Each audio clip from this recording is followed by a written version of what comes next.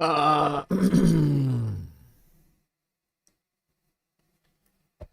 we are back, I think. I think we're already up somehow. A new stream started.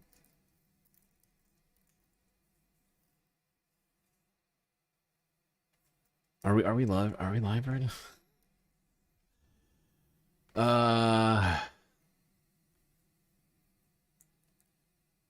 Fuck. This is throwing me way off right now.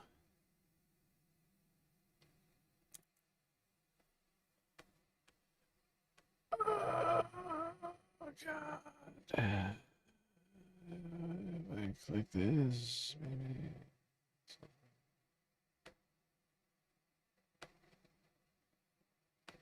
It does appear that we are live on YouTube. Okay. Okay, we are live. Back live. There we go. There we go. For fuck's sake. That wasn't at all annoying to me. I love when the stream just cuts out randomly. So great. It's the best. It's not at all prohibitive to me doing my job properly. Sorry, I gotta do something before any. Oh, wait, no, I gotta go back. No, don't do that. No, no, you're a liar. That's not what I clicked. No, you're a liar. That's not at all what I wanted from you. You son of a bitch. You know full well this is not what I want. And yet here you are being incredibly difficult. Of course you would.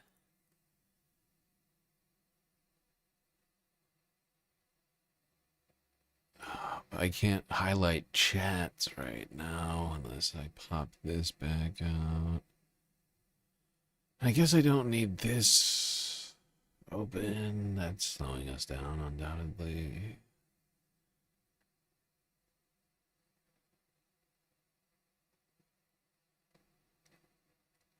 What's weird is that it doesn't appear that the vertical stream ever went down. Like it was buffering just like the horizontal stream was, but it did not actually cut out. The stream is still good, but we have a completely new horizontal stream. Yay. What else was I gonna do just now? Oh, right. Oh, it's got no thumbnail.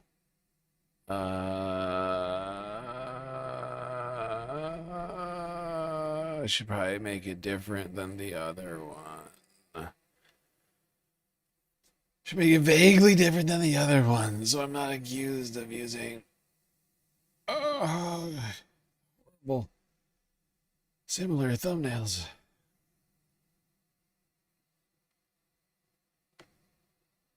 You know, this is still the same. This is the same planned content.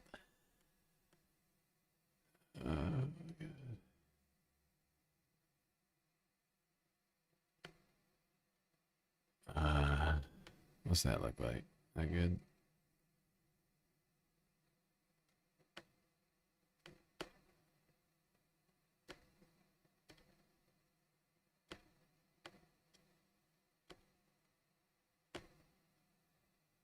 Sorry, I'm downloading a thumbnail right now to upload for the new stream because the new stream doesn't have a thumbnail. There we go. I think that's everything I need to do.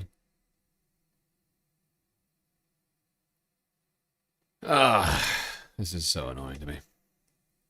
Completely derailed midstream. This is why we can't have anything nice.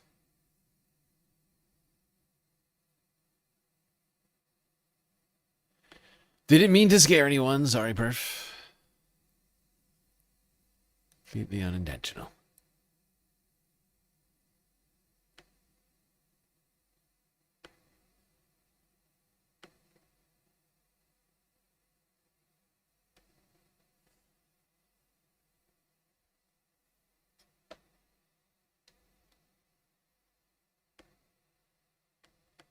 Is this working now?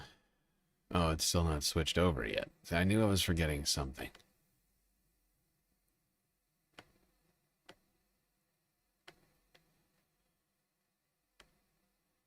Glitchmaster with a free super chat. My go-to is banana peppers and pineapple. Do not fucking at me, chat. Wow, wow, wow. Wow, Glitchmaster, very, very aggressive pizza take. Okay, people, I have done everything I think that I needed to do. Get the stream back on the road. Sorry for the unfortunate interruption. Someone made a donation on PayPal, but it looks like they don't want to be mentioned. I can't see the whole message. It's like half cut off. I have to like open up a different web page to look at it right now instead of my app, which is like super annoying because it makes me sign in every time with my actual password. But thank you to the person who just donated on PayPal. Do you want to be made known for this or not? It's not clear. I should try and find a way to read this whole thing.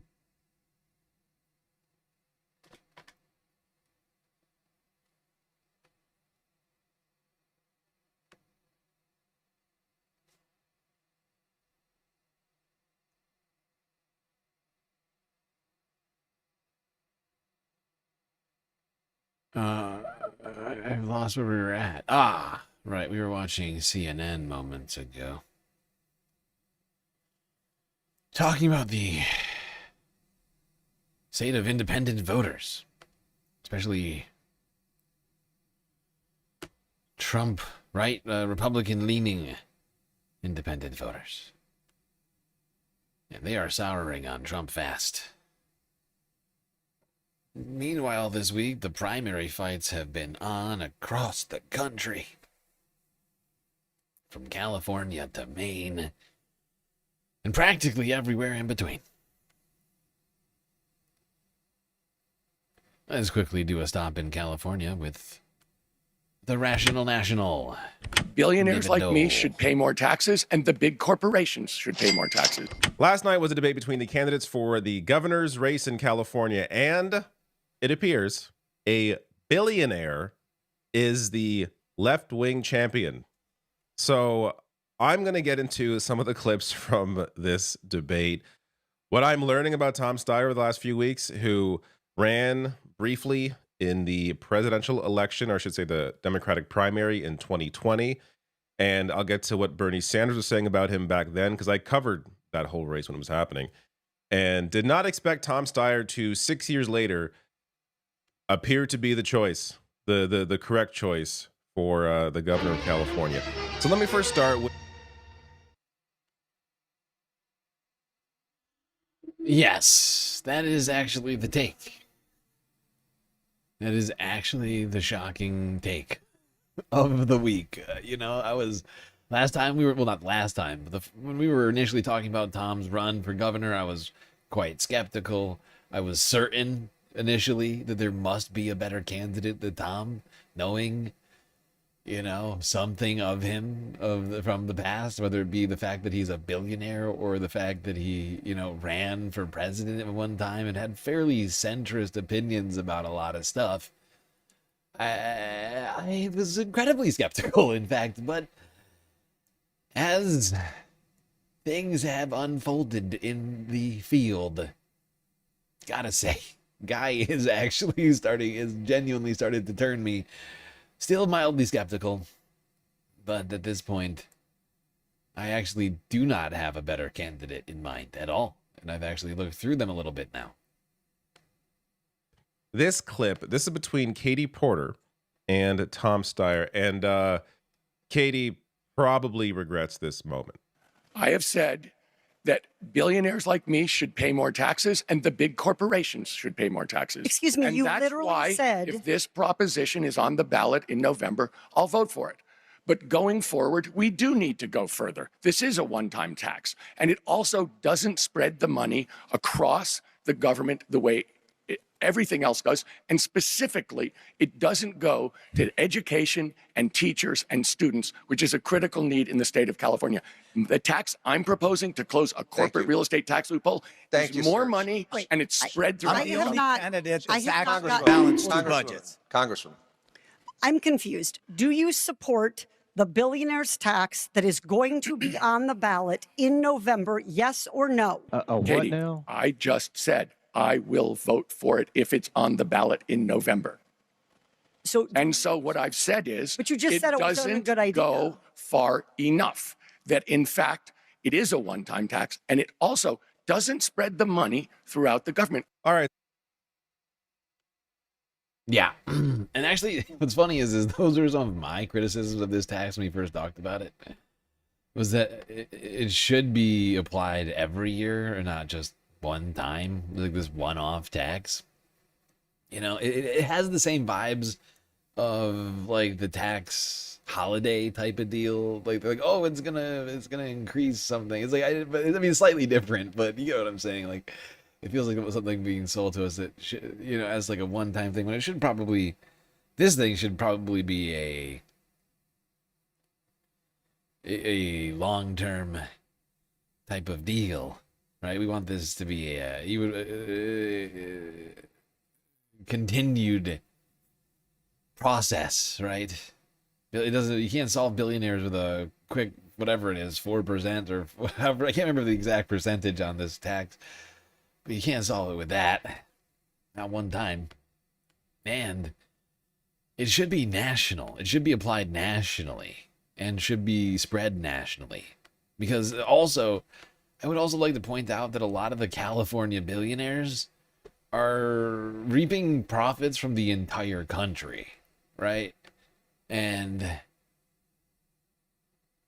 like, while I think Californians absolutely deserve a part of those profits, right, to go to their healthcare and their education and their infrastructure and whatever else, I feel like the rest of the country does too, right? Because who are we talking about when it comes to Silicon Valley, California billionaires, right? Larry Ellison, Mark Zuckerberg, Elon Musk. Although technically, I don't know if he counts as Silicon Valley anymore, because I feel like I don't think he lives in California full time. Although I don't know. I think he's mostly in Texas right now, right? But like, who else is actually living full time or like, I think that has like, it's like I think like Sam Altman, right? Like, you know, like all of these fucking guys that are making money off of the whole country and the world. Like, I would like to see those profits get evenly distributed through the country.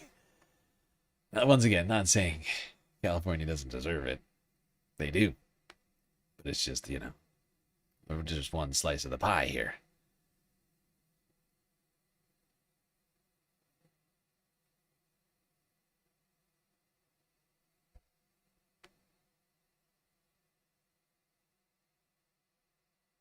Can't even tax the rich in New York because of Kathy. Yeah, well, we'll see. We'll see what happens with Kathy. Call Kathy. I can't remember her number. We watched this clip yesterday. I don't have it in front of me right now. But you can call Kathy. Tell her how you feel about taxing billionaires. What are you giggling about over there, Mono? Lot of giggling going on. It also seems a little weird.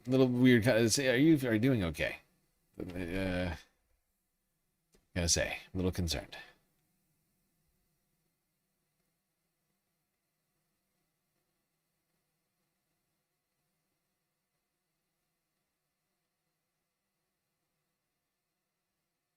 All right, let's go to CNN now.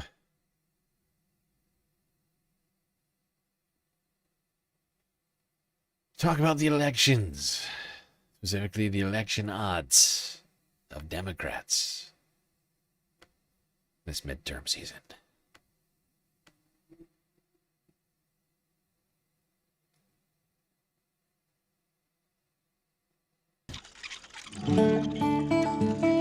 Everywhere there's a sprout, that's where they'll produce a vine.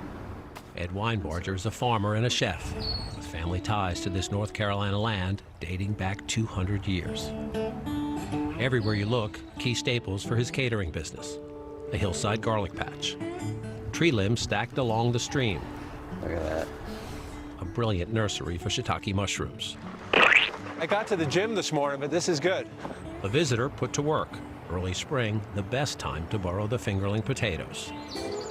The fall harvest will be not long before the midterm election, and North Carolina has a Senate seat within reach for the Democrats, plus maybe, just maybe, a House seat or two. But Weinbarger sees the party as still missing a critical ingredient. This right here, getting it under your fingernails, Democrats have a hard time with this. They can't show a connection to the working class. Rural America is synonymous with Trump country. But Weinbarger says Trump policies are making a tough economy worse. First tariffs, now Iran. Everything's expensive. Inflation hasn't stopped. It's continuing. For supplies and now for fuel. Now we're at war. Transportation costs, fuel, machinery, equipment, labor, amendments, fertilizers, all more expensive. North Carolina's success could help the Democrats make a good midterm year great, but it would require reversing 5 decades of rural decline. Take a look. Here are 1,322 counties where at least 75% of the population live in rural areas. 50 years ago, 1976, Jimmy Carter carried 798 of the 1,322. See all that blue? And won 54% of the vote in them. In 2000, though, Al Gore carried only 213 of the 1,322. His share of the vote in rural counties dropped to 37%. And in 2024, a rural red tsunami. Kamala Harris won just 79 of the 1,322 counties, and just 25% of their votes. The then and now is stunning. Here in North Carolina, that rural shift from blue to red looks like this. It's been 11 years since North Carolina was represented by a Democrat in the U.S. Senate. And the state's House delegation in Washington, right now, just 4 Democrats and 10 Republicans. There's a lot of anger with the voting base, and America has traditionally gone after the angry candidate.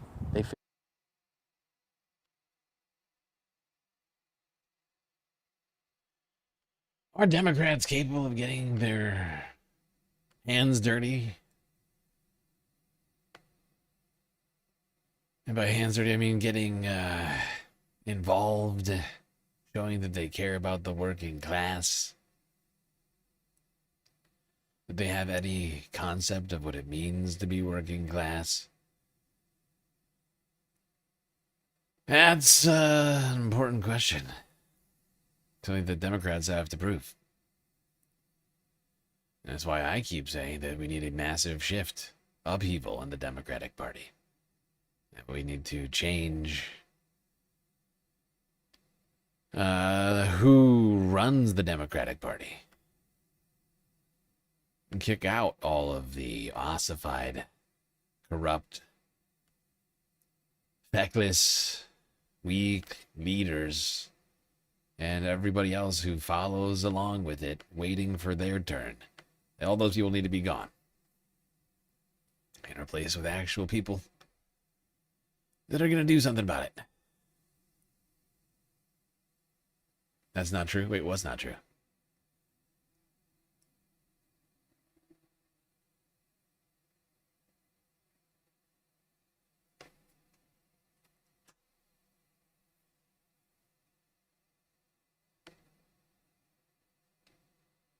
You sent me a PayPal. Have you received it? I can whisper if so. Oh, yeah. So, yeah, absolutely. I wasn't sure.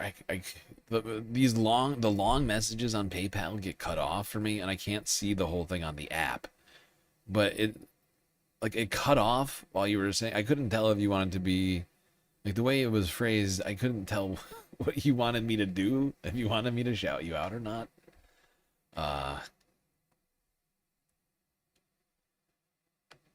But yeah, I absolutely got your dono. Thank you, CJ.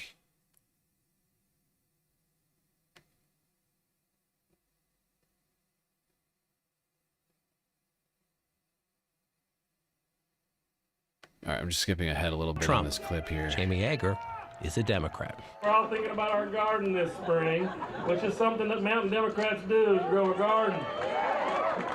Josh Kopis owns this hotel and restaurant. He went to college with Yeager, works his real magic in a ceramic studio on the outskirts of town. Why do Democrats struggle so much here? I think we lost our way. I don't know. Like, we got caught up doing something that didn't connect with the people in rural America, and that's why we need to run candidates like Jamie, because he is of this place. Like, he is our people. So I don't think it's a lost cause. The smart money and recent history says be skeptical when Democrats talk up their hopes here in North Carolina, especially in this congressional district. Donald Trump won North Carolina 11 with 54% of the vote in 2024. And the Republican House incumbent, Chuck Edwards, ran even stronger, winning 57%. But pain at the pump is just one sign of tougher times for Republicans. Even in these rural areas they have dominated in the decade of Trump. I get it. You know, I know why people, like, voted for Trump around here, because, you know, everyone feels like it's stacked against them, but that hasn't changed. Like, that, I don't think any of those people are like, oh, we're doing better now than we were, because we're not. 18 months of struggle and remarkable resilience. 7 months more until we learn if all the rebuilding here extends to the Democrats. John, you were in North Carolina. What did the results in Georgia last night say about voters in rural areas? So, Anderson, once again, the margins, Democrats lost that race. You see right here, Clayton Fuller will be the next Republican congressman in Marjorie Taylor Greene's old district. So Republicans say, we win. Why do Democrats say this is good for them? Well, look at the margin. You say that's a big race, right? He wins there by 11 points, but look at this. Marjorie Taylor Greene won this district just 2 years ago by 29 points. And this is part of a pattern in Georgia, in New Jersey, everywhere in 2025 and 2026 as we watch elections. Last night in a Wisconsin State Supreme Court race as well. Now those are interesting numbers right there. Look at that. That's a 20-point shift. Right there. If she won by 30 points, 31 points against Harris previous election 2 years ago. And then Fuller only pulled it out by 11 points. I mean, that's basically, that's like 20 points right there. That's wild. 31 from 31 to 10. That's a massive, massive swing. And I do think this bodes well for the general. I'm sure there will be plenty of Republican seats that will be unflippable. That doesn't mean the Democrats shouldn't try. The progressives shouldn't try and put the very best candidates into the general. And that's what we have the opportunity to do right now. In places like Nebraska, West Virginia. Oh shit, I'm just remembering. Wait, how long have we been doing the stream for? I think 2 hours, right? Even though the new stream has only been going for 25 minutes. Is throwing me off. We take a break now. I think actually this is the perfect time to take a break. We're going to transition into talking about those elections, the midterm primaries.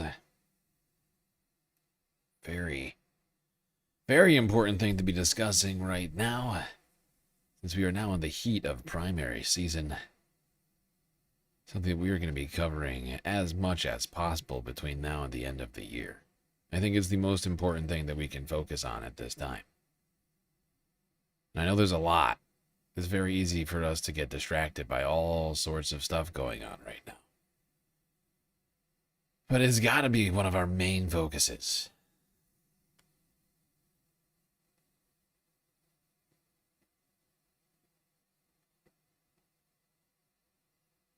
Galactic Stream back?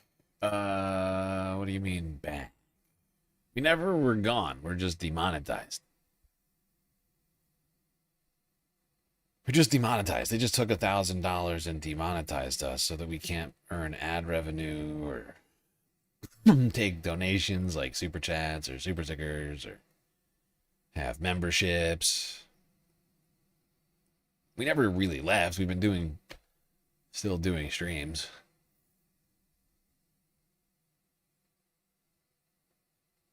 Just being repressed. All right, quick galactic intermission, everybody. We'll be right back after these brief messages.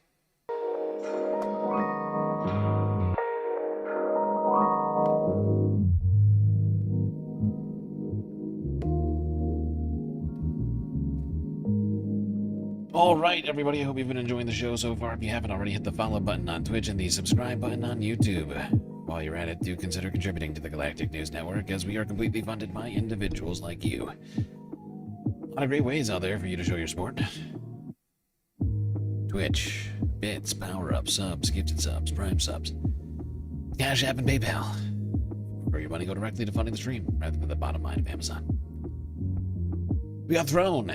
If you'd like to, rather than donating money, buy physical items that would eventually arrive at my door down on Earth.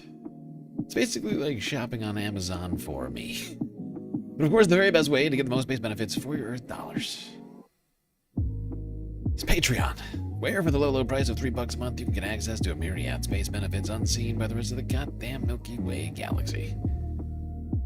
Things like an avatar on one of the break screens, shout out at the end of every show, secret Discord channel inside of the Discord server, and much, much more. All right, everybody, enjoy the break. Grab yourselves a drink, maybe a snack, and I will be right back.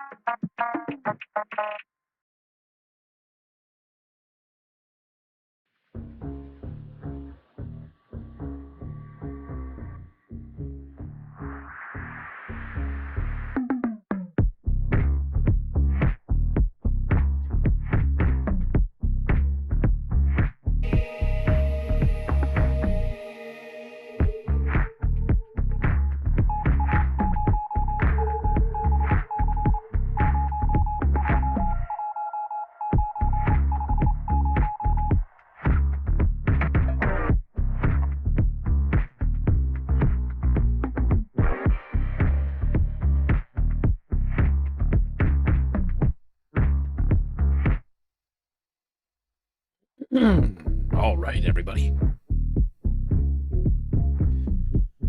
The break is over, and the second half of the stream is about to begin. So, you're gonna want to get back in those seats, otherwise you're gonna miss it. Immediately, if not sooner.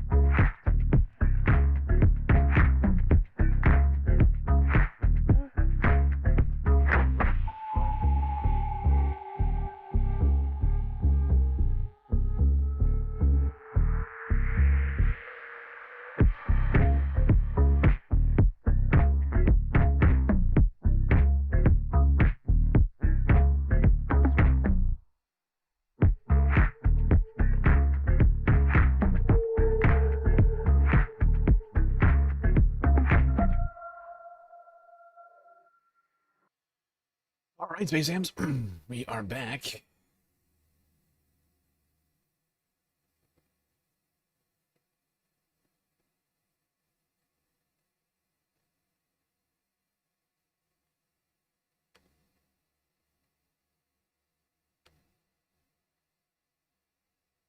Your character, yes, Arvin.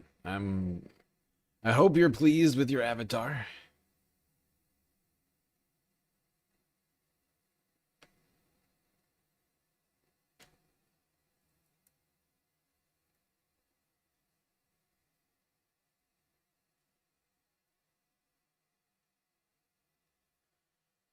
All right, people, let's get to talking about those primary elections, specifically in Nebraska and West Virginia, where people in both states have a chance to put some fairly good candidates into the general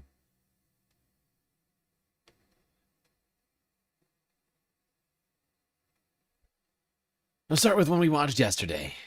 Talk about West Virginia's, take it back, Nebraska's first district. The race for Nebraska's first congressional district is well underway. Republican Congressman Mike Flood is looking to keep his seat. He's uncontested in the primary, so he automatically advances to November. But two Democratic candidates, Chris Backmeyer and Eric Moyer, will now compete to see who will face Flood. KETV Newswatch 7 Capitol Bureau Chief John Grunwald has this commitment report.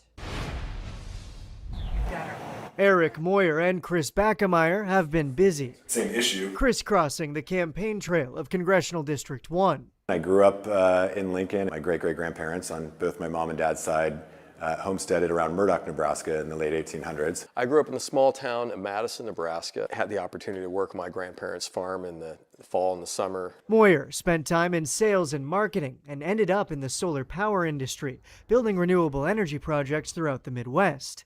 Dissatisfaction with the status quo put him on the path to the primary. My frustration with our economy not working for working families. Range of different policies that seem innocuous in and of themselves, but when you look at the sum total are basically war, all-out war on rural economies.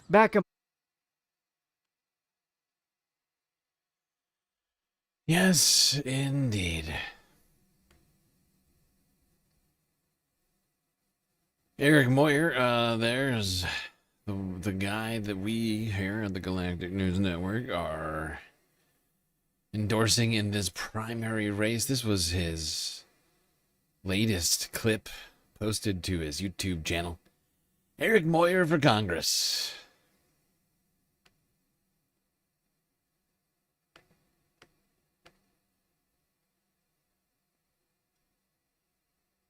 That's on YouTube. Medicare for all. SNAP benefits. $15 minimum wage. Funding public education and VA. Backing our farmers. Representation for everyone. No stock trading while in office. Term limits. and overturning Citizens United. Vote Eric Moyer in the primary May 12th. I'm Eric Moyer, and I approve this message. That's a pretty good message. I gotta say, short list, but if you can get all that done, I would applaud it.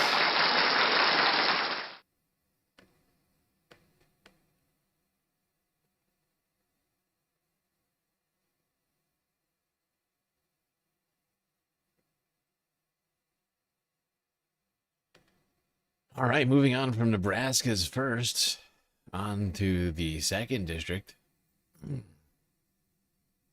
John Kavanaugh. It's the guy who I think should be getting people's vote here in the primary. Here's a couple of his campaign ads also. That's on YouTube. Donald Trump has already gutted our health care, and now they're spending $200 billion on the war in Iran because nobody in Congress is fighting for us. We need someone who can get results, and around here, that's John Kavanaugh. I know we can trust John to protect healthcare from MAGA attacks. And a record to take on corruption and a broken system. That's why I'll ban stock trading in Congress, protect healthcare from MAGA attacks, and fight to keep your costs down. John Kavanaugh, a Democrat who fights back. I'm John Kavanaugh, and I approve this message. John Kavanaugh was born here in Omaha, right where he and his wife are raising their 4 kids. A state senator, John stands up to anyone to do what's right. Paid sick leave and fair wages, protect reproductive care, and secure our blue dot. Now John's running for Congress to fight the Trump madness dividing our country by cleaning up the corruption, lowering costs, and protecting Medicare and Social Security. I'm John Kavanaugh, and I approve this message because it's time someone in Congress worked for you again. There we go. Another good candidate, John Kavanaugh, saying he's going to go in there, fight corruption, ban stock trading, protect things like Social Security and Medicare.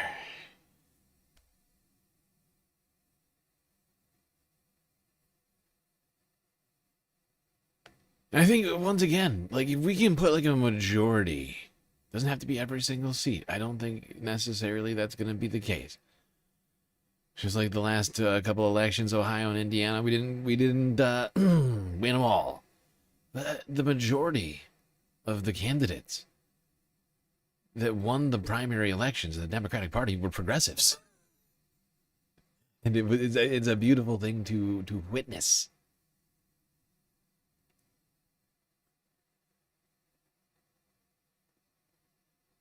But if we don't know who to vote for, we don't talk about it. We don't get those good candidates. That's not good. That's not what we want. All right. Now, there is a third district in Nebraska, but we don't... where did my fucking list go? We don't have a recommendation in the primary. Well, there's no need because... there's only one Democrat running right now in the primary, so they will be automatically in the general. And this is what we want to prevent, because the person I'm referring to is not the most progressive. Could be better. That's what I'm saying. Could be much better.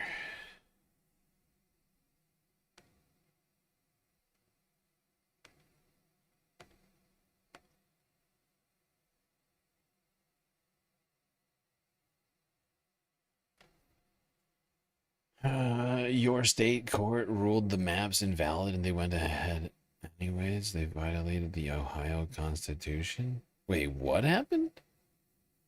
What, you mean earlier last year? Or do you mean after the elections? Did they just change the maps after the fact? After the elections went through? Slow down for me, Derb. What are you saying right now? You're saying a lot of stuff. I'm not understanding where you're going with this.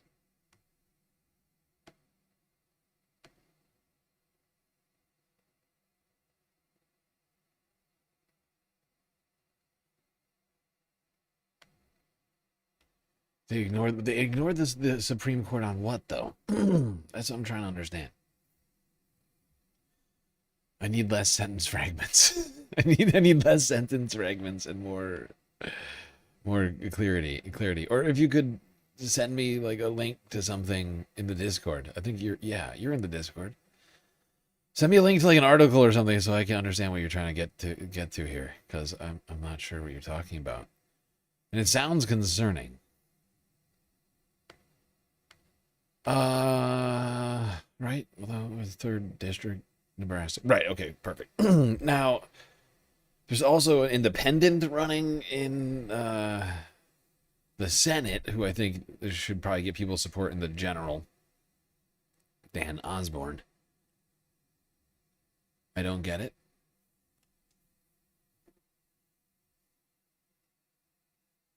What don't I get? I'm confused. I feel like I don't get it because I have no idea what you're trying to tell me right now. I'm trying to understand. Republicans already redistricted. No, that's what I said at the beginning of this. That's literally what I was saying at the beginning of this. I don't know if you heard me, but are you talking about the redistricting that they did last year? Because it was last year, right? That they did that redistricting effort? Right. No, I get that they did that. And that's not great. But you can still win elections. Right? You can still win elections. There's still the math of it. You can still win the elections. And that's why I'm saying it. And that's why I'm talking about this, right? Like, yes, did Republicans in the state Senate completely ignore the ruling of the Supreme Court and then redistrict regardless? Yes. Yes, they did. Is that going to make it much harder to win the elections? Undoubtedly. We have a uphill climb right now, even though it shouldn't be, because of political corruption.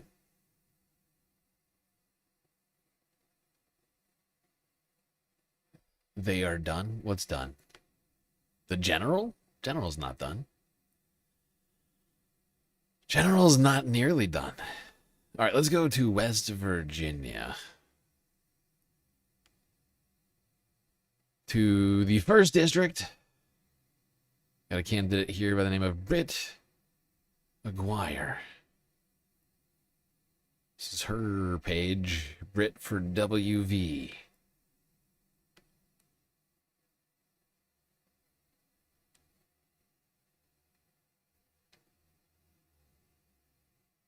Hey y'all, Britt here. In the 21-22 election cycle, Ohio ignored the Supreme Court. In the 2022 election cycle? I don't remember that. Maybe I'm missing something from this conversation. Finished the test in the march in D.C. A group of West Virginians came up and we attended the protest and the march. Basically, D.C. is under occupation. There is a surge in law enforcement coming out against folks who are marginalized, folks who are vulnerable. D.C. still doesn't have representation in Congress, and they do not have the right to govern themselves, which every American deserves. And that's why we're here today. As activists and advocates, all of us agree this is a threat to democracy and it must be stopped. So that's why we are here, exercising our right to peacefully protest. If you agree with this, if you agree with our mission, like, share, comment, do all the things for this video, and tell DC, democracy does not die with state lines. There you go. Britt McGuire, running for the 1st District of West Virginia. She has a strong platform, no doubt.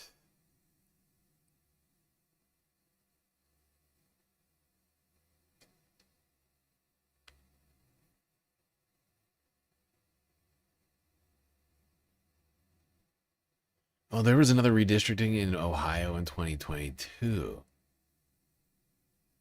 What did I think it was last year?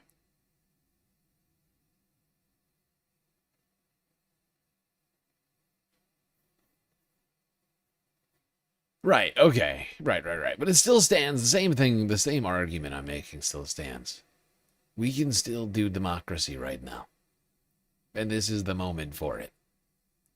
We are in the primaries. The general is already a done deal. But in the primaries, it's when we have the most effect.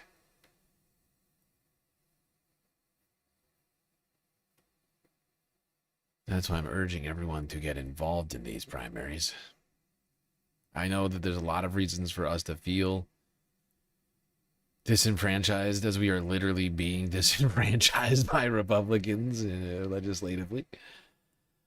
A lot of reasons to feel discouraged. Believe me, I've got a laundry list of them.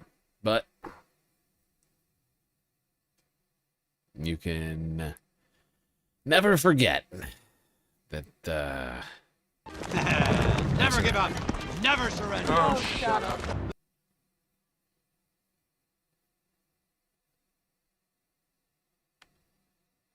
All right, staying in West Virginia, this is just the candidate I think is the best on the list here out of, I think, the 3 different candidates running for West Virginia's 2nd congressional district.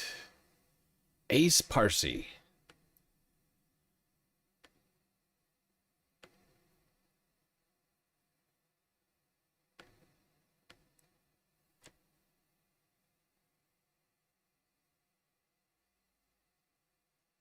Our next congressional candidate we're going to hear from is from right here in Monongalia County, Ace Parsi. Great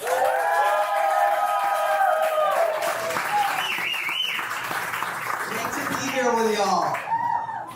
Some of you, I think most of you know me, but some of you don't, so I'm going to introduce myself. You might have actually heard a little bit on the West Virginia Public Broadcasting story today.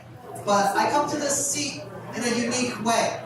I'm a first-generation immigrant from Iran. So my youngest memories were when I was 8 and a half, going to the windowless room in the house because there was a bombing happening. So when Pete Hegseth and Donald Trump play their war games, these are human beings that are doing that to. And we treat every human being with dignity. We treat every human being with value. I'm going to try to make it through the speech without embarrassing my 10-year-old daughter. Did I already fail? Maybe? Okay. So I'm running this because I know what it's like when people are inherently good and their government's not. I know what it's like when people want desperately a voice in the decisions that affect them and they don't have it. And I know what it's like when government is the greatest source of injustice in people's lives. That is the country that I left. I came to this one because I wanted to defend that for her. And that's why I'm running.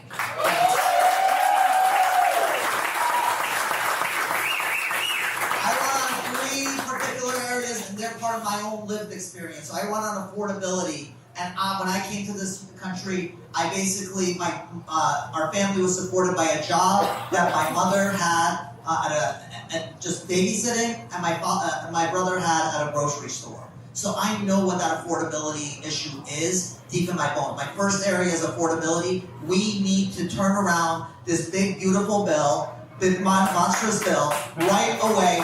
It's costing us our Medicaid. It's costing us our housing benefits. We're going to turn that around. We're going to invest in our teachers. Number 2, care. We're going to invest in our public education system because the world doesn't need another investment banker or a tech pro. It needs another teacher. It needs another social worker. It needs more nurses. So we're going to make their education free, and we're going to honor them as professions. And we are going to take our democracy back. If Patrick Morrissey and Mark Zuckerberg don't want a tech center, a data center in their backyard, they should not get to put one in yours. Listen, I believe in democracy deep in my bones. I have phone banked and door knocked for amazing candidates, our next state senator, John Williams, Evan Hansen, and Mitchell Hamilton.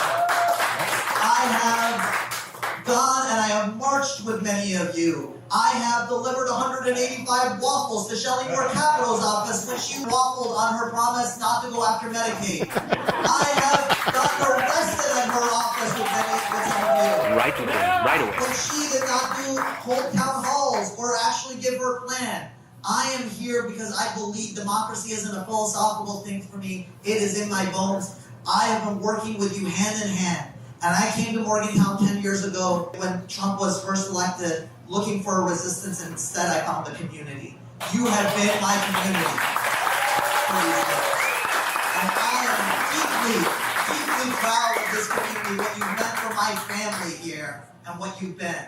And I will gladly walk with these amazing candidates that we have. We will win up and down the ballot come November. Well, there is Ace Parsi, a guy I think is a great candidate running for West Virginia second. I think West Virginia would be very much benefited by his leadership. A first-generation immigrant from Iran,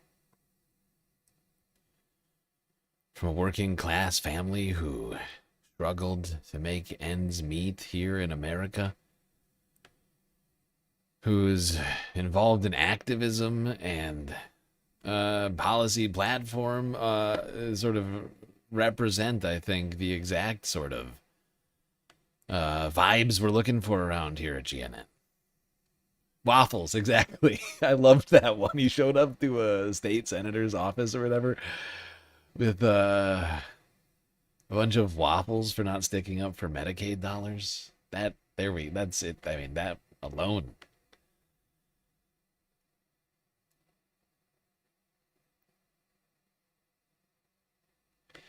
What I found interesting is that Ace is doing the same thing. He's doing a Zoran. He hasn't gotten the same attention everybody has. But he's doing a Zoran, and these next two videos got some serious views. That one got 47. This next one got 135,000. These next two are really quick clips of Ace going around listening to people. Oh, it never occurred to me. Interesting. It's just crazy enough to work. Yeah.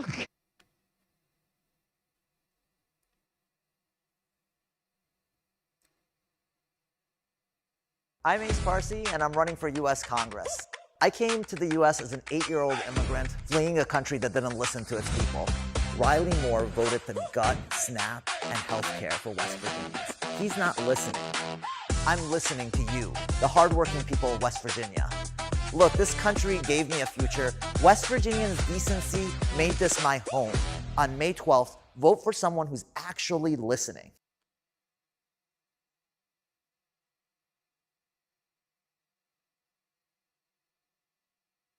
I'm Ace Parsi, and I'm running for U.S. Congress. I came to the U.S. as an 8-year-old immigrant fleeing a country that didn't listen to its people. I'm listening to you, the hardworking people of West Virginia. I'm asking for your vote on May 12th. So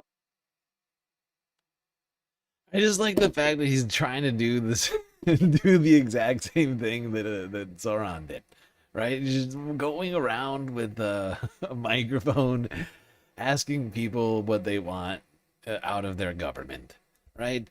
We need more of that in this world right now. Not enough of our government asking us what we want. Why are you voting for Ace? Why am I voting for Ace? Well, I think he's honest, he has integrity, and I think he's truly concerned about the people of West Virginia and not the corporate interest. Because I want to end corruption in this country. I think Ace has the ability to make things more affordable. Housing and food, everything that people just need. Why are you voting for Ace? I'm voting for Ace because he cares about people. I really respect him a lot. He's like a brother. He's a brother to all of us. Why are you voting for Ace?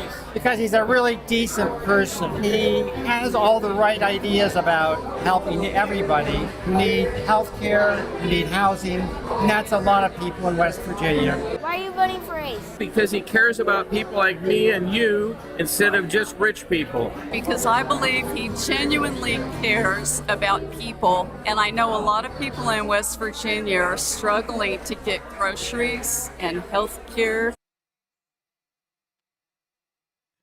The format of this is honestly fucking amazing. We need more. We need more child political interviewers.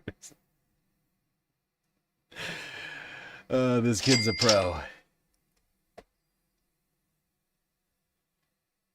Well, there certainly seems to be some buzz around Ace here. Hopefully he winds up taking it here this Tuesday during the primaries.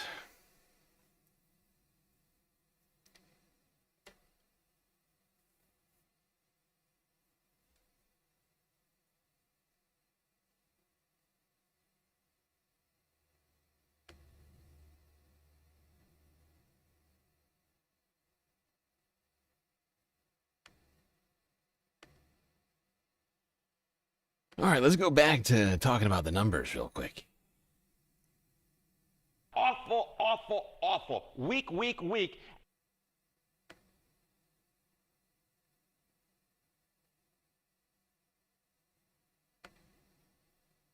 This is pretty stunning. Again, you wonder why you see all these right-wingers, Ben Shapiro's outfit laying off half of their their staff. Well, they also laid off half their audience too. And I'm sorry, I sequenced that wrong.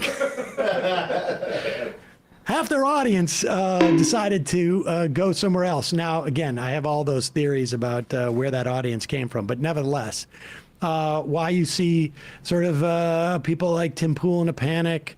I think Steven Crowder is still streaming, but I'm not sure where, or why. He had a chance to take $50 million out of the Daily Wire and blew it. He could have got the last big. To say he was being silenced. Yeah. Think of all the implants I would have bought him. Every day, there is new data showing that Donald Trump is like a lead balloon on the Republican Party's midterm prospects. Every day. And this, again, is with an incredibly feckless Democratic leadership, because their polling's not so much better. It's just that you got to choose one. Who are the people who are dragging down President Trump's approval rating? We are talking about a very important block for the President of the United States. That is Republican-leaning independents. That is what's going on. Take a look here. This is the difference. Trump's approval rating at this point in terms. Independents who lean Republican versus those who are just Republicans only. Look at this among independents who lean Republican. Back in term number one, he was at 73% at this point in term. Down he goes, an absolute collapse now. Just 53% of independents who lean Republican now approve of the President of the United States. That's very different from Republicans only. It was 83 at this point in term number one. It's 83% now, but that's a 20-point decline in his approval rating, nearly at the 50% mark, with a group that traditionally has very much been in the president's camp. This isn't just indies. This is independents who lean Republican, people who in theory should be predisposed to like the president there. Talk more about the shift we've seen actually now this time from just a couple years ago. Just a couple of years ago. Take a look at this shift. Oh my. Hold on, pause it for 1 second. leaning- Hold on 1 second. Just go back a little bit, because this is also relevant. GOP only. It has not moved an iota. That's the cult, baby. It has not moved an iota. Exactly. That is fascinating. Not even slightly. Like, that is fascinating. Like, what would Donald Trump have to do? Got into a war, complete opposite of what he said he would do. Prices are going through the roof. Gas is like $1.50 more than it was 3 months ago. Implicated with a child trafficker. Right. It covered up the Epstein covered files. up the Epstein files. I mean, just on and on. In for a penny, in for a pound. It's just, these are authoritarians. They just have turned off their brains. No, seriously though, sometimes I sit here and rack my brain about what Donald Trump would have to do to lose that Republican support. I keep wondering. It really is a fascinating question at this point. What's left? I mean, he's done all sorts of things, like the trade war. Like, Republicans supposedly hate tariffs, and then they all got on board for it. The supposed lovers of free trade got on board for the most nonsense trade war in history. Like the most directionless and unencumbered from reality, like, trade war you could ever imagine, and they were all on board for it. The supposed lovers of free market economics. It's like go down the list, like he said, Epstein files. I mean, there's so many things that he has done that technically have forced Republicans to awkwardly reverse themselves on formerly espoused positions, and yet they all just continue on with it. I'm just wondering, what would it take? What would it take? And I honestly don't have an answer. All of my answers are utterly insane.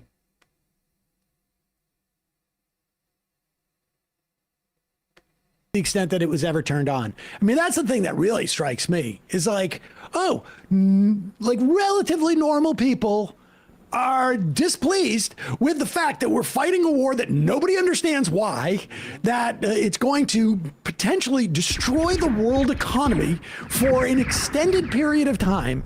It's going to possibly create oil shortages, food shortages. We're kicked millions of people off of healthcare. Like, by any measure, we're a more like problematic society. And yet, but right, and yet not one iota point. And that's the cohort of people that are booing, or they're the too far gones. They're the people that are never going to go anywhere, and they're also older than probably independents who lean Republican, because the growing political constituency amongst younger people is being independent, not associated with either party. And so, but that was also the people that Trump made gains with in the last election, was some younger people who might be inclined to vote Republican, and that's who he's losing right now. Yeah, and the only other thing, I mean, just to be fair, is that you can't measure the enthusiasm of that 83%. That they may be like, or if it's the same, size. If it's raining out. Yeah, that is an important question we have to talk about. And how much of the Trump voting bloc is independent, like GOP leaning independents? That's another question I feel like I need to know the answer to at this point. But I should probably look into that right now. But the mood right now is very important, because sure, maybe the GOP supports everything Trump's doing right now, regardless of if it makes them complete hypocrites or not.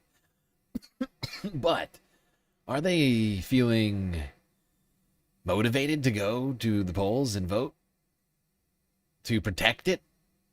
Are they feeling incentivized to go out there and vote for the Republicans in the midterms to make sure that Trump's agenda is enacted? That is another question, I think. Like, how much of his base are feeling sort of low energy and feeling like the couch would be a much better option than standing in line? Columbiarican_9505 just cheered 100 bits. Also, I have to add, don't forget the hantavirus is spreading in Jersey right now. We might have another COVID situation. I see a repeat incoming. I didn't hear about Jersey. I just heard about all I heard about was the fucking boat. Jersey. Yeah, that's news. What?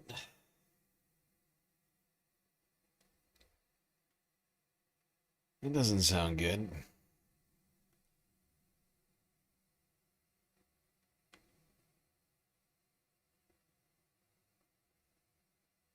It was reported earlier today on Huffington Post. Okay, I'll take a look into that. Get a chance.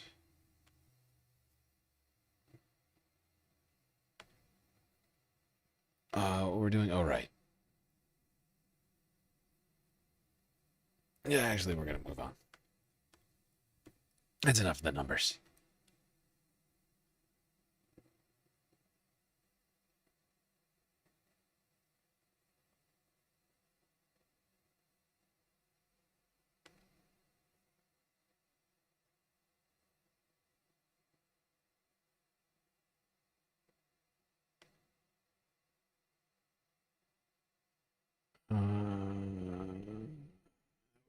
Where was I? I've lost my place. Ah, yes. Right. Well, while we're talking about elections. Oh, you know what? Maybe we should do it in this order. I think it just makes more sense to do it like this. We're going to stay with Harry. We got a little more on the numbers.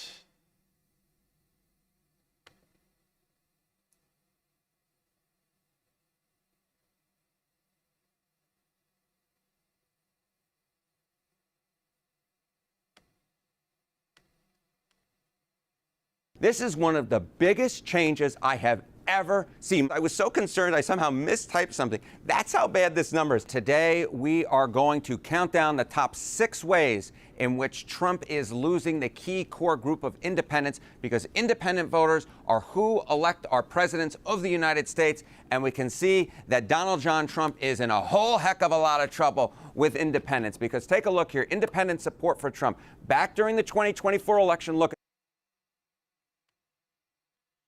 I'm just realizing these are the same numbers. They just reposted the clip on CNN. rude. It's very rude. How would you do this, CNN? Oh, right. These are a bunch of Harry's different numbers here. Do we need these right now? I'm trying to think. We talked about this earlier this week. But suffice to say, Trump's numbers are historically bad.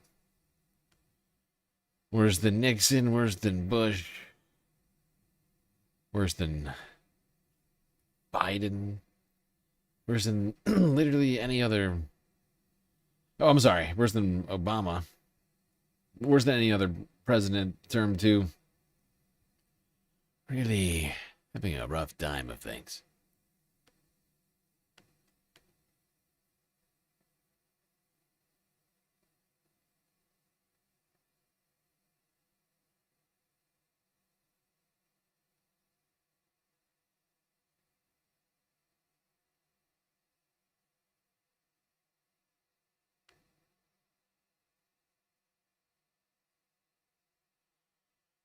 All right, yeah, let's just go to this one. I was right to have just put this here. I don't really need this clip from CNN. Let's talk about a different election, the presidential election, and the vice president, who is being publicly humiliated repeatedly, first by Donald Trump over and over again, I would point out.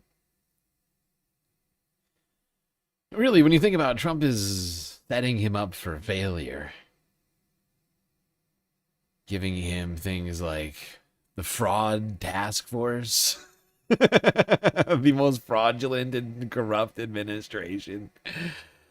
The claim that it was going to take on all the fraud in government that completely failed to do that. Just give the vice president the fucking responsibility. Yeah. Now, I don't know about you guys, but I'm personally convinced that Trump is trying to sabotage J.D. Vance right in front of his face. Because, as you all know, a malignant narcissist can never willingly give up control and pass the torch. For Trump, he genuinely doesn't give a shit if the world ends with him, which is a terrifying scenario, that a guy that has the ability to launch nuclear weapons genuinely doesn't give a shit if the world goes on beyond him. In a systematic way, Trump has been sort of throwing under the bus every single potential 2028 Republican candidate. And JD's at the front of the line that's, getting fucking beheaded for the world to see. So Trump sends JD Vance to Iowa to campaign, okay? And to say this goes poorly is a colossal understatement. JD Vance is probably one of the single most awkward politicians in the country. He just has that vibe that everybody hates. Even if you generally agree with him ideologically, you can admit when you look at him, like, something's off with that guy. Something's wrong. Okay? He's got a fucking smug-ass, punchable face. He's got this fake self-assured demeanor. Clearly, he's a vapid, empty husk of a human who's desperately trying to climb the ladder of relevance to get power. He doesn't even know why he wants power because he's not going to do anything good with it. He just wants power for the sake of power. It's all for self-aggrandizement and getting his name in the history books. Meanwhile, he fucking wears eyeliner. That's why Jennifer Welch calls him the smoky-eyed sociopath and the failed drag queen. It's just rough, bro. It's just rough. To listen to this guy talk is to want to fucking run away at 1,000 miles an hour or hit yourself in the head with a brick. I would rather do self-harm than listen to this guy give a speech. So let's start with this. Illegal. This is the part where Vance is basically desperately pleading with farmers to say, like, hey, bro, hey, look, I know things are kind of rough, no big deal, bro, but we're working on it. That's all you need to know is we're working on it. We're trying to fix it. And so that's why, you guys should vote for Republicans. Quite a pitch there, fella. Quite a pitch. I know shit's fucked up, and we're trying to fix it. It hasn't gotten better, but we're trying to fix it. But support us, I guess. I don't know. Here we go. Watch this. We also know that a lot of our farmers are struggling with high fertilizer prices. I'm aware of that. As the President of the United States has said, we got a little blip in the Middle East. We got to take care of some business on the foreign policy side. We got a little blip. Is that what you would call carpet bombing a little girl's elementary school? A little blip. Is that a little blip? Is it a little blip to attack steel plants? Is it a little blip to attack power plants? Is it a little blip to bomb civilian bridges? Is that what it is? It's a little blip. He's blipping it. We're just blipping. We're just blipping out here. Kyle doesn't know about that.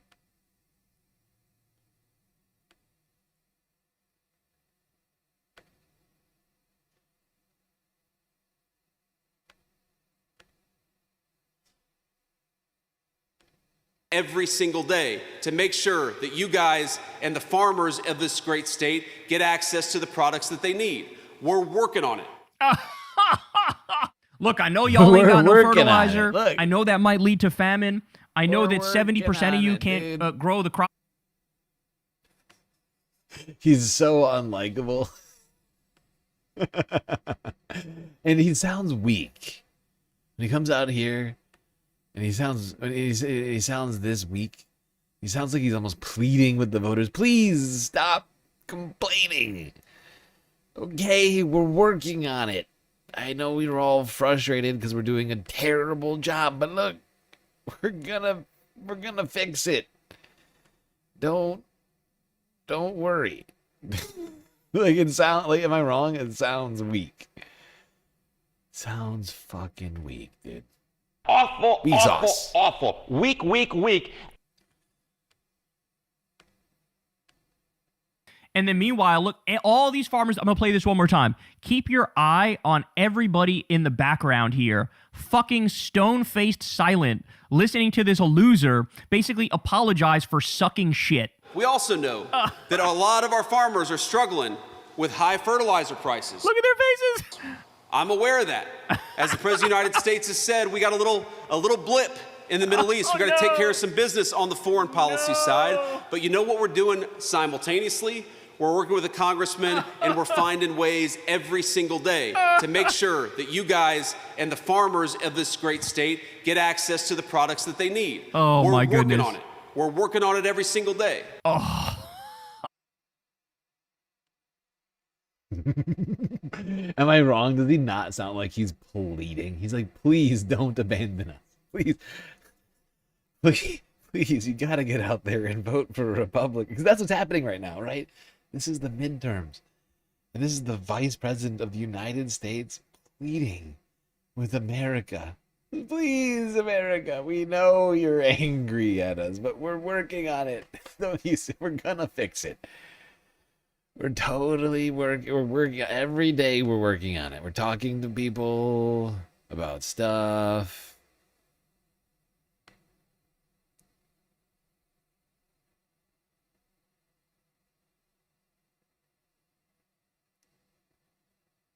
I gotta get to the very end of this now. Columbiarican_9505 just cheered 100 bits. A blip. Yes, with this admin throwing us on this path, humanity is gonna become a blip on this planet's history. So true. Very true words. Sad but true. I'd like to think we can overcome this moment, but it is, it's bleak. It's bleak. Thank you for the bits.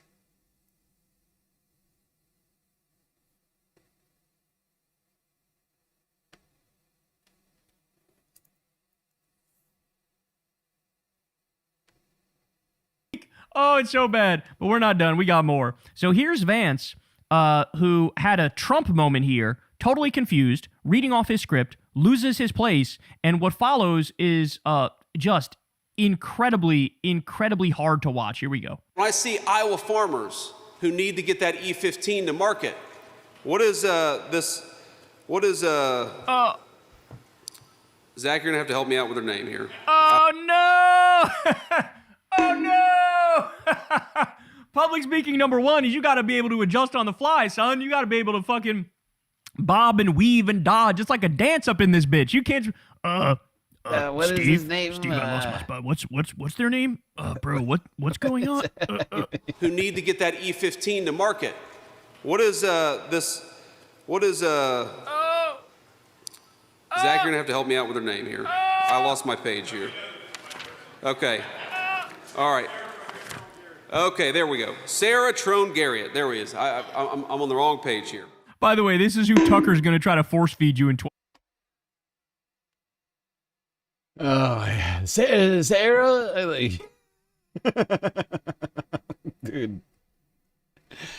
And you can tell the energy here is, I mean, it's not a Trump rally. You can tell everybody just looks bored. Borderline, like, annoyed. Like, everybody in this picture is like, what the fuck am I doing here right now? This guy does not have the charisma of Trump. This guy has the charisma of a wet blanket. JD has no fucking chance in 2028. They're going to try and sell this guy, and it's not going to go well. Although I do think Tucker is going to be the one who runs. I've been thinking about it a lot lately, actually. Who is assuming Trump doesn't run for a third term, like a complete deranged dictator, and Republicans put up a new batch of presidential nominees, Tucker's going to be in there. He has negative aura. He has a very weak aura.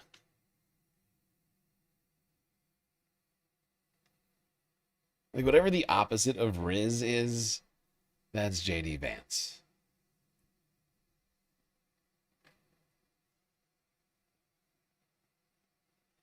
Donald Trump spent a lot of quality time with my wife. All right. Well, let's talk about Republicans' efforts to avoid massive losses in the midterms. And by avoid, I mean repress the vote.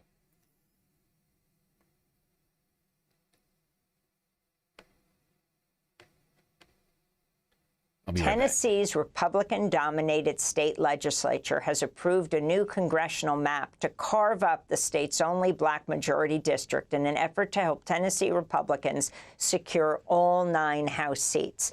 Tennessee Republican Governor Bill Lee quickly signed the bill into law. Similar efforts to rapidly redraw maps are underway across southern states following the Supreme Court's gutting of the Voting Rights Act last week.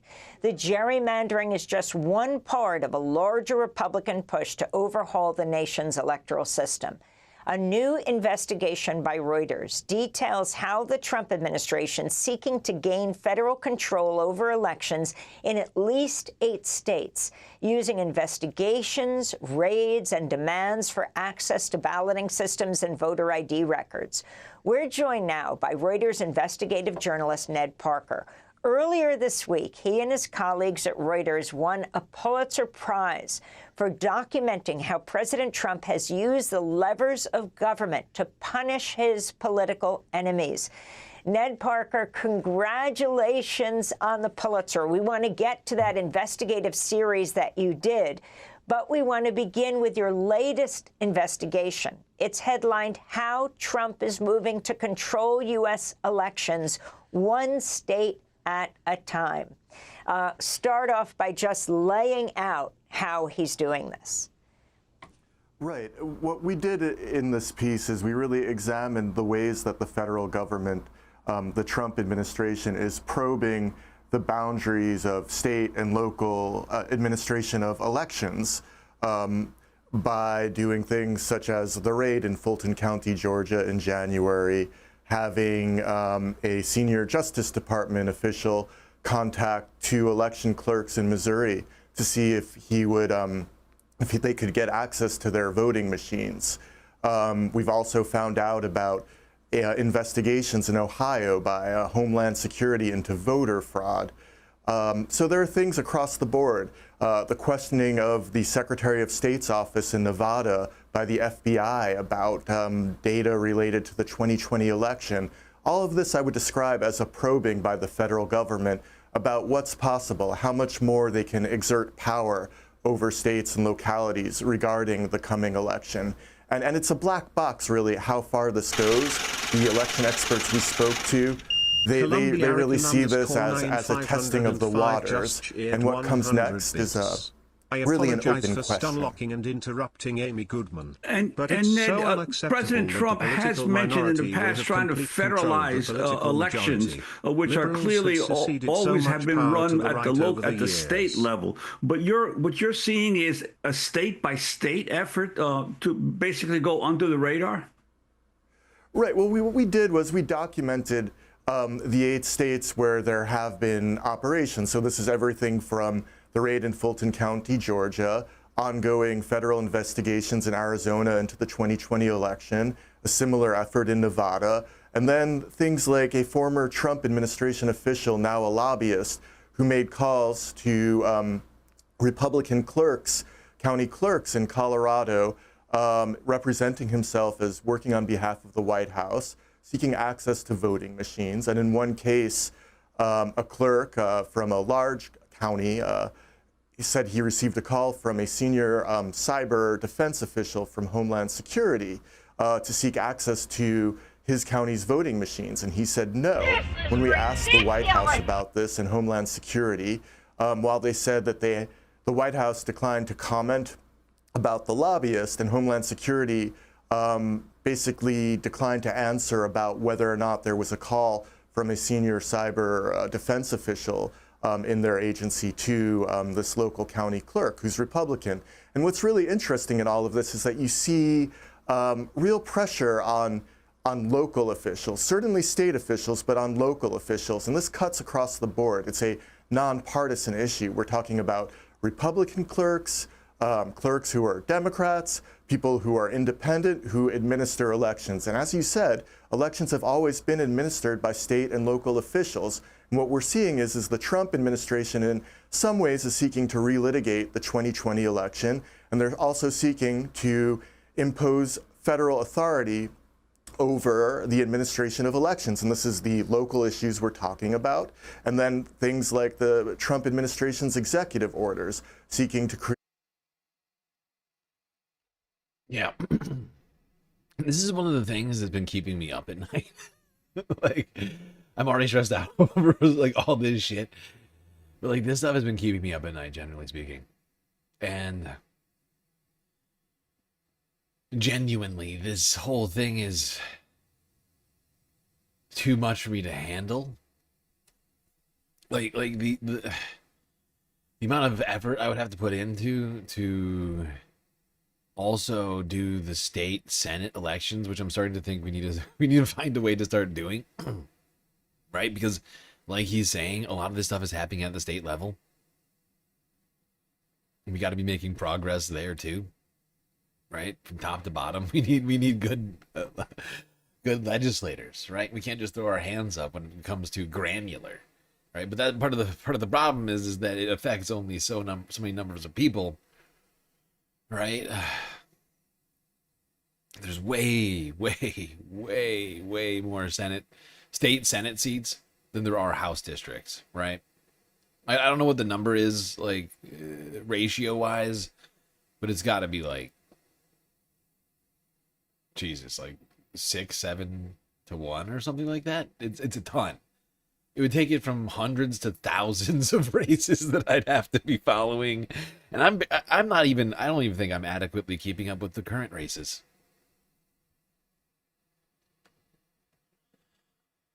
But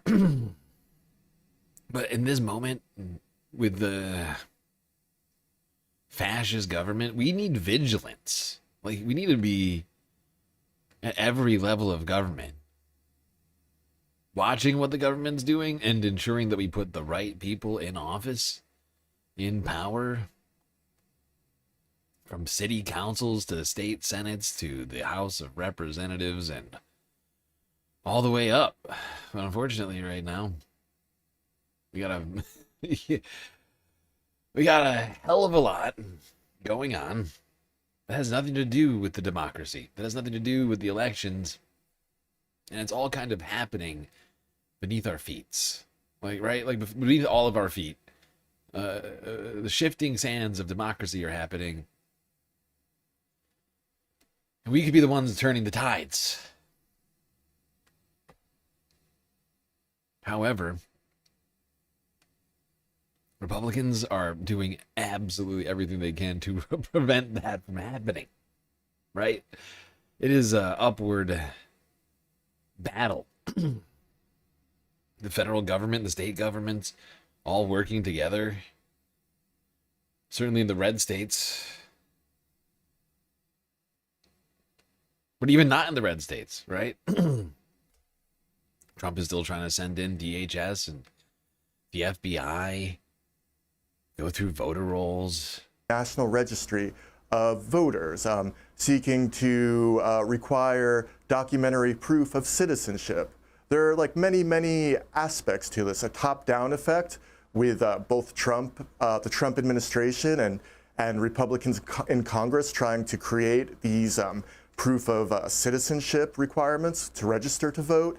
And then this, what we were describing as these efforts, whether with raids or contacts to local officials or investigations that are impacting officials who day in, day out are just doing their jobs in counties and states. Now, your investigation also notes that at the same time, the Trump administration is slashing the budget and the staff of the Cybersecurity and Infrastructure Security Agency. Could you talk about what that agency's role is and why its efforts are being curtailed? Sure. Well, CISA was created in the first Trump administration, and the head of CISA, that's the Cyber Defense Agency, the original head was fired in 2020, shortly after the presidential election, when he said that election was fair, honest, and one of the best elections in U.S. history. And since the president was disputing his successor, Joe Biden's victory, he fired the first head of CISA. And what we've seen in this term is that the very beginning of his administration, the Trump administration basically cut the budget of CISA and laid off many of its staff. Along with that, secretaries of state and other senior election officials have described how they've stopped receiving intelligence briefings about threats to elections. That has not happened, according to them, in the first Trump since Trump returned to power, was reelected. Likewise, local officials, county clerks who would receive security. Because it feels like the threat is coming from inside the house now, right? Like, they stop reporting on threats to elections because they're the threat to elections. It's fascinating how we're no longer reporting to election officials in states, and instead we're investigating them. The federal government is, at least. Good fucking God. What a nonsense time we're living in, huh? I feel like I'm taking crazy pills!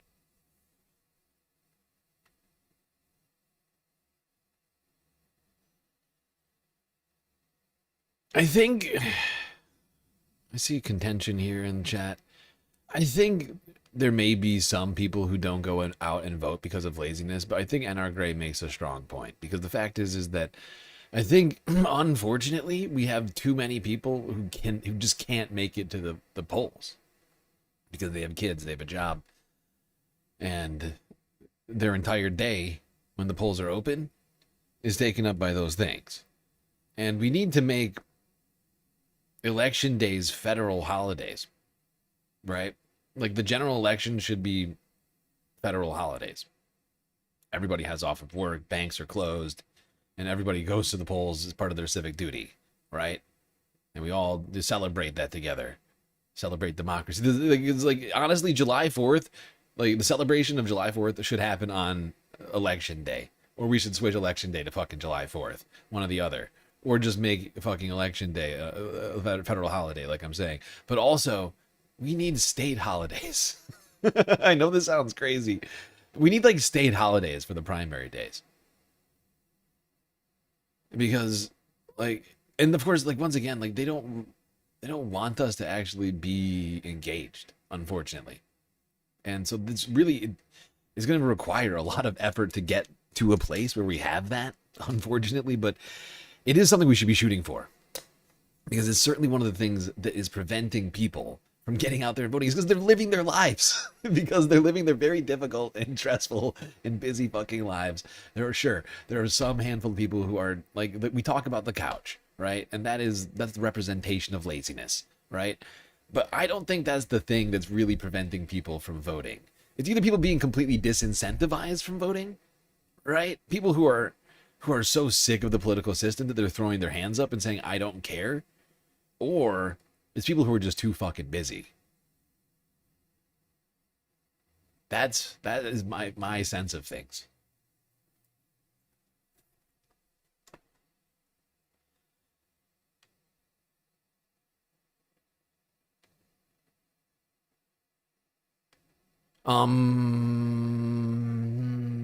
We're going to keep talking about the threat to democracy, but move on from democracy now. Just for time's sake, I'm moving fairly slow today. We've had worse days, I suppose, but I'm not on any record pace right now. Oh, God. And it's a long weekending report list I have today. It's been a fairly busy week, full of a great deal of nonsense. Okay. Now, unfortunately, the Supreme Court last week determined that you can racistly disenfranchise black and brown and other minority voters from their representatives so long as you don't declare that that's what you're doing while you do it. And that you can no longer make that it is now, according to the Supreme Court, racist to create a majority black or brown or otherwise minority majority district. That's racism, according to the Supreme Court.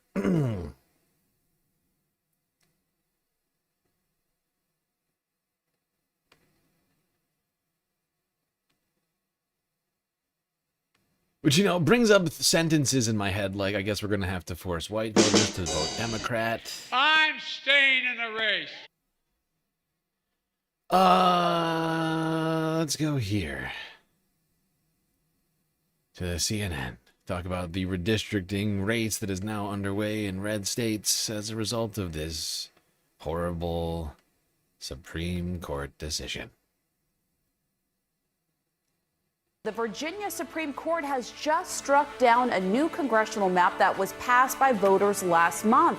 Democrats have proposed a new map with the hopes of flipping 4 Republican-held House seats, and this is the latest battle in what's become this nationwide redistricting war. CNN's Arlette Saenz is here in the Situation Room. And Arlette, this is a big blow to Democrats. Yeah, it really is. Democrats had been hoping to shore up their efforts to try to reclaim the majority, but this ruling from Virginia State Supreme Court is a significant derailment of those Democratic plans. Now, the Virginia State Supreme Court ruled that the creation of this referendum that happened last month violated the state's constitution. Our team is still reading through this opinion, but this certainly will be. Now, I listened to this opinion a little bit, and this is how I read the opinion. It's unconstitutional to let voters decide what maps are. Full stop. That is my reading of this decision. from the Supreme Court is that it is not explicitly laid out that voters can decide maps and therefore is unconstitutional. But once again, this is really the message to be taken from this. The Virginia Supreme Court in this particular decision said, hey, you know what? It's unconstitutional for voters to decide the maps. We just think it's unfair to representatives. It's too democratic. It's too representative of what the voters want. It's not fair. Help! I'm being repressed! A what now? Now, this isn't, of course, not the Supreme Court, the federal Supreme Court. This is a state Supreme Court decision. But there were multiple Supreme Court decisions this week, that were utterly idiotic. This one right here, I feel like, and what's so fucking disappointing about this one for me is that Democrats, you remember when this first came down, and I was like, oh, you know, it was a state Supreme Court decision. Democrats in the state will surely take this to the federal Supreme Court and appeal it. Right? They'll take it to an appeals court. They'll get it taken up to the Supreme Court, and they'll fight this out. Right? That was what I said when we first heard this news. You remember that? That was early this week. I was very stupid and naive for saying that, apparently, because state Democrats in Virginia actually said, oh, that's fine. We respect the state Supreme Court. We respect the very heavily Republican Supreme Court in the state of Virginia. We will not fight this decision. No, no, no. You should be ashamed of yourself for having that thought.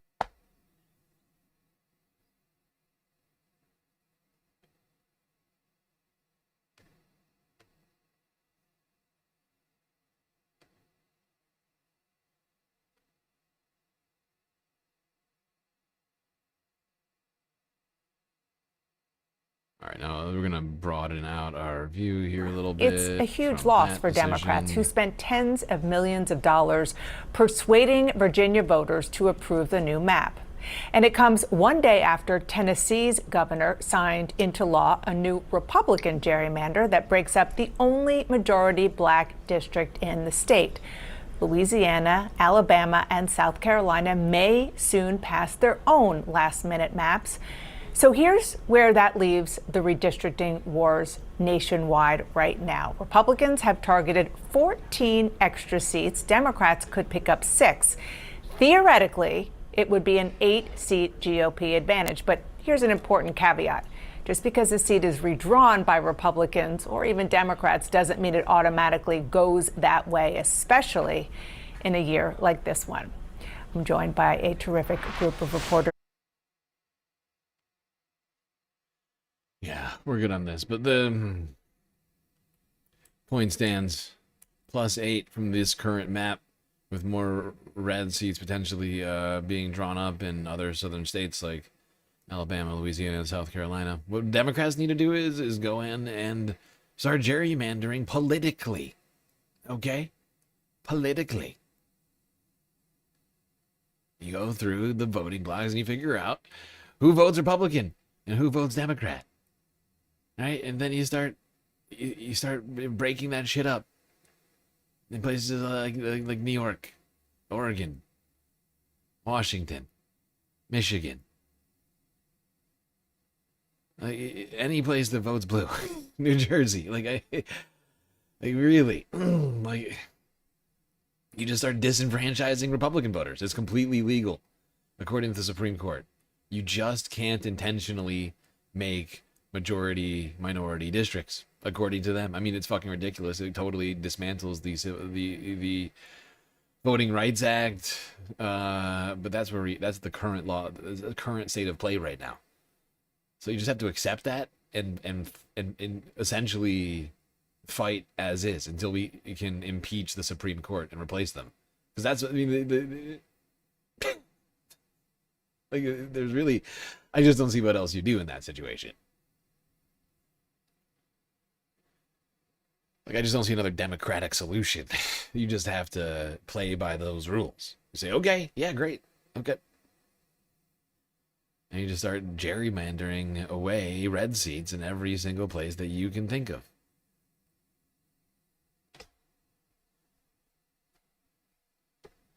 Fact is, there's still a lot of little red districts in places like New York and Washington that you could start doing some fancy map drawing on political grounds.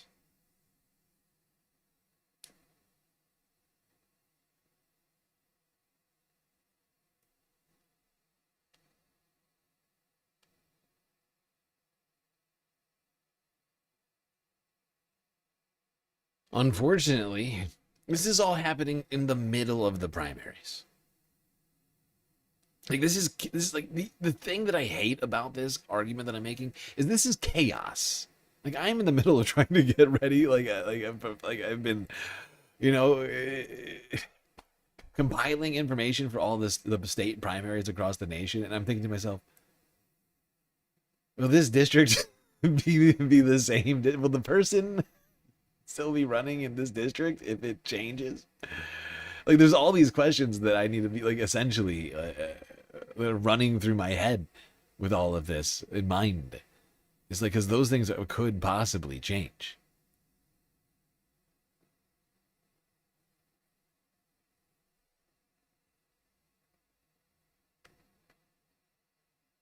All right, now let's go to Tennessee, where things are changing.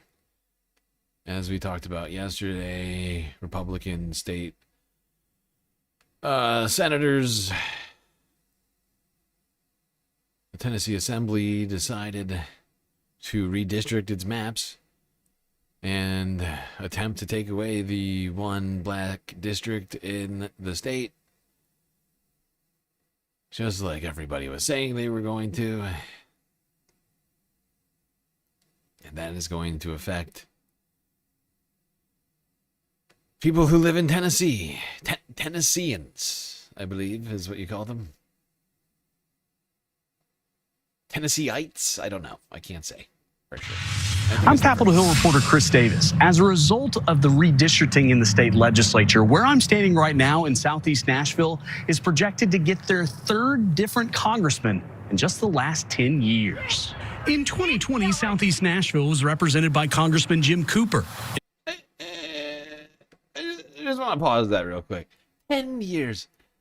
They've been redistricted 3 times. They're getting like 3 different Congress people. Like this is chaos. They're creating chaos.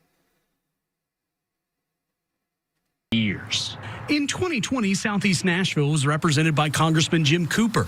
In 2023, Congressman Andy Ogles. And under this new map, now Congressman Scott Desjardins. So let's take a look at the map. Obviously, Shelby County has been divided up into 3 different congressional districts. But if you look at the state as a whole, this looks very different compared to the map we just had. The new 4th district, represented by Desjardins, also has most of Rutherford County and has now picked up Cannon and Van Buren counties. The new 5th congressional district, represented by Ogles, now covers western Williamson County, half of Murray County, picks up Lewis, Hickman, Humphreys, Houston, and swings up to Stewart County, takes the Tennessee portion of Fort Campbell, a sliver of North Montgomery County, then goes all the way out to West Tennessee, down along the Mississippi River, and finally to downtown Memphis. The 6th congressional district, represented by the outgoing John Rose, now has...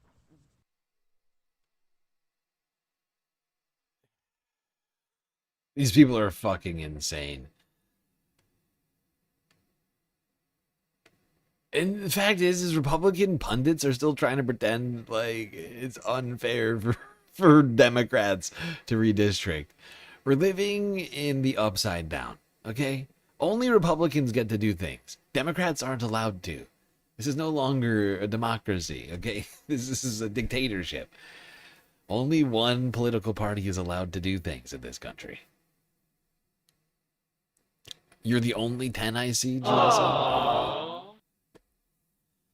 That's sweet, lowercase. That's sweet.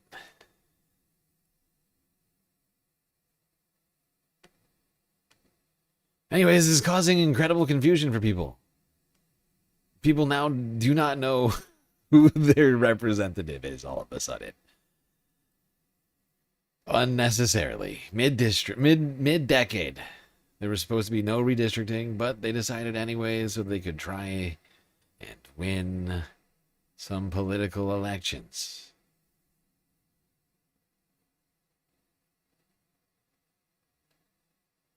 And of course, disenfranchised black people.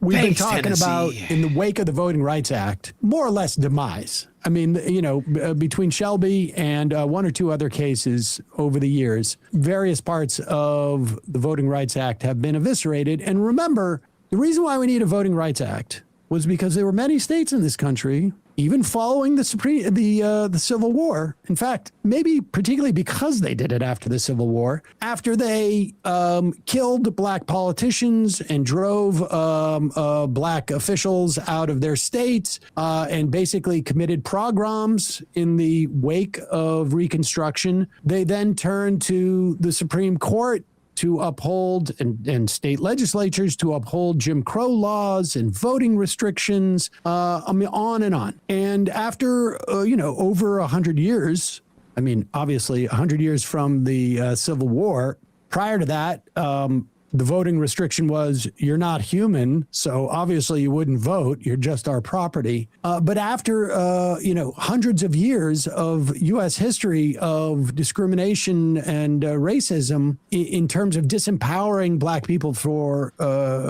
specifically in a political arena, the U.S. government decided to pass the Voting Rights Act. And Republicans hated it from day one. In 1981, you had a lawyer at the DOJ who was adamant, working for Reagan, that we can get rid of the Voting Rights Act. And he would grow up 20 years later to be a Supreme Court justice, in fact, the Chief Justice, John Roberts. But he did tell some fundraisers earlier this week that they are not political actors, okay? They are not political actors on the Supreme Court. We are completely removed from politics as we make all of these decisions about politics. Who, me, politics? So within hours of the Supreme Court essentially saying you can get around the Voting Rights Act if you say that you're just being partisan. That's basically what the ruling was. If you say you're being partisan and it helps one party over another, then you can get around the Voting Rights Act, which of course is absurd. And it was off to the races. Here is Tennessee passed a redistricting map. They have split Memphis into like 4 different voting things so that you have the interest of people who live in a city shared with people who live in the country or in the suburbs. And those people in the suburbs are going to dictate, and so on and so on and so on. And this is an area that is currently, the NAACP is currently suing Elon Musk and his XAI data center for insane air pollution in Memphis. So if there's ever a group of people that need the ability to exercise their political rights and be able to vote for representatives that are not going to, say, like, poison them, it's this community. Memphis has been a punching bag in many ways. We've also passed a provision where there's no obligation to tell voters, 43,000 have voted already in the primary, that their polling station has changed. Here is protests at the State House. Call us back in. No, number two, not number 1. This is the protest in Tennessee, yeah.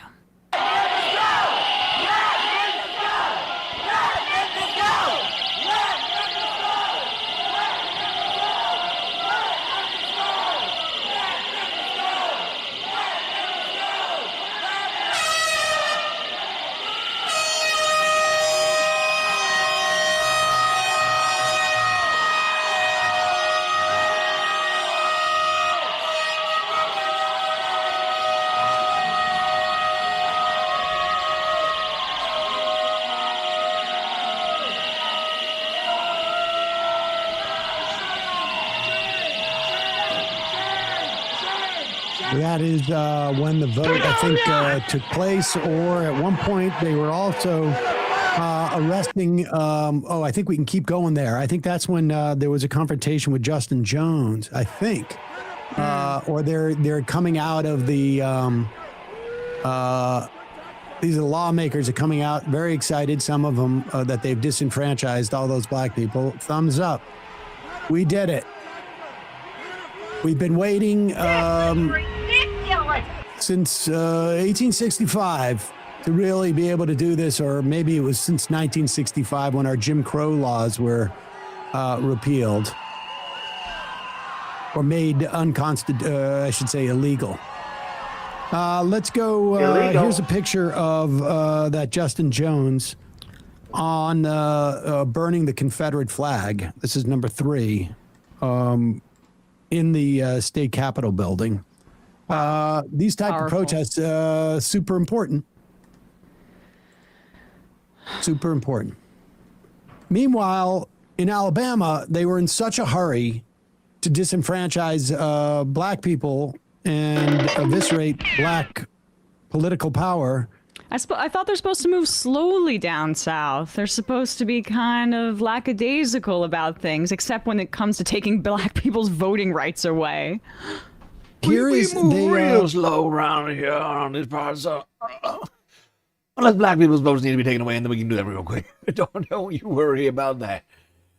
No, you worry despite the fact that there was a tornado warning with sirens blaring, they needed to get that vote in.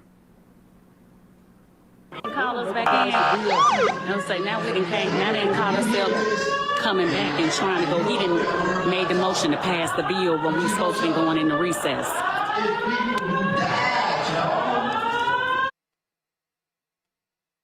This is an unbelievable fucking scene right here.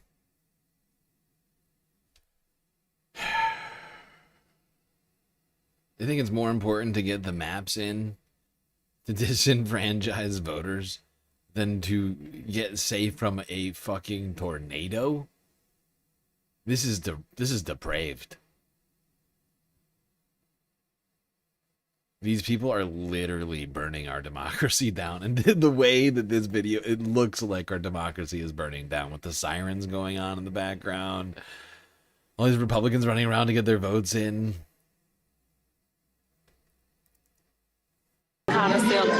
Coming back and trying to go. He didn't made the motion to pass the bill when we supposed to be going into recess.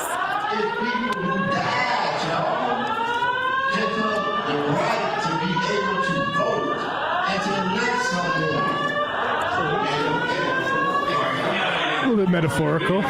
Yep. Okay, so here it is right now. They're cloturing us right now. See this? So They are literally not suspending the proceedings, but looking for a cloture vote so they can actually vote. And while some people are like, maybe we should go because of the tornado. Nope. You would think the evangelicals would take the symbolism. Yeah. Well, if it didn't I think hit. they take it as like, oh, that's the South is riding again siren. Continue. Furiously.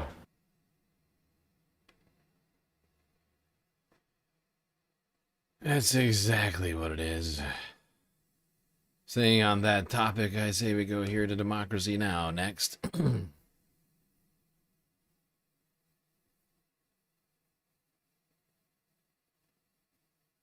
This is Democracy Now! I'm Amy Goodman. And we end today's show with the acclaimed legal scholar Kimberly Crenshaw, professor of law at UCLA and Columbia University, executive director of the African American Policy Forum. She coined the term intersectionality in 1989, which she's described as a lens through which you can see where power comes and collides, where it interlocks and intersects. Kimberly Crenshaw went on to write, it's not simply that there's a race problem here, a gender problem here, and a class or LGBTQ problem here. Many times that framework erases what happens to people who are subject to all of these things.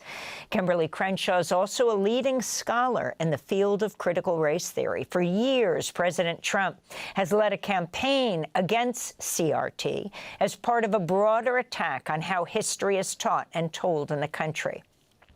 Well, Kimberly Williams Crenshaw has just published a new book. It's titled Backtalker, an American memoir. In the book, she writes, quote, when the federal government silences the past, it destroys the foundation upon which civil rights and equality are grounded.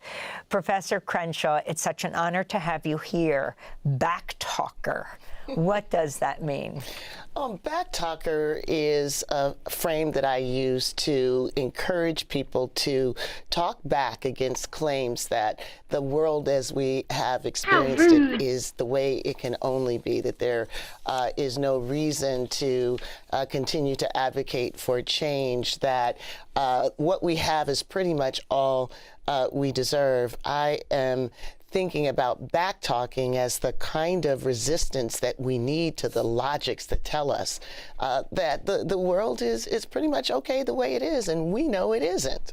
So put that backtalk against the Voting Rights Act and what has happened with it. And for people who don't understand what exactly has happened, and if you can also talk about the Supreme Court finding that Louisiana's current congressional map is unconstitutional, which followed Governor Landry suspending the state's primaries for the U.S. House of Representatives. Well, the Voting Rights Act was the crown jewel of the civil rights movement, in part because it said, look, it doesn't matter the specific thing that you're doing to undermine the voting strength of traditionally excluded populations. The Voting Rights Act protects against intentional or effective disenfranchisement of protected groups. Well, what this Supreme Court has now said is that if you take race into account in trying to address racism in the voting rights system, that you are the one that is guilty of creating a racialized system. So what they're effectively saying is that if you draw a district in order to protect an incumbent, that's okay. If you draw a district in order to maximize minority voting strength, that's not okay. Now, let's be clear about one thing.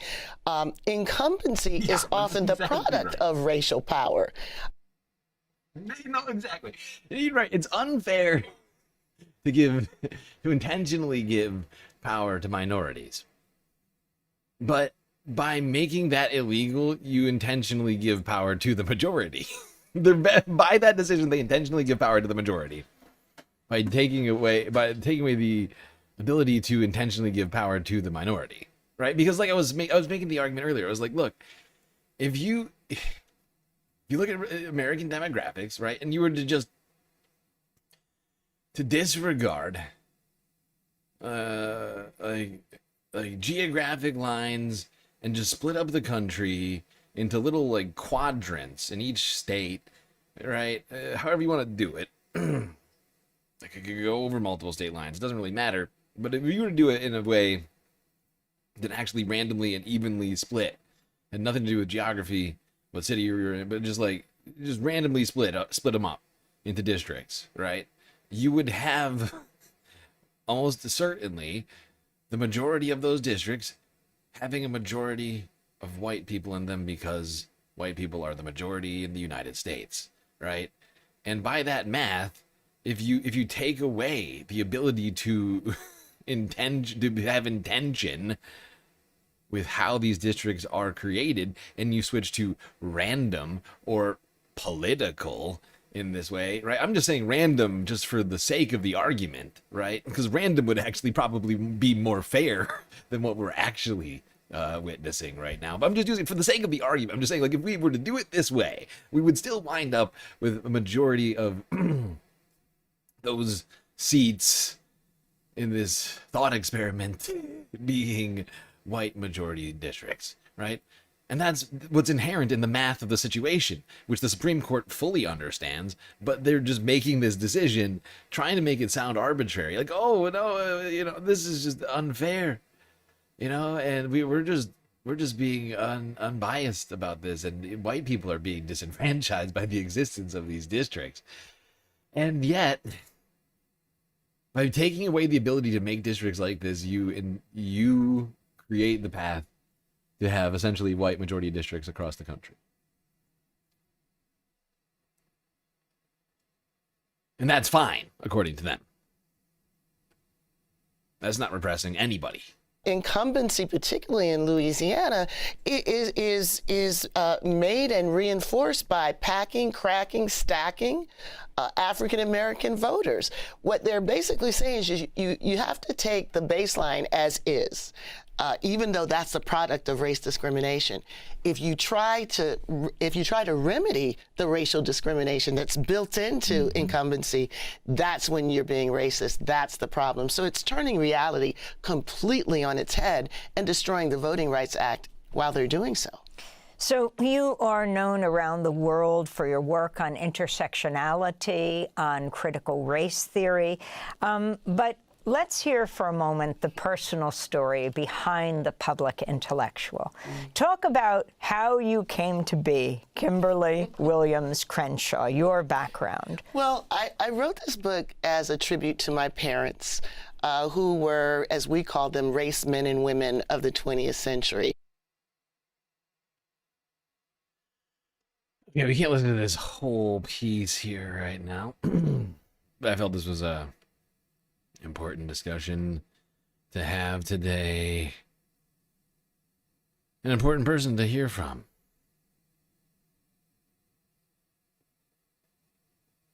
I'm just going to skip ahead a little bit.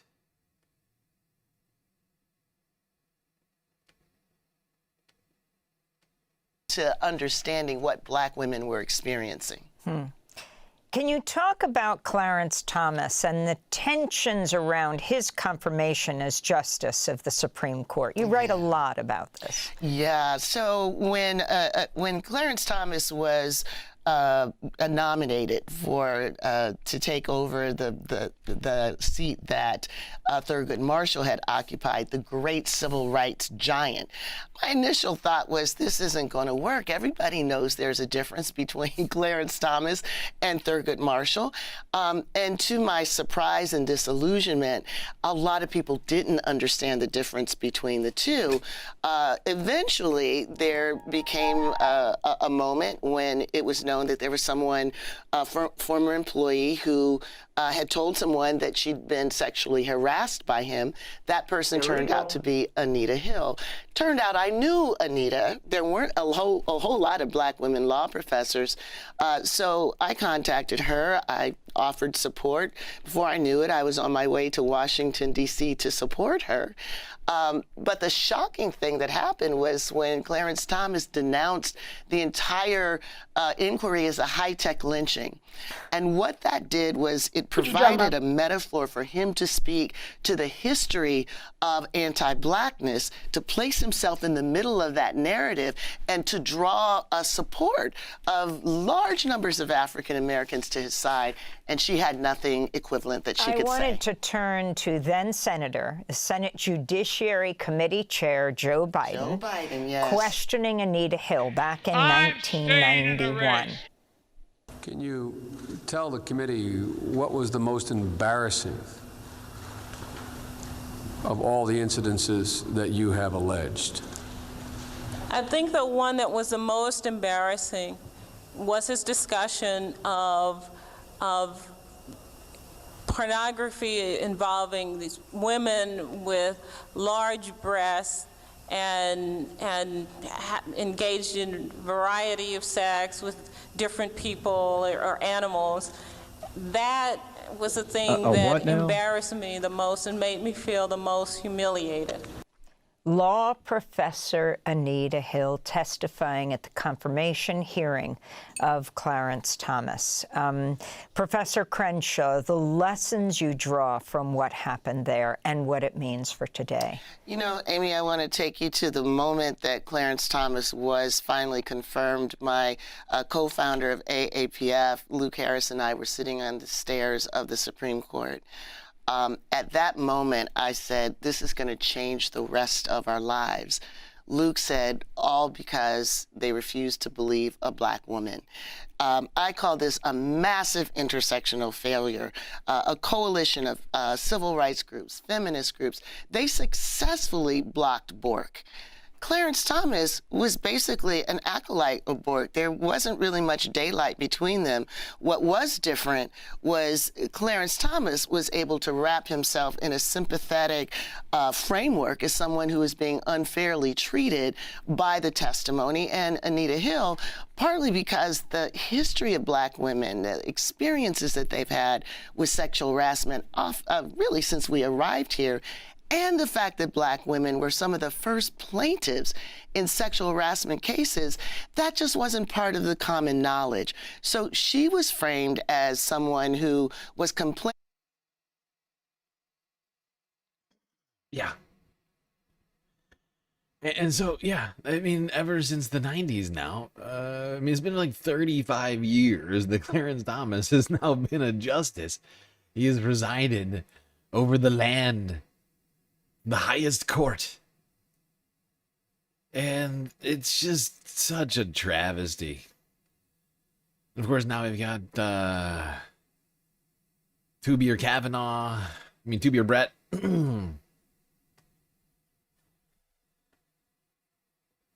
And the rest of the crew over there, the Supreme Court, who I all think need to be impeached at this point. They have completely usurped the Constitution and failed to do their duty to uphold it. I think that's an impeachable offense. Will we ever have a legislature with the balls to remove them? I don't know, but I'd love to see it. I've been saying it now for a little while, but I think it has, in fact, risen to that level. They have completely, I mean, so honestly, it goes pretty far back. But I would say when they really started usurping the Constitution, really started backsliding, I think goes back at least to 2024, right? Like, there was a number of decisions that they made in 2024 that I felt were literally them just politically, ideologically reversing their own decisions and or making completely wildly unconstitutional decisions, right? Whether it's like whether it's Roe or the Trump decision or the Parks, what's it called? The Grants Pass decision on homelessness, like all these other sorts of things. But like most specifically, I think it's the decision out of all of those, if I had to pick one, is the one that really for me I think tipped the scales was the decision that Trump couldn't commit crimes.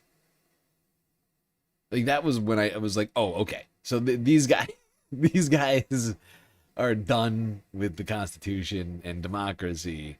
They really, really, really are averse to it. And now they're going to do it blatantly in front of all of us. And they've been proving me right on that for some time now.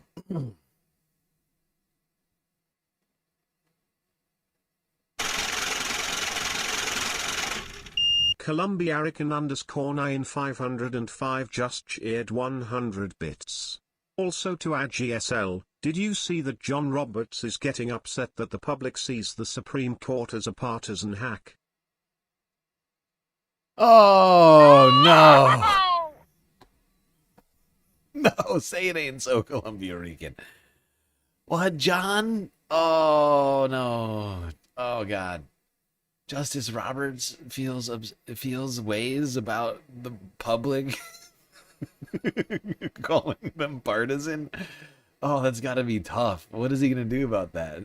What's he gonna? Is he gonna write an opinion that actually people shouldn't be allowed to have opinions?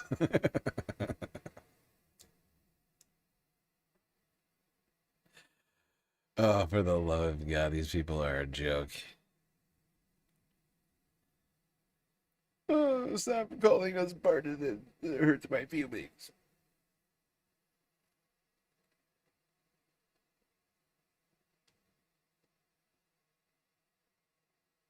Speaking of partisans, Mike Figueredo has been getting viciously attacked by the right.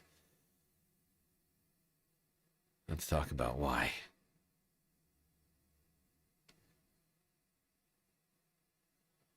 Oh, before we do that, shit. Dude, when are things gonna not be like this? The weekending reports are so crazy. I've done 20, let me think. I'm sorry, I'm counting, right? I'm counting out loud. 20, 32 vids. Maybe it's just me. Maybe I'm just moving slow lately. I don't know what it is. But Like, we're 4 hours into the stream right now. We should be taking another galactic break. Space intermission. What's that? What's happening? Omega Star trying to feed the puppy. You know she loves them treats. There you go, Micah. Thank you, Omega.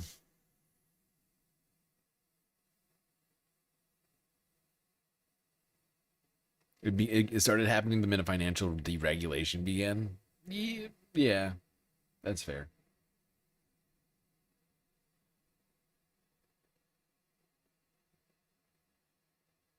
It just feels like there's been a switch in tone. I feel like the second that they knew that Trump was coming back to office, they just went on some spree. Am I wrong? Like late 2024, the polls started trending for Trump, and they just started releasing insane batshit decisions. Like, oh, we can do no wrong. The king is back. Let's give him the power now. Immediately, if not sooner.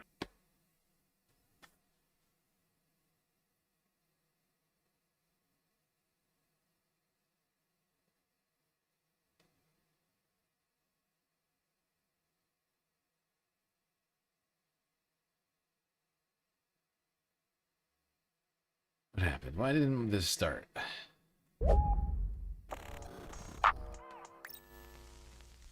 Well, my friends, it seems as though I got myself into a little bit of trouble with conservatives on Twitter. You know, it's not the first time that this has happened by any means. But this time, I swear to God, I did nothing wrong. Yet, conservatives decided to pounce. Right, but what was my crime, you ask? Well, being nice to conservatives, literally, and having common sense. And to that last charge, I plead guilty. But let me just show you why conservatives are saying that I'm a communist and leftist R-word. So, fifth place loser Riley Gaines made a video complaining about medical bills that she keeps receiving after having a baby, and she proposed medical pricing transparency as a solution, to which I responded, conservatives truly have zero policy solutions to any of our fucking problems, lol. Even your dumbass deserves to have more than just price transparency. You should have healthcare that's free at the point of service like people in other countries. Now, could I have been nicer to Riley Gaines?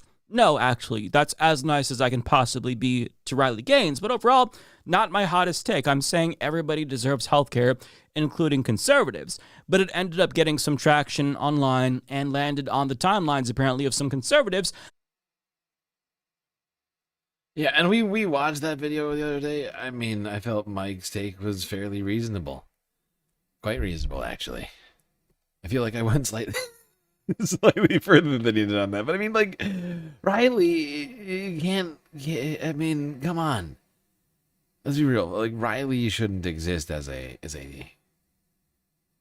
opinion person. Well, I guess that's not true. But I mean, she wouldn't exist in the way that she does if it weren't for the right-wing, like, media ecosystem that funds people like her, right? Like she would not have the same following she does. In any sense. And I don't know exactly where all the money came from, but you gotta assume people like the Koch brothers, or at least the last Koch, has something to do with it.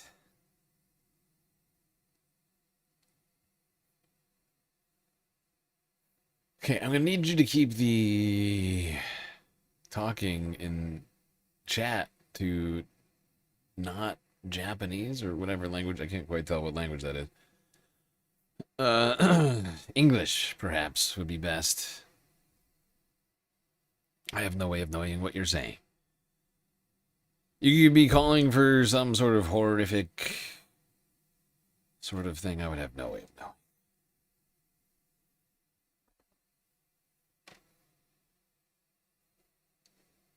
What was I saying, though? Because there was more point to this. Oh, right. Her claim that she has price transparency. She's getting price transparency. They told her what it was for. She just didn't like it. She just didn't like how much it costs. And she doesn't understand the difference between price transparency and price fairness. Right? They told her this one's for the birth. This one is for all the things happening on moving day. Right? Or does she want to know how much, like, the Band-Aid costs or something? Like, it's not, maybe I'm just not understanding her. But You'd think the objection would be to the cost, because the numbers she was throwing out there were fucking enormous. And the way she's talking about it made it sound like that's what she had a problem with. And you don't need transparency, you just need lower costs. Like, right? Like, how is it helpful to know what you're paying for if you still owe the same amount of money? Everybody following me here? Like, you go to the hospital for something that you need, right? Like, you need that baby out of your body. It's coming one way or the other. If you don't have the hospital, you might die. Or the baby might die. Something bad might happen, right? Any number of possible complications can happen during childbirth. So being in the hospital is generally recommended. And being at the hospital costs money. A lot of stuff goes into it, right? Supplies, medicine, salaries of doctors and nurses and such. Somebody's technically got to pay for it. We could have a single-payer health system funded by the government. But we don't. And so they can charge you whatever they want. For whatever they want. They can charge you $100 for a Band-Aid. They do. They do it all the time. But, like, knowing that doesn't change anything. I mean, you can call them and be like, hey, I don't like that you charged me $100 for a Band-Aid. Boo-hoo. They're going to laugh at you. They might be nicer than that. Depends on who you get on the line, I suppose. But what do you think they're going to be like? Ah, you caught us. Charging you a lot of money for a Band-Aid. Sorry, we'll change that right away. They're not going to do that. They don't do that right now. Right? They don't even, like, they refuse to cover simple procedures all the fucking time. Right? Like, it's a constant problem within the healthcare industry, right? And if you're getting them paid for, good. But in this case, of course, for her, it sounds like she's got she's got a fairly large deductible, it sounded like, because she's getting really, really big bills. And, you know, that's because of the shitty healthcare system that we have. It's not because of a lack of transparency. Like, you can know that they're screwing you over. Inherently, you should know that they're screwing you over, right? It's because they can, and no one's stopping them. Not because you don't know about it. It's not, like, the problem is ignorance, right? Like, she's too dumb to know how they're ripping her off. And so she feels like she needs transparency so she can know about it. But the existing videos and research is already existing on the internet, right? Like, we all kind of inherently, because we've seen so many videos around here about the problems with the healthcare system, so we know what's wrong with the healthcare system. We know what kind of shady things, you know, hospitals and insurers are doing, and it's like she's, like, in this weird limbo where she, like, too dumb or, like, too lazy to know what's actually happening, or too ideological to fucking to actually find the right sources. Because, I mean, it's weird. Can anybody explain to me what transparency would actually solve in this? Because that's what she's screaming for. But what does that actually solve? Okay, so now you know that the labor for your surgery cost $2,000, right? Over everything, or the entire stay.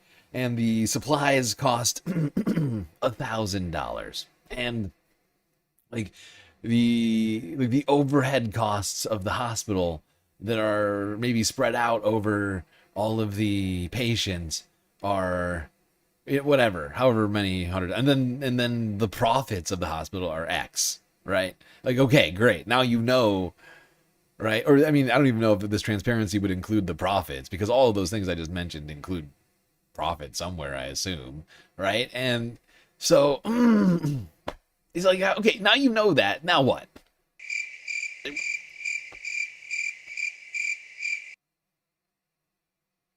No, seriously, like, now what? You're gonna call him and say, I don't like this bill. This is wrong. You're gonna get somebody who's gonna tell you, we don't have time for this, ma'am. You're gonna need you to stop being a Karen and vote for Medicare for all. And these motherfuckers acted like I killed somebody. So I decided to share some of their replies to me because I think this actually gives me a great opportunity to clear up some common misconceptions about single-payer healthcare. So without further ado, let's talk about why conservatives are mad at me. The most common rebuttal that I saw was that I'm a big dummy for saying that healthcare should be free at the point of service. They responded saying things like this: "You think this because you're a deranged lunatic. There is no such thing as, quote, free, you incorrigible R-word. You are the, quote, dumbass. Nothing is free. There should be zero policies, and you should be responsible for your own, quote, fucking problems. Instead, you want to leech off the labor of others." It's so ironic for a capitalist to say this. Nonetheless, they continue. "Nothing is, quote, free, Mike. Healthcare isn't free. Housing isn't free. Food isn't free. Freedom isn't free." Nice reference. Freedom isn't you chastise, free. and men and women are freedom. Freedom isn't free, everybody. Can't never forget that. Freedom! You chastise the men and women for strapping on boots every morning to protect your acre. Your archy? What's an archy? Also, who's chastising men and women for strapping on boots? Nobody's doing that. I don't think there's been any sort of footwear shame coming from Mike Figueredo or anybody else. Where's this guy getting his information from? Sean Wow. Oh, his name is Wow. Sean Wow. Wow. Wow, Sean. On boots every morning to protect your arse, and you're licking them. And no, American soldiers don't have to bomb schools in Iran for us to be free. But I mean, you could believe that if you want to. Here's another one. "Hey, soy boy, you don't get to steal from me. Healthcare isn't free and isn't a right. I would say everyone gets what you do for free, but it seems you don't produce shit. You just try to tell others what to do with services that aren't theirs. That's called being a looter. Free healthcare? You mean that the doctors and nurses will be unpaid volunteers? Facilities, medicines, and supplies will be donated? Or are you referring to taxpayer-funded healthcare managed by government bureaucrats where there will inevitably be fraud, waste, and bloat? LOL. Your solution just make... Oh, Well, first of all, not fraud, waste, some and of the things bloat. that I say will be incorrect. Free, normal, just retrad. Good one. Free, LOL. Who pays the doctors and nurses? Who pays for the drugs and supplies?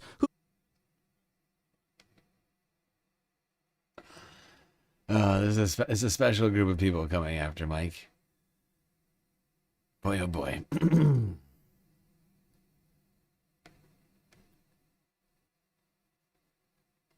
People upset that Mike wants healthcare for everybody. It's very rude of him to want that. How dare you, Mike, for wanting healthcare for everybody? How rude! How dare you, Mike, you piece of shit. You terrible, terrible man, you wanting healthcare for people. Nobody wants that. Stop that, you fucking... Communist!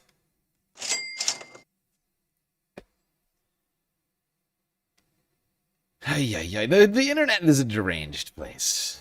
It's a diverse place. It's a place of great diversity. You know, for good and for bad, technically, but we live with it because it's so great.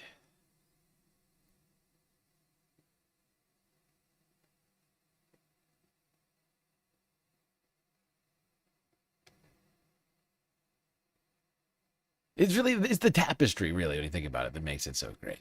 It's the diversity of opinions that makes the internet better. Seeing those idiots lose their mind over the video that we watched from Mike the other day is fascinating to me. Like, it was not that radical of a video in my mind, but these people are losing their shit over it. It's a weird time to be alive. All right, speaking of rhetoric and social media, we should go here to something that right-wing pundits are very upset about, but their audience do not seem as upset about. I'm not going to lie. And in fact, they're struggling to sell me on how upset they actually are. The clicks are certainly showing me exactly exactly that to be the case. Let's start here.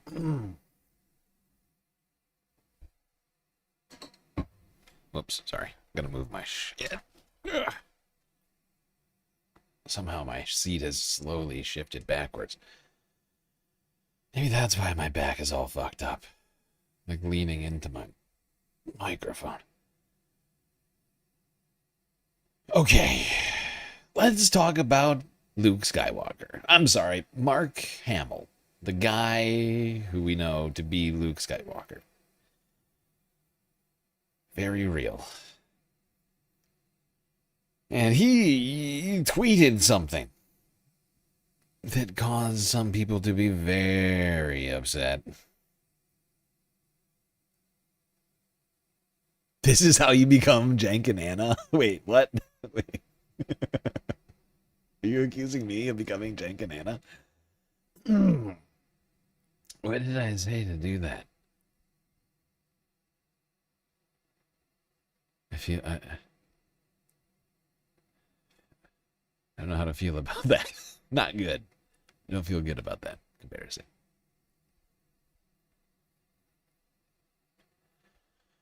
All right, Mark Hamill.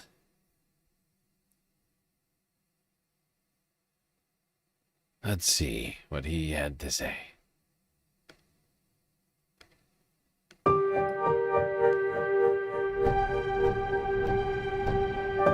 White House lashes out at Obama after Mark Hamill post. White House officials lashed out at former President Barack Obama on Thursday, calling on him to denounce a social media post by Star Wars actor Mark Hamill depicting President Donald Trump in a grave 3 days after Hamill appeared. Whoopsies. After Hamill appeared in a promotional video for the Obama Presidential Center, Hamill, best known for portraying Luke Skywalker in the Star Wars franchise, was denounced by the White House Rapid Response account as a quote-unquote sick individual, with officials arguing the post reflected rhetoric that fuels political violence. Oh, God. Political violence.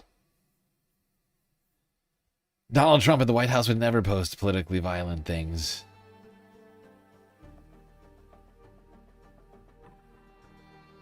Hamill on Wednesday posted and then deleted an AI-generated image depicting Trump in a grave beside a gravestone labeled 1946 to 2024.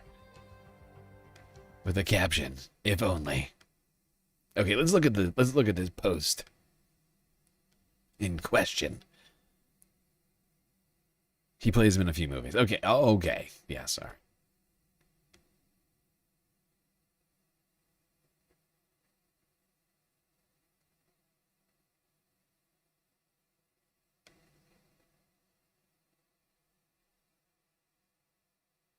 Spacelord has an Epstein table on throne. What? You're making stuff up, Joe. I do not have an Epstein table. What the hell is an Epstein table? First off, what is an Epstein table? Second, I have 0 tables on them. So you're saying crazy things now.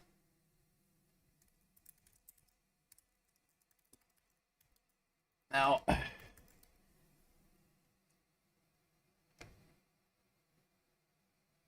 this is the post in question here.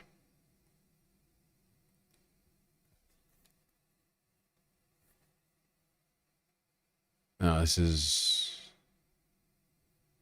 blurry. You're not going to be able to see this. Somebody give me... Is it blurry? Oh, that one's blurry too. I hate Instagram. Instagram and Facebook blur their fucking photos, so you have to click onto the website to drive traffic, and it's hella annoying because then I can never look at certain photos. Oh my god. Oh, this is pissing me off.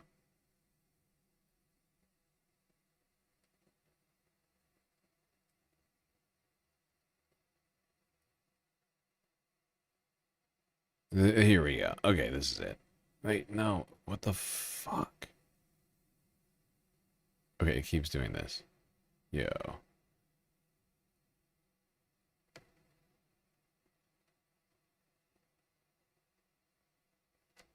I don't know why this is being so dumb.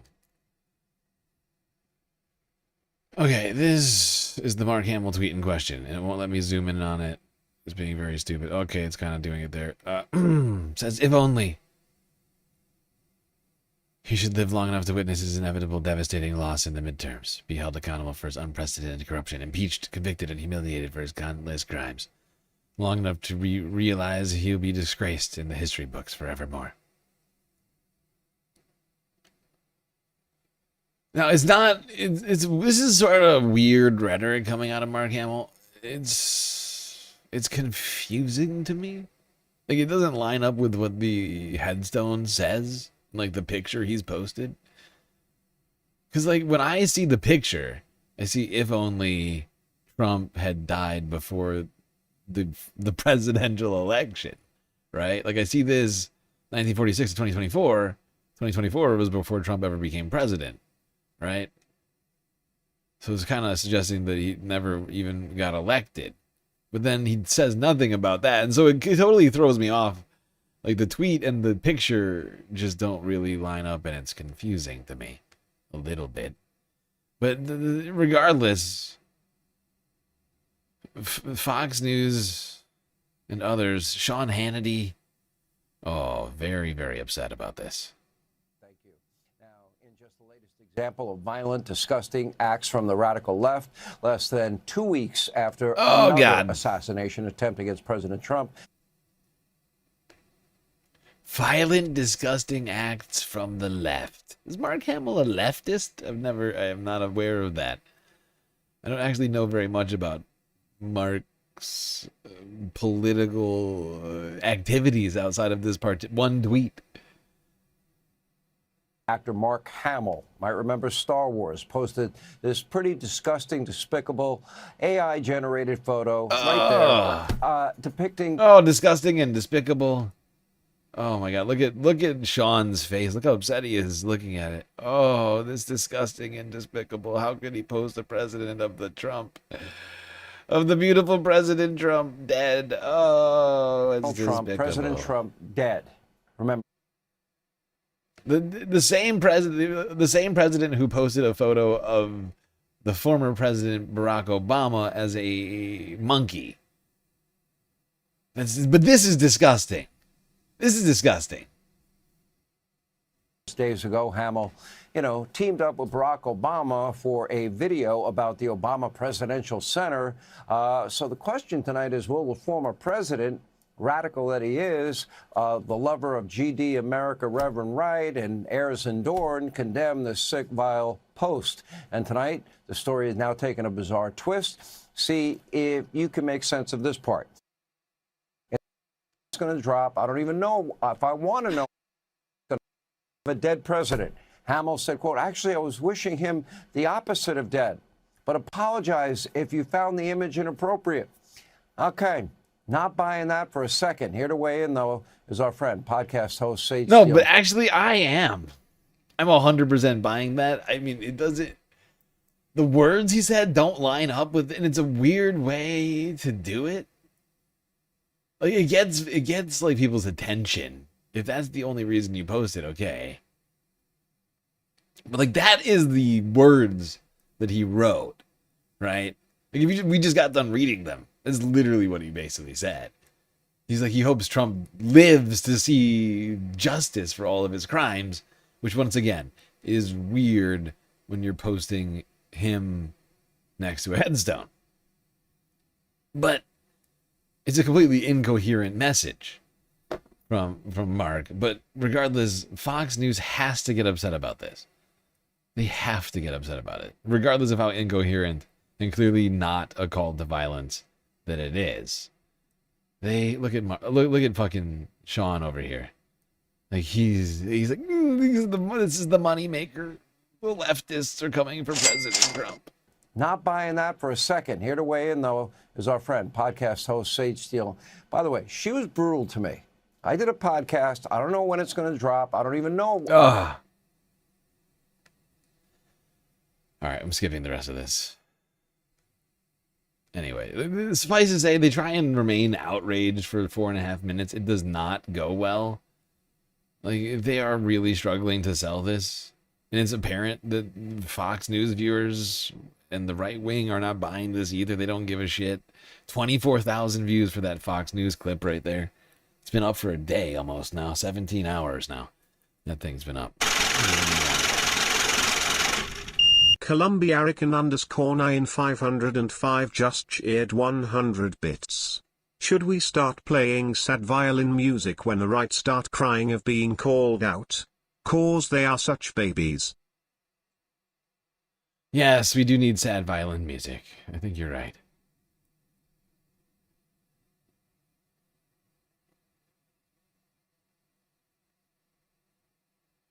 Right, the same president who posted AI images of him literally shitting on protesters. This is disgusting, says Sean. This is too much.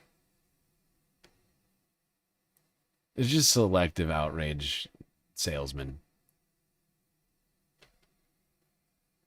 Well, to another selective outrage salesman, Tim Pool of the Timcast IRL.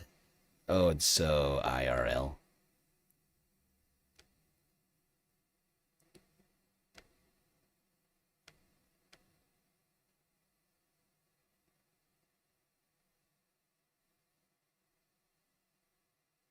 We got this from the Post Millennial.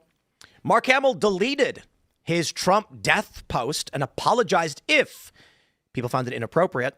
He posted this picture of Trump, who apparently died 2 years ago, and it said, if only. It said, if only on it. And then afterwards, he said he could, what did it say? Like, he would live to be held accountable or something. So the implication was either he is going to die or if only he would die. Right. And that's Mark Hamill. And then I guess what people were calling for a boycott or something. Oh, Tim, once again, failing to interpret words properly. I'm not sure he read the whole tweet. But once again, struggling to actually interpret the English language properly here. It's interesting how Fox News and Tim Pool, Sean and Tim here, have to both pretend to not understand or actually be too stupid to understand, one of the two, this post in order to make content over it. It's kind of lame. It's really, really lame. By the way, the Tim got even less views than Hannity. 16,000 for Tim here. Yeah, we have this story Jack as well. Posobiec and some other people were calling to boycott the upcoming, Mandalorian and Grogu. He's in it? I don't know, but I mean, I forgot that movie was hold coming on, out. hold on. Wait. It's part People of the actually Star watch Wars. that stuff? I don't know. Now, I watched Daredevil season Wait. Hold on. People watch that stuff, dude? That's the important question right now. I mean, this is how weak this argument is, because he immediately tries to steer it to something he actually knows about. You can tell the second she starts talking about like the lore of the movies that Mark's in. He's like, wait. This is a thing I actually know about. This is the thing I actually know a lot about, because I spend most of my time not researching for my shows, but watching Marvel movies and Star Wars, the good ones, not the woke ones, whatever those are. I assume it's the pre-Carano Star Wars stuff. You can't watch it after Carano. Once Carano was forced out, how could you? So it's just so fucking lame. Like, that's all he's got. He's got to rush to the fucking like talking about the shows, and that's literally what he does for like multiple minutes. But wait, hold on. Let me go to this guy. Some weird guy I've never seen on Tim's show before. Yeah, so anyway, I mean, Kripke's a pretty horrific individual, but who? Kripke, the guy who runs the show. I don't know. I mean, I stopped watching it in season 1. Halfway through, they had to make some incredibly lazy storyline about how the Christian conservatives were the real evil people, and they are all secretly gay child molesters. And it's like, oh, so this again? It's all anti-white. Wait. Just want everybody to hear that. I sound shotted over that. Say that again, sir. They are all secretly gay child molesters. storyline about how the Christian conservatives were the real evil people and they are all secretly gay child molesters. And it's like, oh, so this again, it's all anti-white, anti-Christian. That's the show. Big surprise. Every single person on this planet is gay. Yeah.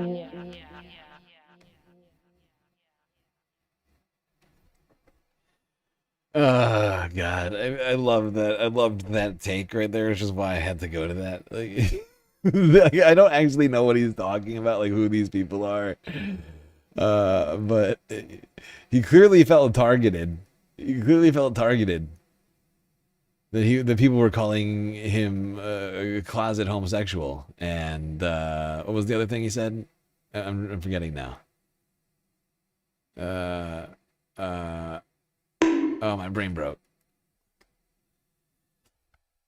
I just like that he feels targeted by movies. Like he watches these movies and he feels targeted. Like he watches Disney movies and he's like, they're calling me gay right now. Like what kind of mindset you got to be in that you feel like the Disney movie you're watching is calling you gay? Like that you take offense to that. My manhood is being questioned by this movie. I am highly offended.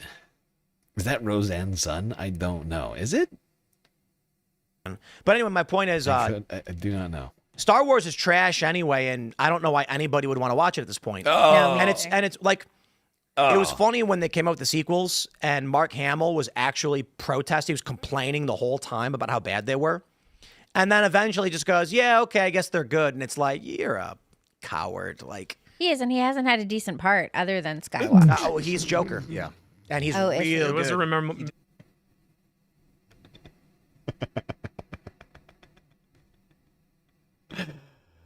Oh, I just love that. So they do this clip that's supposed to be about how evil Mark Hamill is. And then they just keep getting fucking sidetracked to talk about like the Star Wars like universe and like comic books and like movies, and it's like I get it. He's a movie star. Yeah, that's true. But it's like they're supposed to be here talking about like some sort of political stance he's taking. They're supposed to be outraged. Sean just got done telling us this was a disgusting and deplorable post calling to violence and the murder of the president, and all that Tim can manage to do is talk about Star Wars. How stupid it is since it went woke. And it just seems like he's not doing a very good job of doing a narrative. Maybe that's just me. But you think he'd stay more on track if he had actually anything Columbiarican underscore 9505 just cheered 100 bits. Tim Fool watches a lot of the right-wing so-called movie reviewers like The Quartering, geeks and gamers and critical drinker who are obsessed in going after Disney like Ethan Decline is obsessed with Hassan. Ah, right. Yeah, no, it's a pathetic sort of hobby that these people have. Obsession, really, fixation. The anti-woke, they're the anti-woke police, right? They're the anti-woke police. They go around looking for wokeness and then try and get rid of it. Or anything that might either offend them or otherwise impugn their honor, that is in like children's cartoons and other sort of like, you know, like fiction, like comic books. I mean, this is like a 40-year-old man. Right, like Tim Pool's like a 40-year-old man who's endlessly upset about what's in the latest Marvel movie. It's just this weird stunting of his growth I find fascinating. Thank you for the bits, Columbia Rican. Very generous. Well, just a reminder, everybody, if you haven't already, hit the follow button on Twitch, subscribe on YouTube, and while you're at it, do consider contributing to the Galactic News Network, as we are completely funded by individuals like you. A lot of great ways out there for you to show your support. Twitch, bits, power-up, subs, gifted subs, prime subs, Cash App, PayPal, Throne, and of course Patreon. All great ways to help out, help keep the Galactic News Network and me alive. Yeah, he's 40, isn't he? How old is he? Hold on. Oh, I could be wrong.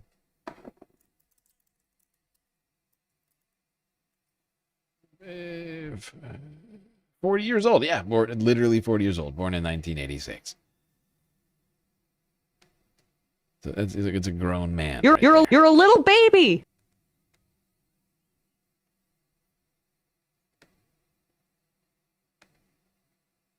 A grown man who feels repressed by children's cartoons. You know the reason why you feel like the cartoons and the movies aren't speaking to you, Tim? They're really not supposed to be for you. They're supposed to be for your kids. They're supposed to be for other people's kids. Children. You know, you're not supposed to love it. In fact, if you did love it, your kids probably hate it more. Right? That's how kids work. Not always, but you know, your parents love something. A lot of times kids gravitate away from that, at least for some period of time in life. But Tim Pool is in a perpetual state of childhood and just angry that cartoons and comic book movies based on comic books, and general pop culture doesn't reflect him, a middle-aged man. But unfortunately for Tim, he's a 40-year-old man. And he's not the target demographic for advertisers anymore. He's now outside of it, I'm afraid. You know? He's actually been outside of it for a little while. And you just got to deal with that. Like, you get older and things become less relevant to you because you're old. Okay? And he can't grapple with that fact. He can't grapple with the fact that, like, things intended to be targeted to kids don't speak to him, right? Like, that's because you're becoming a grumpy old man, Tim. You're 40. You're over the hill, all right? Just accept it.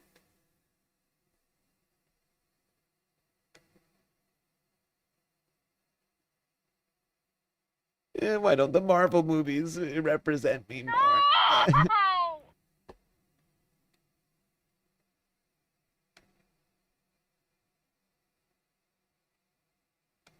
Like, I wish that Marvel would just come out with Thanos as a good guy premise movie. Just to end it for Tim. Right?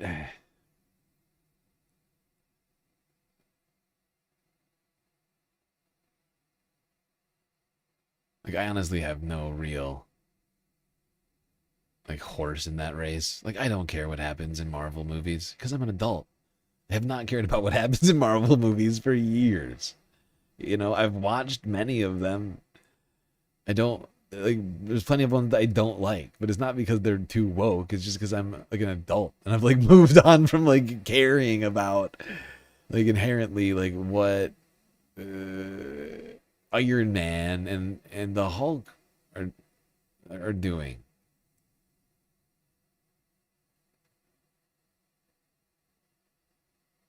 Like, I can still technically enjoy a movie like that, but it's just like, I'm not going to make that my entire way of framing reality for myself, right? Maybe as a kid, it was fun to live in some sort of alternate reality such as that, but we are, in fact, living in the real world now. And I know I'm saying that as a man who does a podcast from a space station. We still talk about real things. We're not obsessed with what's happening. Like, as a person who does a podcast from a space station, I talk less about fictional characters and less about pop culture, less about these sorts of, like, you know, these ridiculous things that Tim Pool and these other guys are fucking obsessed with. I think it's weird, you know? I think that's weird. Why do I have to be the adult in the room? I'm younger than Tim, you know? Why can't I be the child?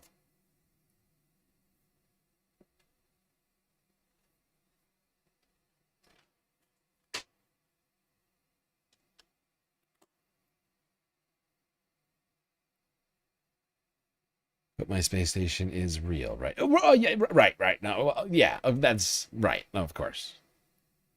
Exactly. Now, I don't want reality.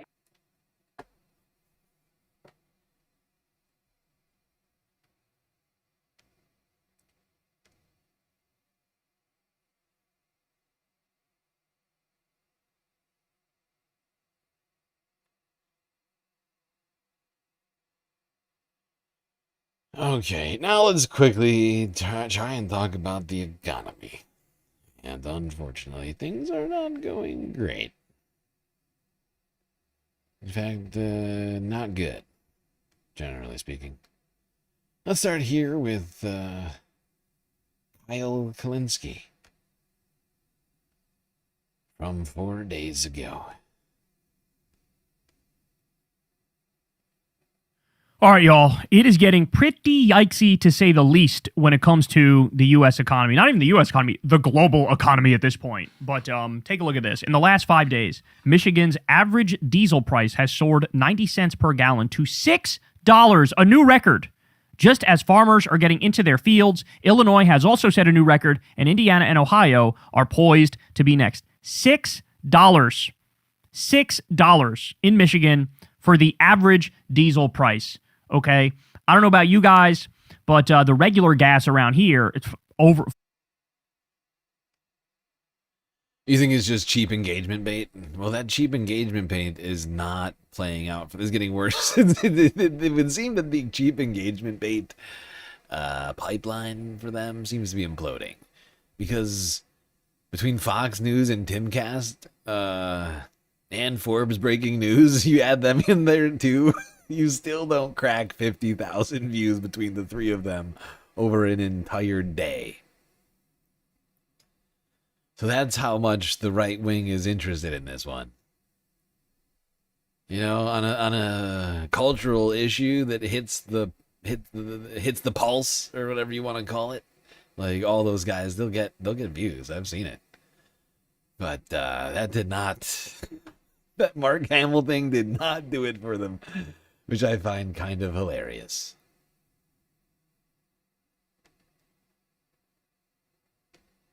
$1.25, right? Like, we are nearing $5 a gallon for regular. We're shit I've never fucking seen before is what we're nearing in this moment. And like I said, there is no off-ramp here for this illegal war against Iran. And so I don't see a way in which this ends anytime soon. I think Americans are going to be permanently squeezed. And, you know, desperate for any sort of positive change. I think there's a massive anti-MAGA tsunami coming in the election. And the bottom line is you got to make it too big to rig anyway because they're going to try to steal it. That's kind of what they do. That's kind of their thing. Okay, more. Breaking, Brent crude oil prices surge above $119 a barrel after the UAE announces that an Iranian drone attack has hit one of their petroleum facilities. Uh-oh. So it's only getting worse. Gas prices in the U.S. have moved up to $4.45 per gallon, their highest level since July 2022. The 49% spike over the last 9 weeks from $2.98 a gallon to $4.45 a gallon is the biggest we've seen in the past 30 years, bro. You know what's the difference between this spike and the spike back in 2022? Is that we didn't start the war that started the gas price spike in 2022. We did start this one, though. Of course, the one I'm talking about is the invasion of Ukraine back in 2022. That was the thing that caused the massive spike in oil prices back during the Biden administration. Of really no making of the Biden administration, really. And yeah, this one clearly can be directed to Donald J. Trump and his decisions to start Operation Epstein Fury. Will his voters hold him accountable for it? There's a question. Because they certainly tried to hold Biden accountable for the gas price spike in his administration, which really didn't have anything to do with anything that Biden did. 30 years. Look at this chart, son. Look at this chart. Okay, more. While all that's going on, the New York Times reports Trump's vision for Garden of Heroes keeps getting bigger and higher in cost. Plans for the project include formal gardens, reflecting pools, and plazas alongside the statues of 250 notable Americans, according to documents obtained by the New York Times. So this is what he does now. as the world falls apart around him, as his illegal war spirals out of control, as the economy falls apart, as his ICE Gestapo thugs shoot Americans in the face and build concentration camps and torture people, he keeps going inward. And so what does he do? He focuses on stuff like the Trump Kennedy Center, which he slapped his name on, which was totally fucking insane. He focuses on stuff like his Epstein Memorial Ballroom, his Arc de Trump, right? And now there's a new one, Garden of Heroes. Is this what people want to see? Do people want to see Trump putting up a golden statue to himself at his golf course in Doral, Florida, at the same time that people can't afford groceries? I don't think so. I don't think so. So this is really not looking good. Okay, but Yes, indeed. But it's not just gas prices, it's also jobs. Get this. Tech layoffs are skyrocketing. Tech companies announced 81,747 layoffs in the first quarter of 2026, the highest quarterly total since at least the first quarter of 2024. Layoffs have more than doubled from the previous quarter and have risen 580% since the fourth quarter of 2025. March alone saw 45,800 announced job cuts, the worst single month for tech layoffs in at least 2 years. The tech layoffs are set to remain elevated, with Meta's recent plans to cut 8,000 employees. Furthermore, Microsoft is offering voluntary retirement to 7% of its U.S. workforce, which could transition into layoffs if participation is low. Yeah, and we read this, I actually read this story for all of you earlier this week, but I figured we would also get a recap on that one from Kyle. You know, it might as well. Now, today, non-farm payrolls came out. They were not that impressive. 115,000. Slightly above what analysts thought we were going to get. But it's still well under. Even the numbers that Donald Trump used to say were good, right? Like Trump used to say, if it's not 250,000 jobs, it's trash. If you don't get like 250, you're basically failing. Like I don't remember exactly what he said, but he used to say that like Biden's jobs were bad because they were less than 250,000 a month, right? But he's still not even coming close to that. And in fact, during his net negative jobs since Trump took office, which has not happened in quite some time, I would point out. Trying to think the last time that happened. May have been Obama during the recession. I actually don't know. I have to look back at the figures. But it's been a long time since something like that happened. Not great. Not great. But those gas prices, they just keep going up. As oil remains at a very elevated level, both Brent and WTI crude trading at around 100. Indeed, ladies, you're exactly right. This is one of the highest prices for gas in the city of Chicago. And you just heard Bradley Blackburn really talk about those global tensions that is starting to drive these prices even higher. Take a look. We're at the Shell gas station on Armitage right off the Kennedy, where you can see the price for a regular gallon of gas is $6.29 a gallon. That's the reality for drivers here in the city, is those supply concerns overseas that you just heard Bradley Blackburn talk about only continue to drive prices higher. This is wild. And you know what's fucking with me is that the out pixels in this display are making it look like the price is changing. I'm like, oh my god, it's going higher. Oh my god, but look at these prices. V power, 749 plus 689, 750. That's not diesel either. I think that's just like 92 or something. I think that's like another word for premium, essentially. Jesus. I wonder how much diesel is. $9, $10. Gallon. That's the reality for drivers here. How do you even drive a truck or like anything that requires diesel in those conditions? 10. I mean, how much is diesel at right now? I should look into that. Lowercase, you and lowercase are looking to move into the space station. What is the rent cost like? Look, I can't rent out space on the space station. Okay, it's much too small. Okay, I can't have you, like curling up under the desk while I'm doing the show. That would be weird. To have people squatting. Well, not squatting. If you're paying rent, I guess you would just be living there. But, just having random people under the desk, looking back at the audience all the time, that would be weird. We're going to have to start a moon commune. I've been saying it for a while, to accommodate everyone. City as those supply concerns overseas that you just heard Bradley Blackburn talk about only continue to drive prices higher. Now, the pain at the pump continues with gas prices climbing above $5 a gallon across much of the Chicagoland area. At some stations, just like the one I'm standing outside of, prices are even higher, now rising above $6 a gallon. For context, let me break this down for you. The national average right now is $4.45 a gallon. Here in Illinois, drivers are paying even more, with the state average of $4.93 a gallon, making it the highest in the Midwest. And the Yeah, this is going bad. It's going really bad out here right now for everybody.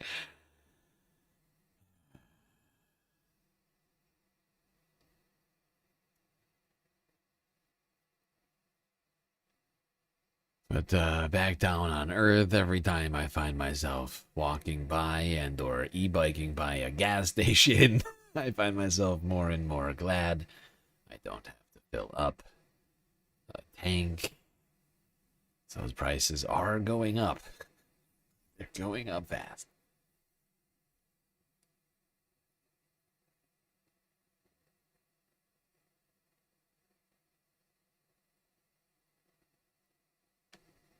All right. Staying on these freaking gas prices, which are repressing everybody. At least almost everybody.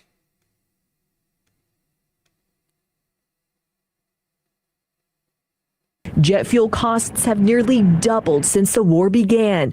The Trump administration insists the pain is temporary, but experts say it could take more than a year for gas prices to return to pre-war levels. Prices are through the roof for gas.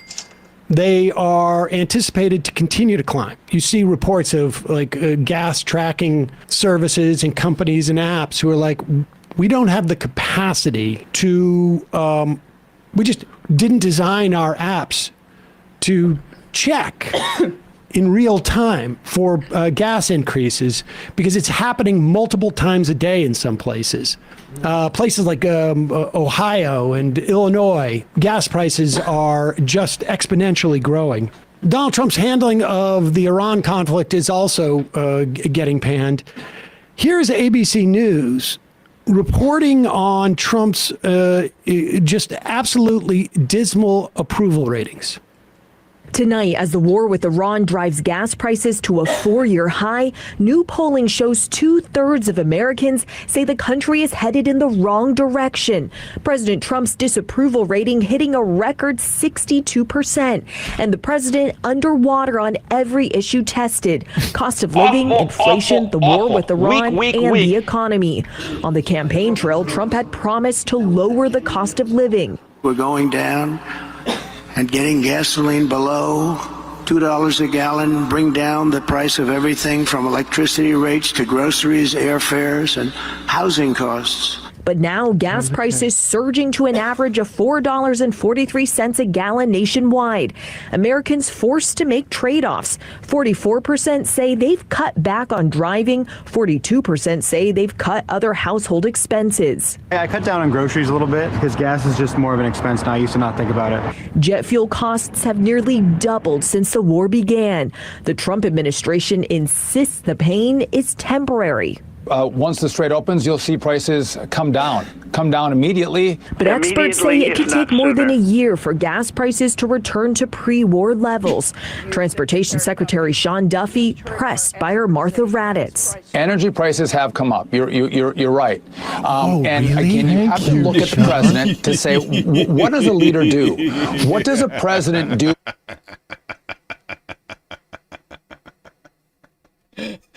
I love that stammer from him. You're right. Okay, look. Are the prices up? Sure. You got me there.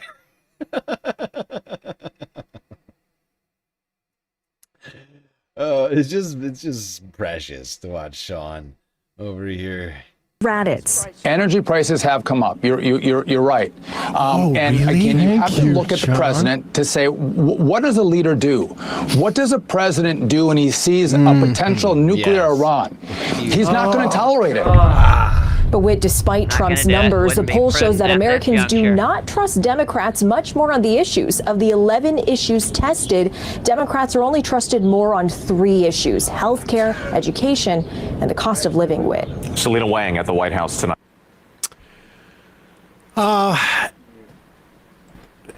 There's a lot to say about this. I should tell you that in terms of like just where Donald Trump's approval rating lies, in modern times, I think Harry Truman was, had probably the lowest in like the past 100 years because of the Korean War.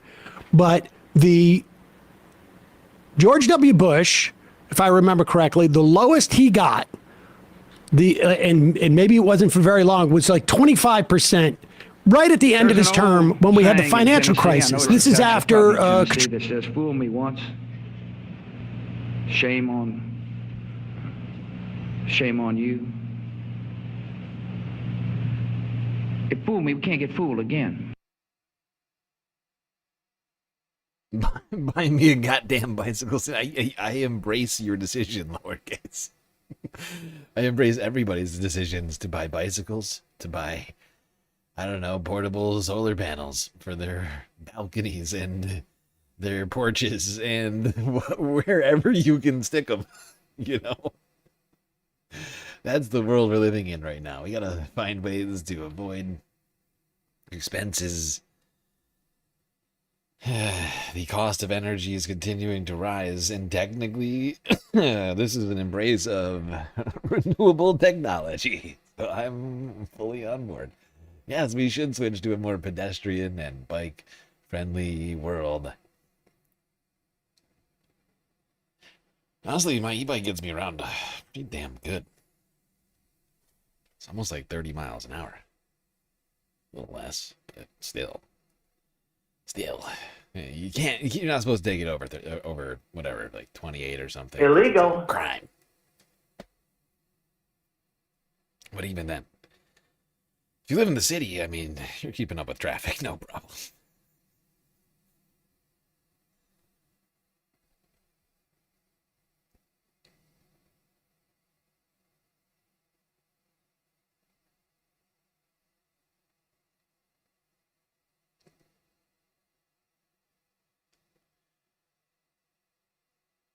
Yeah, now might be a good time for us to invest in public transportation.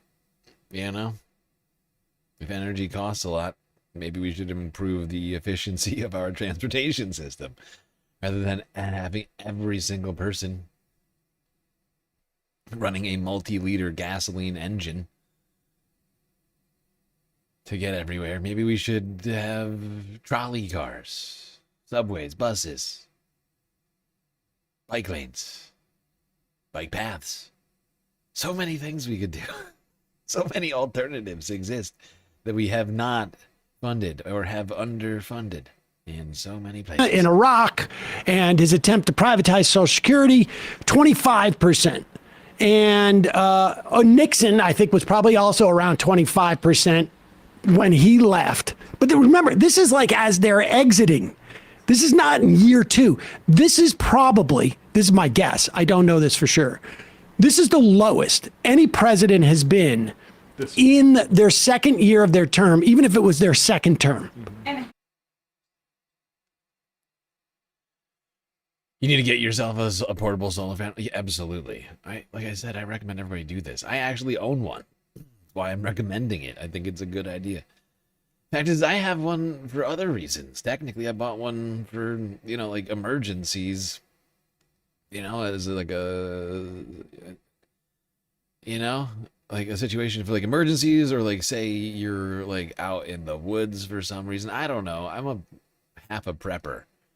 So I got, like under my bed, like a go bag and my solar panel and a portable battery, like a big one, like a really big one. But you can get these things. They're fairly affordable, although I think prices have probably been going up due to demand right now. Or you would assume they have. I haven't been checking them. But like when I was buying these, like super affordable. And it wasn't that long ago. It was like a few years ago or something like that I bought those two things. And like the prices on these things have been coming down because the efficiency of solar panels has been going up. The efficiency of batteries has been going up. And with that, the prices have been coming down on a lot of those things. Unfortunately, of course, the supply chain problems we're having with regards to Operation Epstein Fury probably not gonna, be helping with prices on things like that.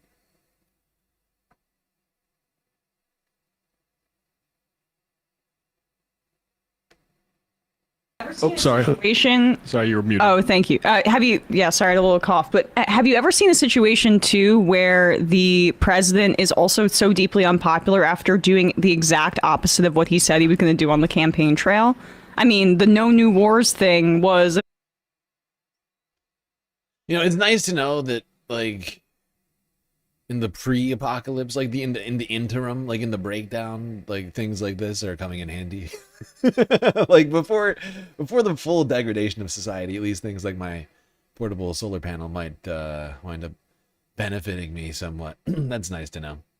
I was kind of hoping for that. Well, not in the way that I'm talking about, but I was hoping to, get some use out of it before the actual, apocalypse. Like on vacation or something, like a road trip or something. Bring a solar panel, keep things charged up.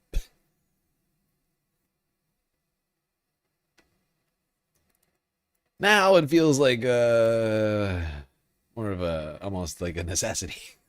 Like, unfortunately, in the Northeast, down on Earth, hasn't been very sunny lately, so can't even really use it right now. Where the president is also so deeply unpopular after doing the exact opposite of what he said he was going to do on the campaign trail.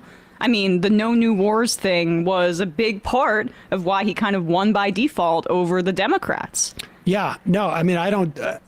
That's unprecedented too. Like he lied his way into the presidency and is going back on every campaign promise. George Herbert Walker Bush famously got, I think, voted out because he said, read my lips, no new taxes against Dukakis, and then raise taxes. Yeah. Although, I mean, that was the ABC segment covering that.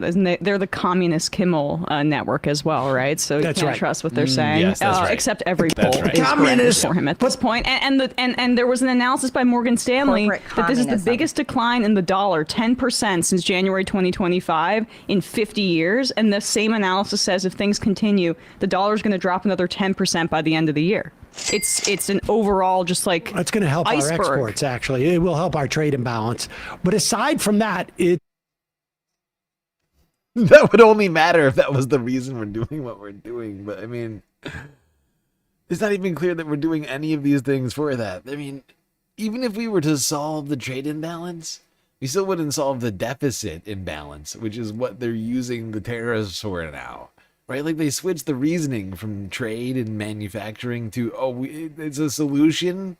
It's actually a solution to the deficit that we're creating with the tax cut. Right? It's a 10-year tax cut that they gave billionaires. And they're justifying it with the tariffs, which I would also point out, as a result of the Supreme Court ruling, only a tiny fraction of those tariffs at the time that they announced that they were using it for this reason still remain, right? I don't know exactly the percentage of those tariffs that still remain. I couldn't give you a number figure to that, but I would have, if I had to guess, I'd say like 20%. Like maybe 20% of the tariffs still apply. Like of the existing, right? Like not 20% of but like of the ones that Trump levied, like all of them from 0 to 150%. I think like 20% of them are still left. I don't know. Like it's different numbers for each country. But I think like 15 now is, I think, the ceiling that he can tariff something. Maybe slightly higher on a couple of industries. But effectively, because of the Supreme Court ruling, he no longer do like just the sort of unilateral, like haphazard tariff waging. And so like this, like not only what was the point I was making again? Like not only have they switched the premise of why we're doing the tariffs, but now the tariffs aren't even doing the thing that they were never going to do in the first place. Like we all knew that they were never going to take in enough revenue to pay for the deficit that they were claiming that it was going to. But now it's definitely not by a factor of, I don't even know, what, four or five? I mean, it's like, it's not good. They are driving this country into a massive debt crisis, actually, the more and more that I look at it and think about it. To be a problem. We should also say too, like we just had a major airline collapse. Now a lot of that is their own fault, but they were pushed over the brink because of the cost of jet fuel. We may see multiple ones collapse or need a bailout because of the jet fuel situation coming out of Iran, and then we're just going to start to see a cascading bunch of stuff as a function of that.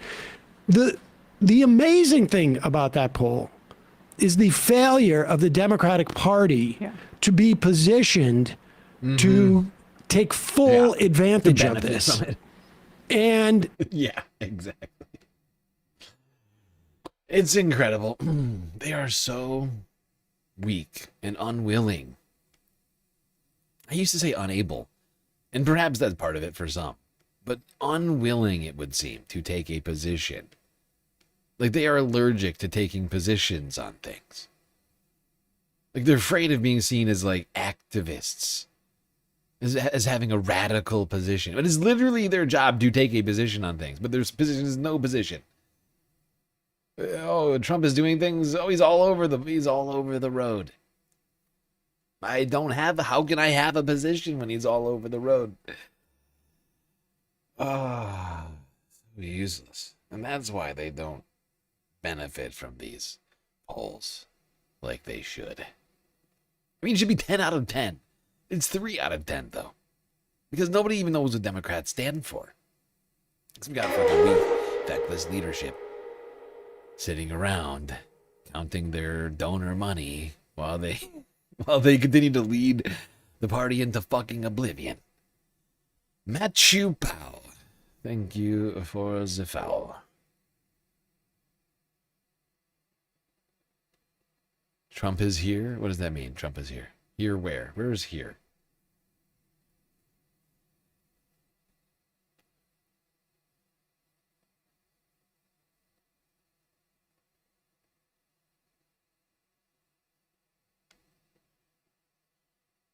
All right, let's go back talking about those gas prices some more. CNN up next with the numbers. The great Harry Hamden.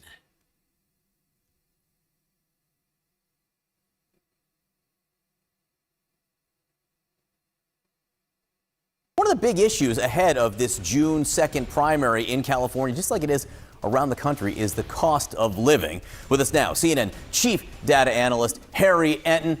We talk about gas prices every day here. Another big jump overnight to this multi-year high. We talk about the national average in California. Woo, even bigger. Oh, my goodness gracious. I mean, just take a look at the price of gasoline for a gallon of gas. The national average right now is $4.48, but you think that's bad. Go out to the left coast. Top in the United States, $6.13. There's even a gas station out there where the cost is about $10 per gallon. And of course, if you've ever been out there, you always know that the prices in California for a gallon of gas are just simply put absolutely outrageous, running well ahead of the national average. The folks in California really getting hurt by this increase in gas prices. Part of the reason for that is they have a higher gas tax, right? That's exactly right. One of the big reasons why you see this big difference right here is, in fact, the gas tax out in California. And our partners at USA Facts help provide this data for us. Take a look here, the state gas tax and fees per gallon. You know, in the average state, it's 33 cents. California. Yeah, except that doesn't make up for this difference, right? That's a nearly $2 difference. We're talking about a 40 cents difference in tax. Yeah, right? It doesn't account for this at all. Anyway. The reason why oil prices are high and gas prices are high are because Operation Epstein Fury and the closed strait, the double blockaded strait.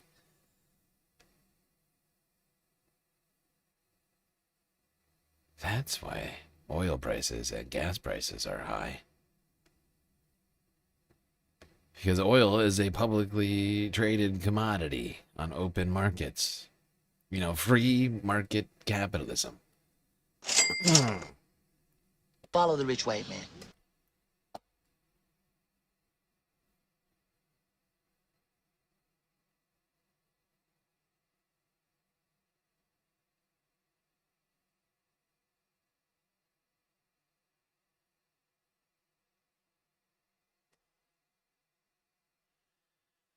Now, of course, everyone who drives is getting hit by the rise in gas prices, but the people who are getting hit most are people like delivery drivers, truck drivers, people who work on the road.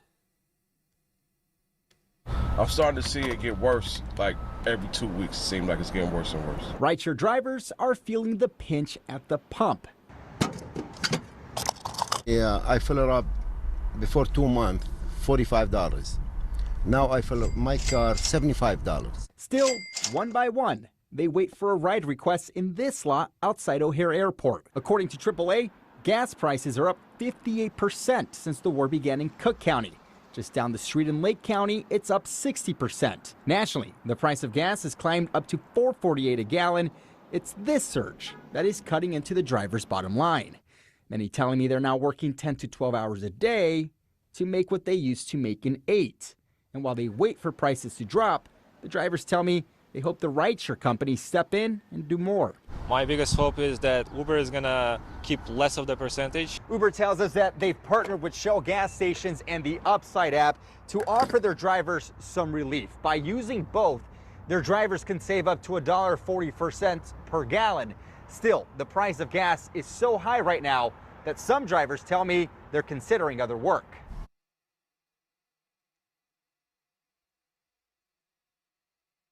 Yep. People who drive for a job right now, especially gig workers with no insurance, right? Like no backup, right? It's not like if it's a slow night at the pizza shop, like you can bring the delivery driver. They don't have those anymore. it's all DoorDash and Grubhub and Instacart drivers. They're all third-party independent contractors. They don't have health benefits. They don't have hours. Everything is dictated by the market, the demand. And the demand is already down, right? Like people are already spending less because they're getting hit. And then the drivers are just getting like hit twice. Probably less work on top of the fact they're paying more for gas. It's just an untenable situation. Because I'm sure the app prices are not keeping up with the change. I mean, even, what was it? Who are they? I can't remember the name of them right now. But there's like this very, very, like, big... I can't remember. Gas Buddy? No, I don't think that's... There is, like, some app. Some, like... some phone app that tracks the prices of gas, and these guys had to post an update like on their Twitter or something saying that the app, the gas prices were fluctuating so fast that the app could not even keep up with it, right? So how do you expect, and how can you expect people who are in this for money, who have already lost lawsuits against workers for intentionally stealing their tips and things like that? How do you really expect those people to keep up with the prices of gas to accommodate the worker? Yeah, right. Fuck, that's not happening. If anything, they'll raise prices on the consumer end, and they won't tell anybody, and they'll just pocket the difference. That is the scenario that is most likely to play out. I'm one of the. I literally was named in a DoorDash lawsuit against DoorDash for that exact practice. I'm not just making this up. I received a very, very, very, very, very, very tiny settlement. A two-digit settlement, which was split over like I think millions of workers for DoorDash stealing our money.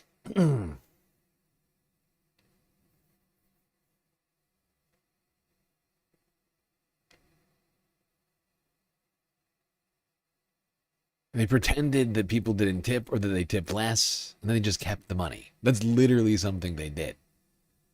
So none of us should expect them to change the prices and then pass it on to the worker to make sure that they can pay for gas. They do not give a shit.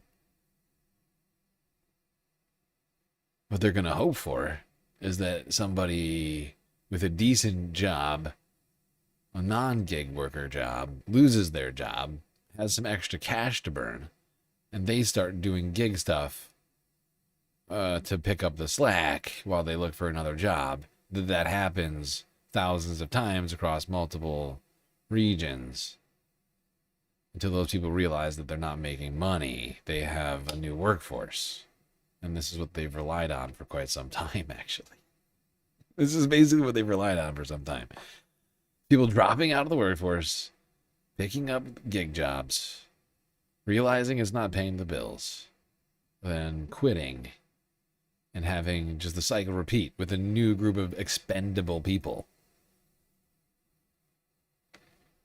Meanwhile, though, the stockholders of those companies continue to be enriched without having to do a single day's work, get in their car, fill up their gas tank.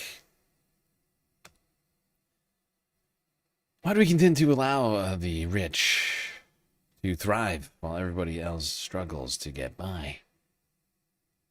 Let's ask CNN. I'm sure that they have a perfect answer. So not long ago, the guys, and they were all guys who ran big American companies, GM, Ford, Sears, those things, they paid themselves about 20 to 30 times the wage of the average worker.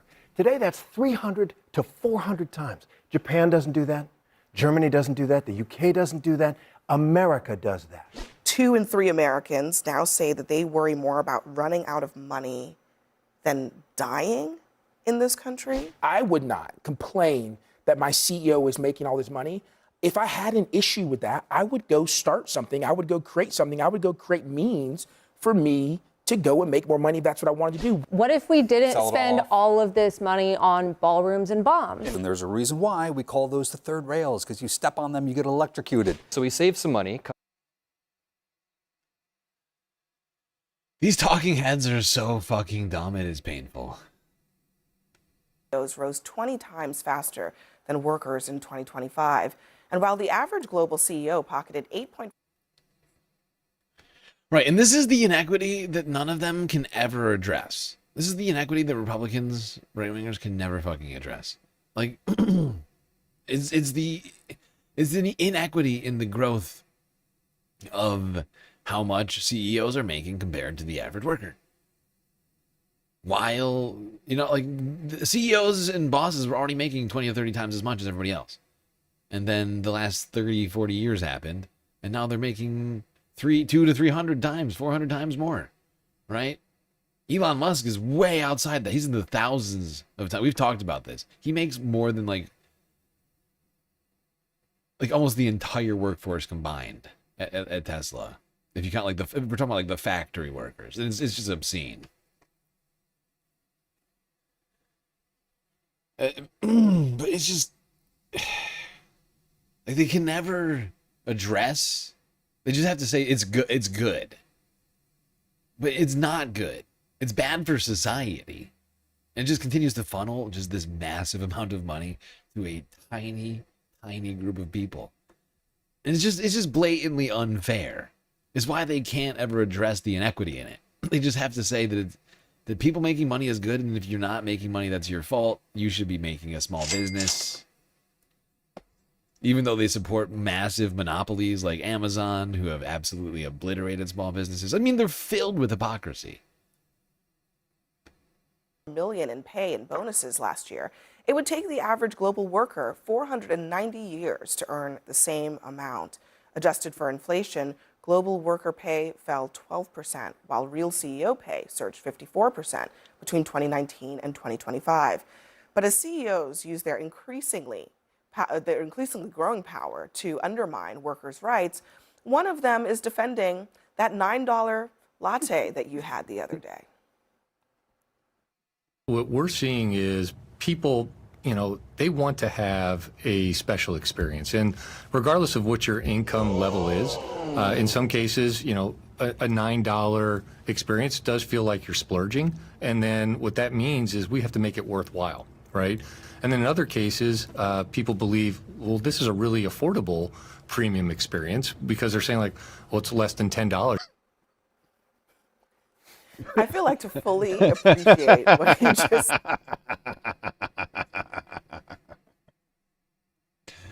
Look, the coffee is just so good in Starbucks, it's worth $9. The experience.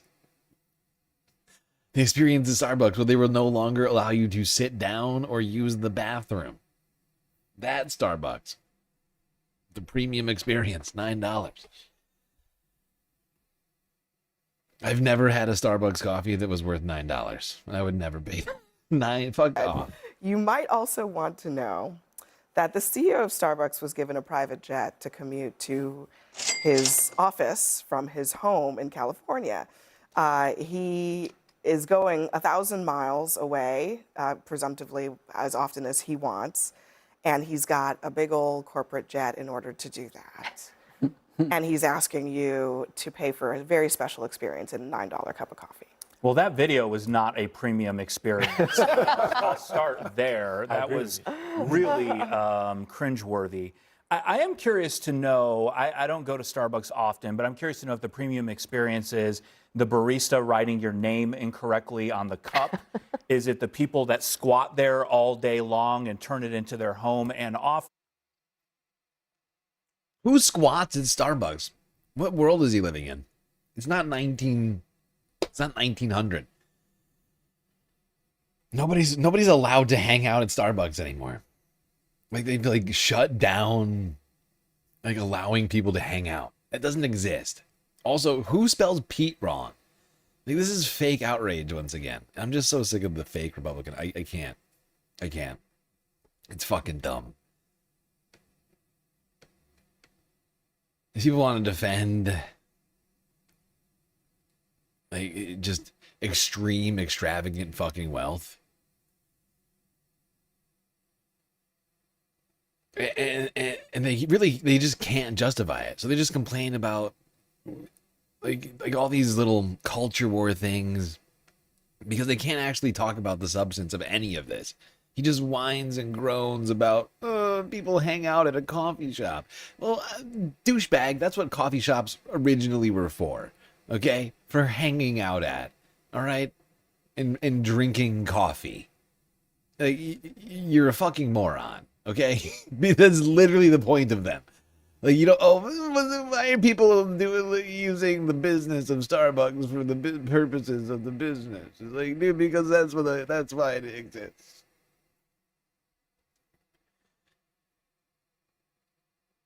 Oh, God, the people are such fucking idiots. It's because they can only get upset about culture war stuff. When it comes to important things like this, they cannot address the facts that workers continue to make less and less while CEOs make more and more. It's a bifurcation of the workforce, if you will, if you can call a CEO a fucking worker, which of course they're not, but of the economy. Right? It's a bifurcation of people by class in a way that is extremely problematic and is leading to massive problematic implications for the rest of society. They can't defend the implications. They won't even address them. But they just refuse. They just refuse to even like get down to the actual issue, and they would rather just be outraged about other stuff. It's easier for them. It's the same thing that Tim Pool fucking does. It's basically Tim Pool. It's the Timcast, CNN IRL. Right? Like, instead of Marvel, it's fucking complaining about people drinking coffee at Starbucks. So it's like 20 more years out of date, but it's still the same playbook. So let me get upset about some culture war stuff rather than talking about the substance of an argument. So I don't have an argument.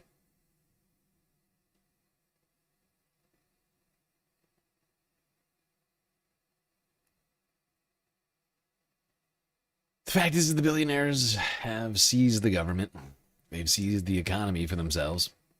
Continue to try and take more and more of both for themselves and basically gatekeep us all from it all.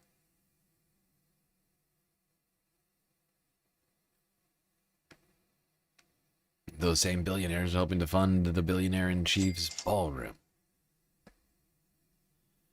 The golden gilded Epstein Are ballroom. you still talking about Jeffrey Epstein? This guy's been talked about for years.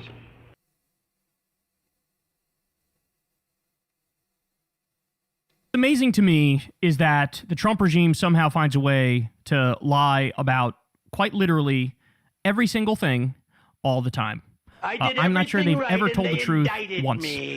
Because we were told when it comes to this ballroom that Trump so desperately wants and thinks about 24/7 and can't stop talking about, we were told that, hey, it's okay. It's going to be about $200 million, but no taxpayer money is going to go towards it. We're going to get it, taken care of on our own. In other words, we're going to have a pay-to-play corrupt scheme with billionaires, but they're going to pay for it, so you don't have to worry about it.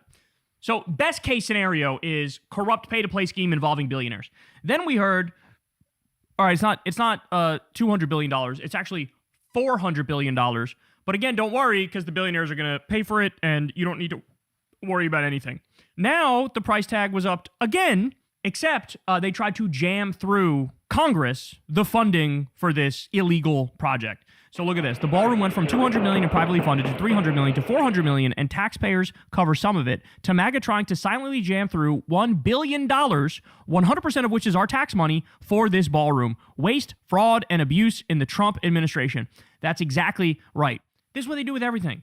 They, promise it won't be that expensive, and also you don't have to worry about it, and then it becomes more expensive over time, and then it becomes super expensive, and you also are forced to pay for it. So let's remember, this is what Trump is concerned about these days. This is what he cares about as he wages an illegal war against a country that didn't attack us and tanks the global economy.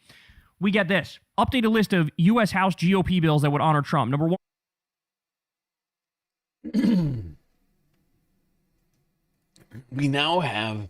I've decided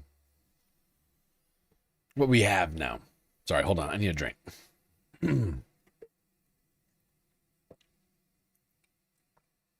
Oh.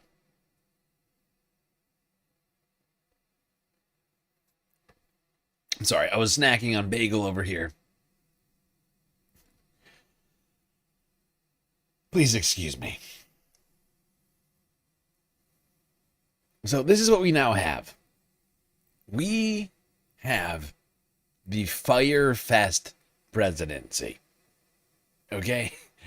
This guy,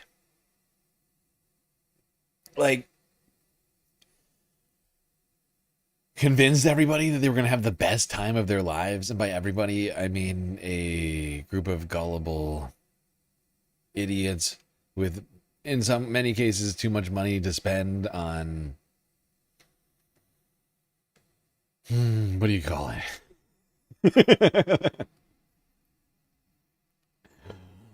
I think everybody follows me here, right? Though, he promised a lot of stuff to a group of people. You're gonna have a big party. That party was gonna be America. You're gonna make it great again. And then the day comes, right? January 20th. He comes to the office, and actually, it's a piece of bread and the piece of cheese or the piece of lettuce and a FEMA tent.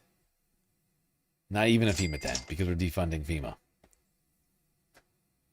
Carve his face into Mount Rushmore. Number 2, rename Palm Beach Airport after Trump. They just did that, by the way. We also learned that the vendors there are forced to buy from his companies. So yet again, he's being directly paid in this corrupt scheme to name an airport after himself. Number 3, rename Dulles Airport after Trump. Require State Department to award a Trump Peace Prize, the most ironic prize of all time. Declare Trump's birthday a federal holiday. Award Trump a congressional gold medal. Mint a $250 bill in U.S. currency with Trump's image. Several resolutions urging Trump to be given the Nobel Prize. Directing NIH to conduct research on Trump derangement syndrome. And as I added to this, don't forget he's signing his name on our currency. He put his name on the Kennedy Center to call it the Trump Kennedy Center. And he, of course, is obsessed with the ballroom. And he's trying to build the Arc de Trump. And he's randomly painting the reflecting pool with blue paint on the bottom to make it look like a fucking Ramada Inn Atlantic City hotel pool. Ridiculous. So this... No, but am I wrong about this? Like, an entire group of gullible idiots gave Donald Trump all of their money for all of his little pet projects, for the NFTs, for the trading cards, for the shoes, for the flags, for the hats. You know, drove across the country for the rallies, for Jan 6, for all, you know what I'm saying? Like, they've been sold a bill of goods. They've given their entire life savings to this guy for this party that they were promised. And now you got a completely incompetent idiot who doesn't know how to even put on the party that he promised, at least in some degree. And or the stuff that he is delivering on is fucking horrifying. This is what he cares about. This is what he thinks about. This is what he talks about, just like he remodeled the Lincoln bathroom and couldn't shut the fuck up about that. All that's happening as the Strait of Hormuz is closed. Gas is eventually going to be $5 a gallon. People are getting laid off because of AI all across this country. Inflation is absolutely skyrocketing. The war crimes are being committed on a regular fucking basis. Illegal. He's being dog walked by Netanyahu as Netanyahu does multiple genocides with our weapons and our money. And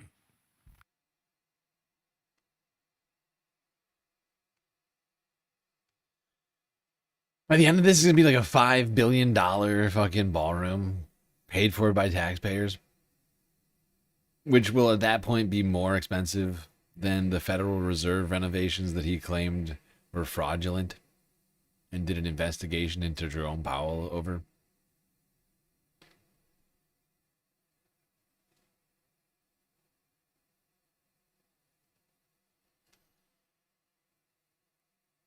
But Americans are mad about the ballroom shit, it would seem. Kyle, with an update on this situation for us. Let me skip ahead to this one.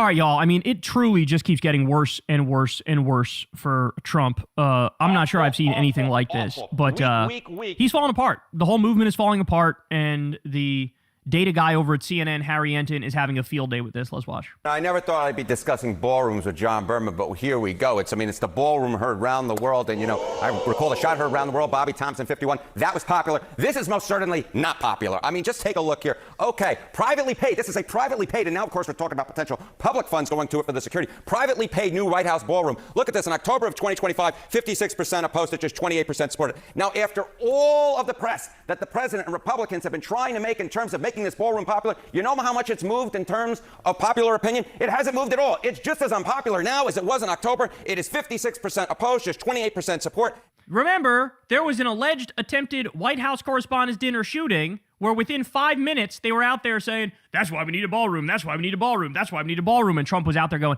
everybody loves the idea of the ballroom now because I almost got killed, and since we didn't have the ballroom, that's why we need the ballroom, folks. That's why we need the ballroom. All the little fucking MAGA sycophant influencer cuck bitches were out there going, ballroom, ballroom, ballroom, ballroom, ballroom. They thought they were moving the ball down the field. It turns out, didn't do dick. Didn't do dick. The same numbers supported now as supported it before. So if it was a false flag to generate support for the ballroom, man, did that fail miserably. If it was a false flag to try to improve Trump's overall poll numbers from 32% to make it go up, that also failed miserably. And I will note, Mr. Berman, that I have my little nugget down here. Just 18% of independents support it. This ballroom is simply put unpopular. 28% doesn't seem very high. Put 28% in perspective. Yeah, I'm going to put 28% in some perspective to you, because to me, as I said at the beginning, I never thought I'd be talking about ballrooms, because ballrooms are just not my style. But Americans who support or believe in ghosts, that comes in at 39%. How about telepathy? That comes in at 29%. And new White House ballroom comes in below both of those at 28%. Is the perfect that is the perfect fucking graph right there. Here's some things people support or believe in more than the new White House ballroom: telepathy and ghosts. I assume somewhere between telepathy and ghosts is also zombies, Superman, and a number of other sorts of things. Santa Claus. I'm just guessing, but seems like not a lot of Americans believe and or support in this new White House ballroom. Tooth Fairy, sure. Frankenstein's monster.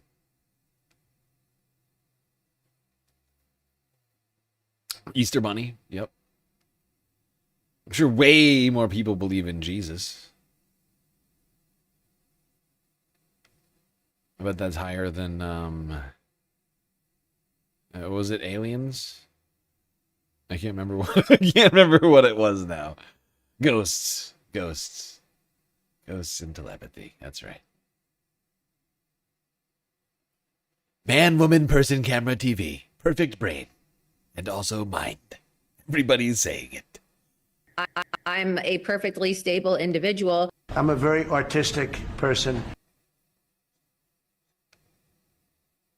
Here's Donald Trump cutting an ad for Democrats in the 2028 elections. I would imagine if you are running for Congress and you are running against a Republican, and you are not saying, do you agree or disagree with your president in this instance, I feel like you have failed. This is a clip of Donald Trump in the, what is it called, Brian? The Villages. The Villages in Florida. Yes. And the Democrats start screaming, affordability. They're the ones that cause the problem. Sorry, what's that voice he's doing? Oh, that's his it's all impression of the a Democrat. British. It's all the. Like if I was a rich man, affordability. 505 just cheered 100 bits. Lamau, Fox Mulder is more believable than Trump and his ballroom. Smiley face emoji. Lamau. It's true. It's true. I mean, people believe in the X-Files more than Trump, essentially. That's what that says. You know, people believe in UFOs more than they believe in the White House ballroom. Nobody wants that shit. Oh, God.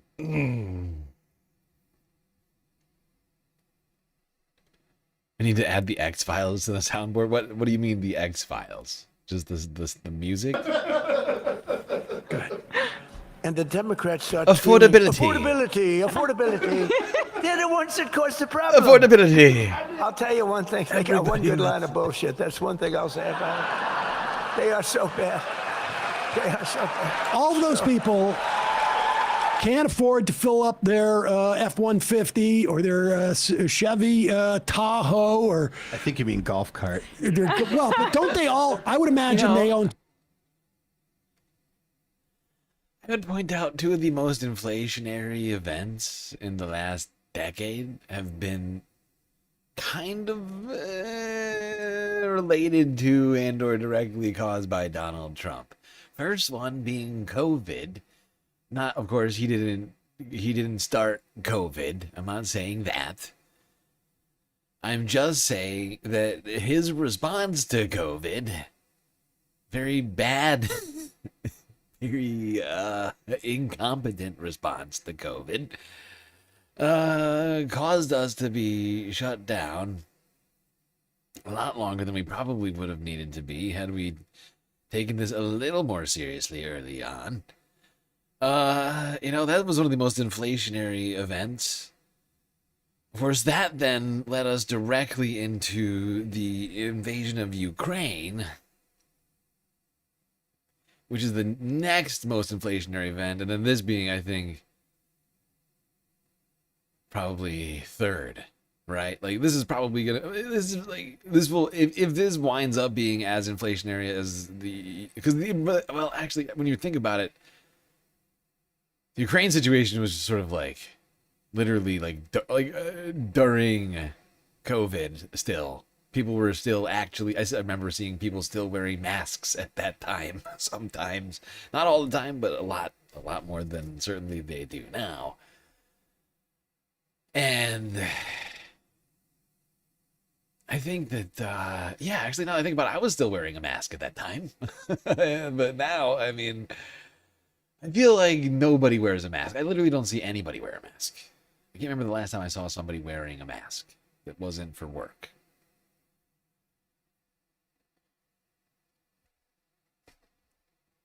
But the fact is that, like, that invasion was really during the ongoing supply crisis as a result of COVID, right? Which exacerbated that situation. But that also obviously added two things big time because of, gas prices specifically, because of all the different things related to this, right? And so, like, I guess my point is this invasion was completely our choice, right? Those first two, one could argue, not necessarily as much of a choice, although I would say your reaction to something like COVID is a choice. But the point is, this one could not be defined in any other way. This is completely voluntary, in self-wounding, right? Like, we have, and by we, I mean Donald Trump, the United States, has chosen to start a war that anybody could have told you would have caused problems with the very problems that we're having, with all the things that we're having right now, right? Like that. Whatever. Foresight. It's a novel. A golf cart and a massive SUV. Yes. Right? Like a Yukon or like a Pathfinder, not a Pathfinder. Lots of bumper sticker space. Yes. I mean, just something like where you can fit like 4 people in there and they could live in the truck, and they're maybe putting like 2 bags of groceries in the back of it. It's just inexplicable why they have a truck that big. Well, they've got locked in probably to some sort of mortgage that's at the lowest level possible, and their home has appreciated potentially over the past, I don't know, decade or plus to something that is wildly overvalued. And that's the exact constituency that Trump still drives up numbers with, the people that this economy is still working for because they already own at least one property. Well, I think, honestly, a lot of those people now have gotten levered up. Just like they did during, leading into the financial crisis. I think a lot of people, I think maybe the debt is slightly different. I think a lot of people have gone for fixed rates as much as they can over variable rates. But I still think there's a bunch of, like, variable rate loans on people's equity in their homes because they, like Emma just pointed out, that their equity has improved. The market has skyrocketed, and if you've been holding property for the last 20 years, I mean, you've probably made a bunch of money in theory. You don't actually have to sell that home. People do it all the time.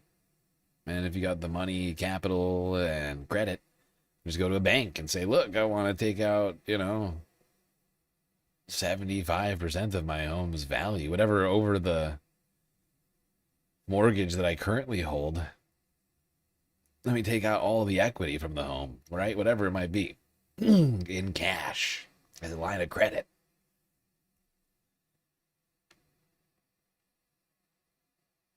It's just, God, I feel like we are heading down a bad path. Because as things start to get more expensive, people like that may start to get more squeezed. As inflation continues to go up. But what happened? Like, what is the... Here's a question. If inflation really does start ticking up big time, right? Because it already is moving upwards. We're already seeing it in energy big time. But you haven't seen it trickle through yet to the rest of the sectors as much because those take time. But it's happening, and we are starting to slowly see it. And what happens when that starts really ticking up? The Federal Reserve, I mean, is planning to lower interest rates right now, right? Like, that's the Trump plan. But how can they possibly lower interest rates going into rapidly increasing inflationary environment? Like, I know that they're irresponsible, but like, if this starts to spiral out of control, lowering interest rates could be detrimental, potentially introducing a bunch more capital into the system. In theory, could be bad. Like, if you just go by how the Federal Reserve has been justifying all of its decisions, right?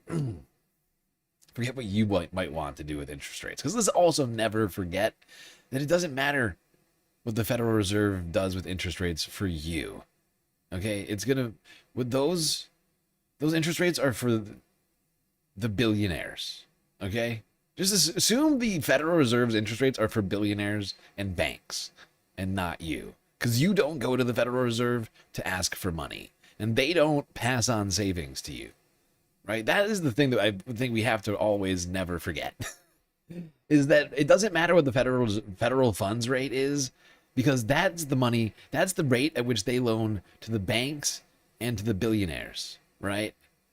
Like, anybody who can go to the Federal Reserve and actually ask for money is like you're literally a bank.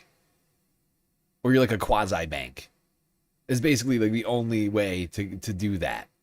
You, a normal person, cannot go to the Federal Reserve and just ask for money. They will laugh you out of the building. All right? And then those guys arbitrarily decide what to charge you based upon your credit, right? Like, they're paying near nothing for the money that they get from the Federal Reserve when they need it, right? And then they charge you 20%, 30% on your credit card, right? 8-9% on your fucking mortgage or whatever. I don't know what it is right now. I think it's probably a little lower than that. I don't know what the 30 years at. But like, the fact is like the rates that consumers pay, like, unless you're like insanely like elite and wealthy, like, are dictated by what a bank wants to make off of you, and got little to nothing to do with the federal funds rate. It's got everything to do with the private markets and the public markets, like the private and public debt markets, whether it's treasuries or debt held by companies. That's what determines what you pay, and however greedy the bank's feeling today.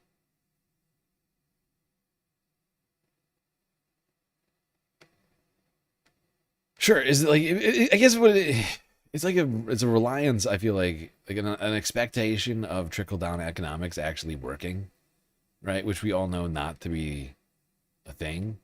like it's like an expectation that bankers will have more money and therefore pass it on to the consumer, right? Like, when's the last time that worked?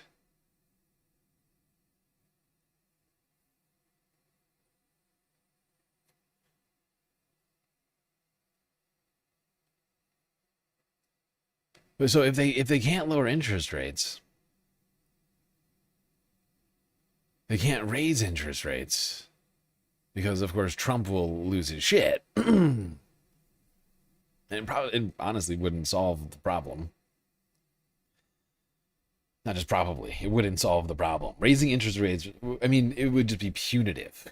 Like, it would just be punitive because, if you raise the interest rates, then they'll definitely come. They pass on the raising of the interest rates, undoubtedly.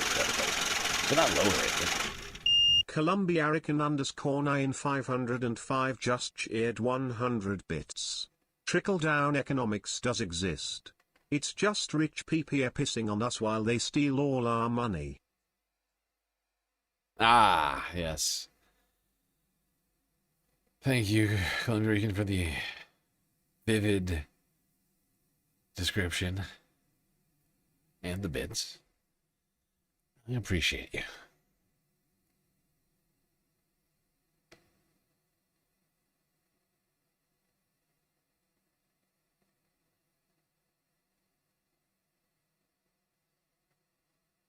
We could be in a situation where we are in a runaway inflationary environment and the U.S. government has literally no tools at its at its disposal to do fuck all about it. You know, aside from ending Operation Epstein Fury, right? Like the rest of the government.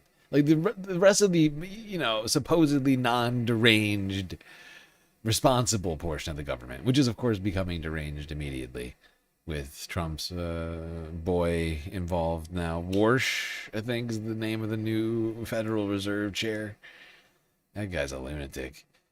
But, like, there's no way they do it right. I can tell you, I can guarantee they're going to fuck it up. And it's already fucked. There's no way that they don't make it worse. Like, that's my fucking point, I think. I can't remember my points anymore because I got distracted thinking about a whole bunch of stuff over here. But... You know, do you remember what I was just talking about a little bit ago with regards the tariff situation vis-a-vis the Supreme Court ruling that most of, not all of, but most of Trump's tariffs, like 80% or something like that. I don't know. Once again, we don't have an exact figure on this right now. But like some large portion of Trump's tariffs deemed illegal by the Supreme Court earlier in the year, which of course, as we know, means that not only is the federal government going to have to shell out hundreds of billions of dollars potentially to businesses. That's right, businesses paid the tariffs. China, not China.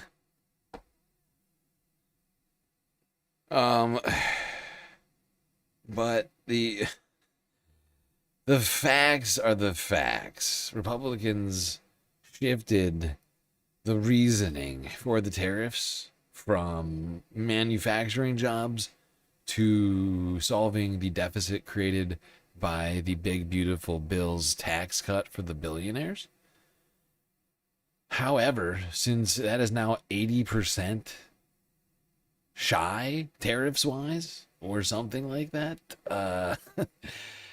we got a real problem. The fact is, the United States government was relying on increased productivity into infinitum, but with a slowing economy and a very sizable debt. I mean, we have a problem. Right? Our borrowing costs are continuing to increase while GDP is currently slowing. And is the deficit crisis, the debt crisis that Republicans have been warning us about for decades. The one that they have contributed to every single time that they are in charge.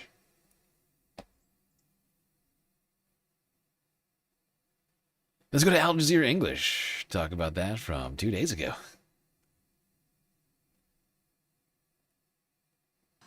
The Dow right now is over. The Dow is over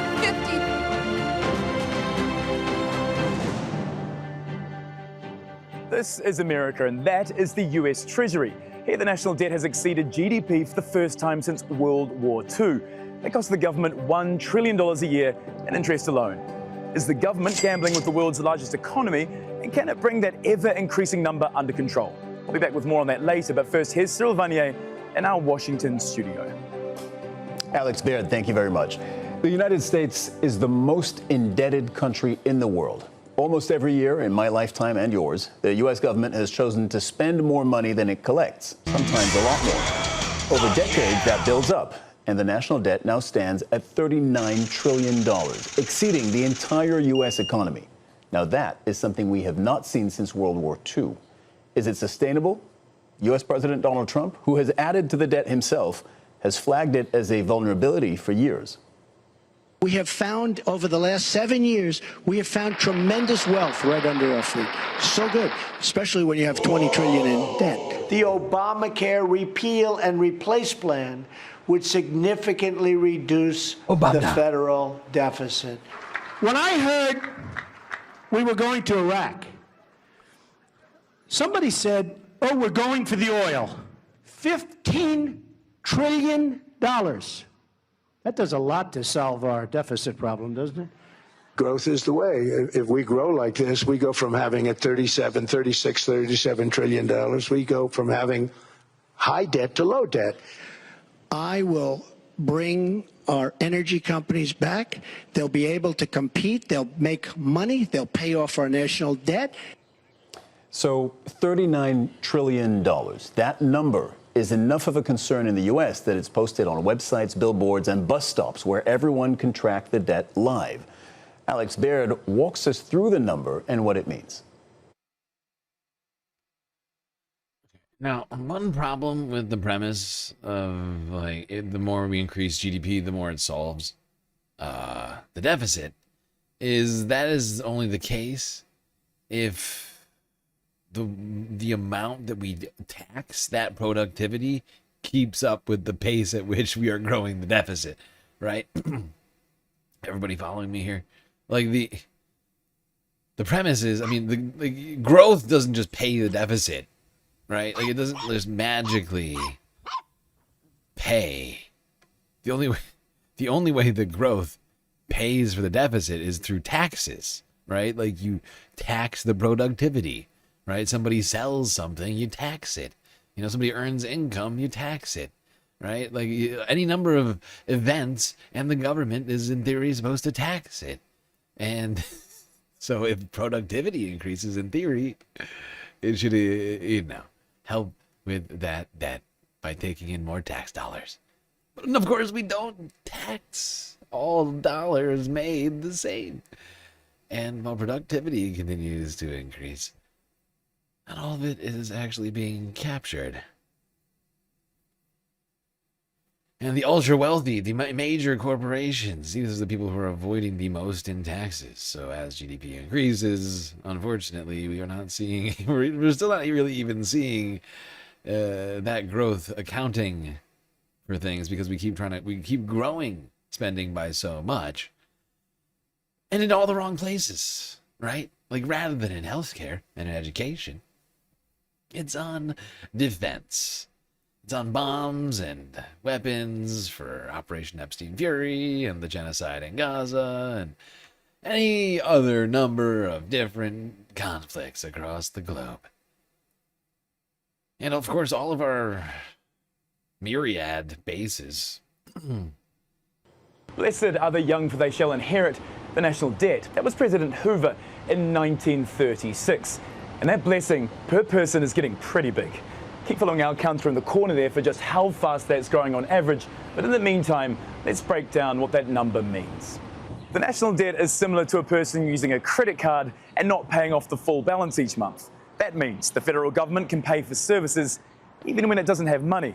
And why wouldn't it? Experts say it's down to an aging population, rising healthcare costs, and a tax system that doesn't generate enough revenue. Basically, the US Treasury doesn't have enough money to pay the bills.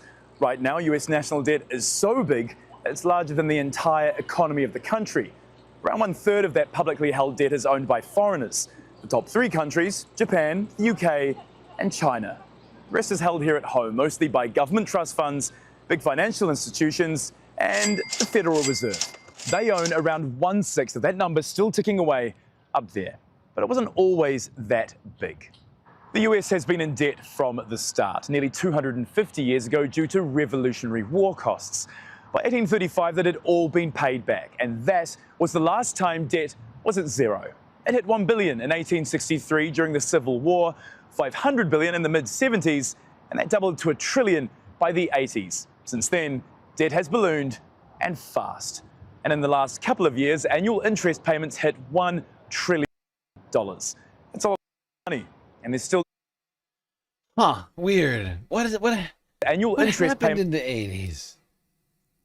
What happened? Oh, that's right. In the 80s, we stopped taxing billionaires and corporations as much as we had in the previous decades, and everything got out of control. And the debt 40x'd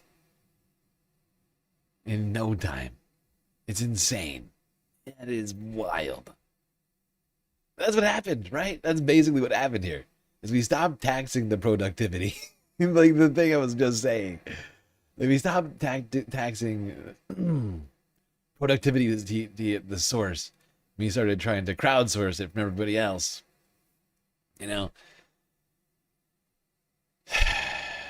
Stop taxing the corporations and the billionaires and see if the rest of society can just foot the bill. Or just cut some government programs. And that's what we've been doing now for the last 45 years. It's an unsustainable, fucking ridiculous. Oh, just injustice. Hold on. Oh, my back still hurts. Good God. Stretch.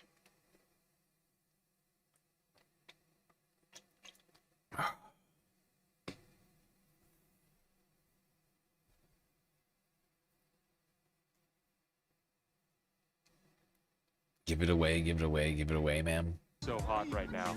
Really?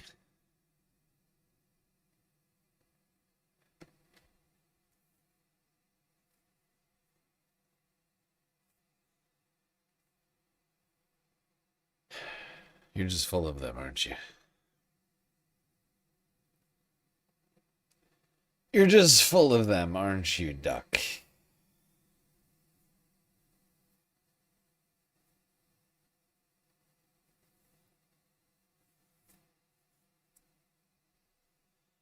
Give it away, ma'am.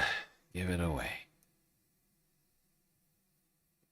Ma'ams aren't giving anything away right now. They're hoarding everything.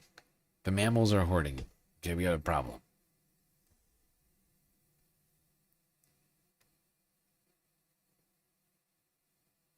All right, let's move on from talking about the debt. How am I doing on time right now? Jesus Christ, this is ridiculous. And I just got like a new tension in my back. That's what I need. I have not been sleeping well. And I've been trying to work out again, which is a bad combination. You gotta sleep if you want to be healthy. And my sleep schedule has been terrible.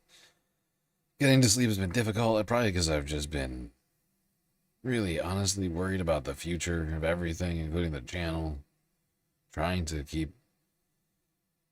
a happy face over here and keep the show going and not worry about stuff, but it's been tough. Thankfully, all of you today have been helping me feel better. Honestly, whenever I get streaming, I feel better about everything. Once I'm in the zone. Do a poll? What do you mean do a poll? A poll on what? What am I polling? What?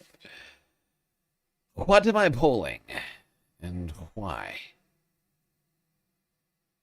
Alright, since it's 6 freaking hours into the stream already, I still didn't get enough sleep last night.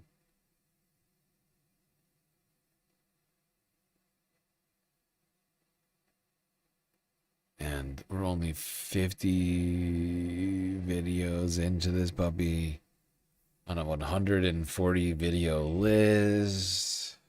Feels bad, man. I think I'm going to have to skip some stuff. I really do hate to do that.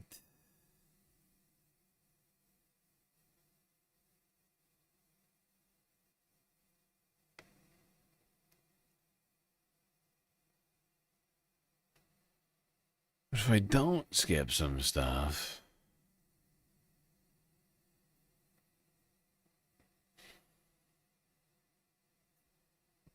I just don't know how I'll ever get through all of it. What do I do here? It's a terrible decision. A terrible decision to make such a long list today. It's not my fault, okay? Really, when you think about it, is it my fault that the week is as long and filled with news as it is? Or, alternate theory, is it the news's fault? Yeah, I think that might be it.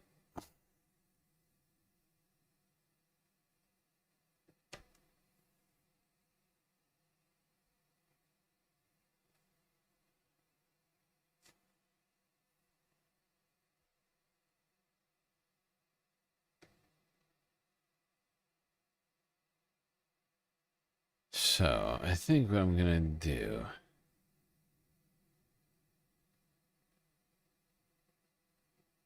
Fuck, I really want to just go through this. God damn it. I always see these as like a single entity. I try and put it together in that order. And then I get to like a point like this where I'm like, dude, you can't get through all these videos. And it's a goddamn disaster. What do I cut out? I'm sorry. I just need to make an editorial decision. Let me just see what I can cut out for tomorrow. Fuck. I should just stop talking and get moving. I'm gonna do a few more of these here. Let's go here. Majority report.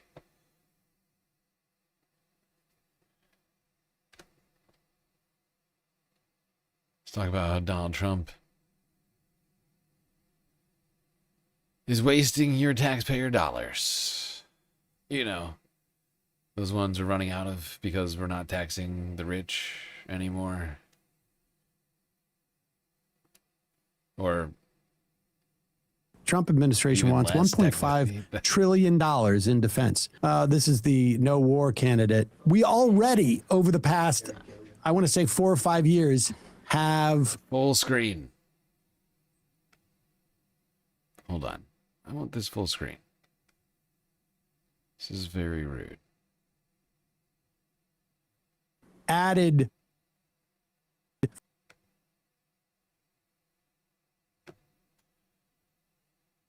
I hate when this happens. I have no idea what the fucking solution to this is. Why won't you full screen? Just full screen.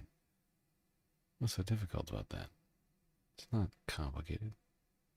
Oh, there you go. Now you want to do it. Okay, great. 400 billion. We've almost doubled the defense budget in the past, like, I want to say 6-7 years. And certainly under Biden, we also increased it dramatically. But they want to double it again. And you know they're serious about it because Pete Hegseth made a video in front of a green screen. Look at how he's standing here. Go This is a ahead. very normal way to stand here, sir. Looks like he's hung on a door hook. Go ahead. Play some of this. A broken Pentagon bureaucracy was doing the same thing for decades. When our warfighters needed more weapons, aircraft, and ships, the Department of Defense allowed contractors to double dip at your expense. They charge you, the taxpayer, to build their factories, and then charge you again for the final product. How much did we pay to make this fucking terrible, like, PragerU video here? This is ridiculous. The taxpayer to build their factories, and then charge you again for the final product. And despite paying companies to make weapons faster, schedule delays were constant, and cost overruns were the norm. Also, can you imagine like were Lloyd constant, I'm sorry, hold on. and cost overruns were the norm. And despite Can you imagine like Lloyd Blankfein or like Donald Rumsfeld doing this? Like don't get me wrong, I think those guys are terrible.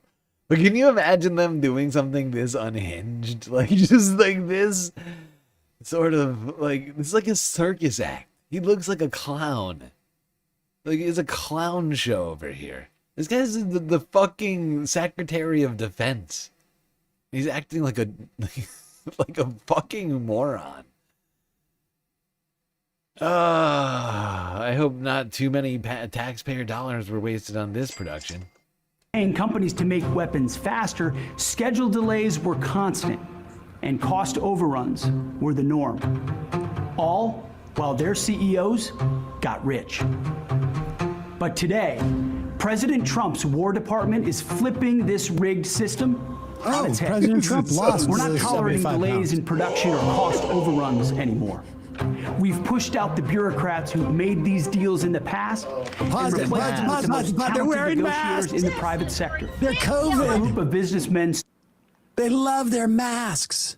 Also, the CEO Fat Cat thing, does that play with his audience? Well, that's the thing. And I mean, we don't need to really watch any more of this, frankly. The CEO Fat Cat, they apparently, everybody has gotten the word, you must, absolutely must, talk about affordability and saving. I mean, this is going to be their big push. Well, it's their faux populism. He's pretending as if the Republican Party is in some way in opposition to weapons manufacturers and the CEOs of defense companies. Well, they're talking, their whole thing is going to be this anti-fraud, anti-waste push. Right. Because it's, sort of like a generic thing and they can make it sound populist. At the same time, they're saying fat cats are not going to get rich. Well, somebody's going to get that extra $500 billion that you are asking for. And I wonder if it's just going to be like some working mom.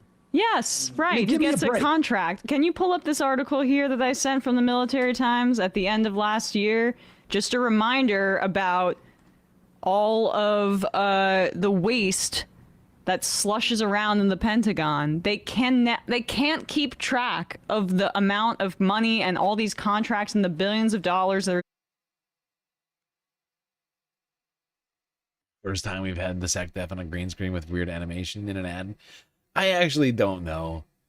It's possible that this happened before. It just the whole vibes of it just feels so fucking deranged. Like, it's just this sort of level of in your face I think it's just the blatantness of it, right? Like the gall. Like this guy is doing this is what, like, for so many reasons, that this is what he's spending his time doing. Not keeping America safe. Instead he's doing this, right? Like, it's his job to, in theory, I know it's disturbing to think for all of us. Believe me, it's another one of those things that there's a lot of things that are weighing on me. I mean, I usually manage to get to sleep, even knowing that, but it's a struggle knowing that he's technically the man who's supposed to be keeping America safe, right? But, like, is that keeping America safe? Like, we're at war right now in Iran, but this is what he's doing. Use of his time. Is it possible that maybe his time could be used better preventing American casualties, right? Or it's preventing American military losses, or literally anything other than this? I think yes. Potentially. To the defense contractors. Maybe it was just because of wokeness all across this time period. Even during Trump's first term, Pentagon fails financial audit for 8th year in a row. Let's reward them by doubling their budget. As we talk about government waste and inefficiency, it's insane. Do you think PragerU did the production on that? That's exactly what it looks like. The whole thing is about how we're not going to double dip on contracts. There is absolutely 100% no doubt in my mind that a friend of Pete Hegseth got the contract to do that ad. Oh, like, that no was doubt. not done in it. Like, somebody. Yeah. That's actually a good point. It was probably, I don't know, it was one of Pete's drinking buddies who just input into like Sora or something like that, like in the style of PragerU. Give me a video for my boy, the the Secretary of War,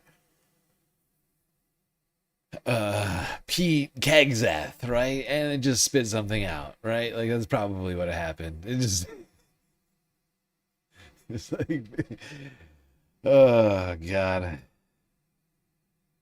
Got a taste from that. It's just the way that it is. Maybe Pete Hegseth has his own like cart.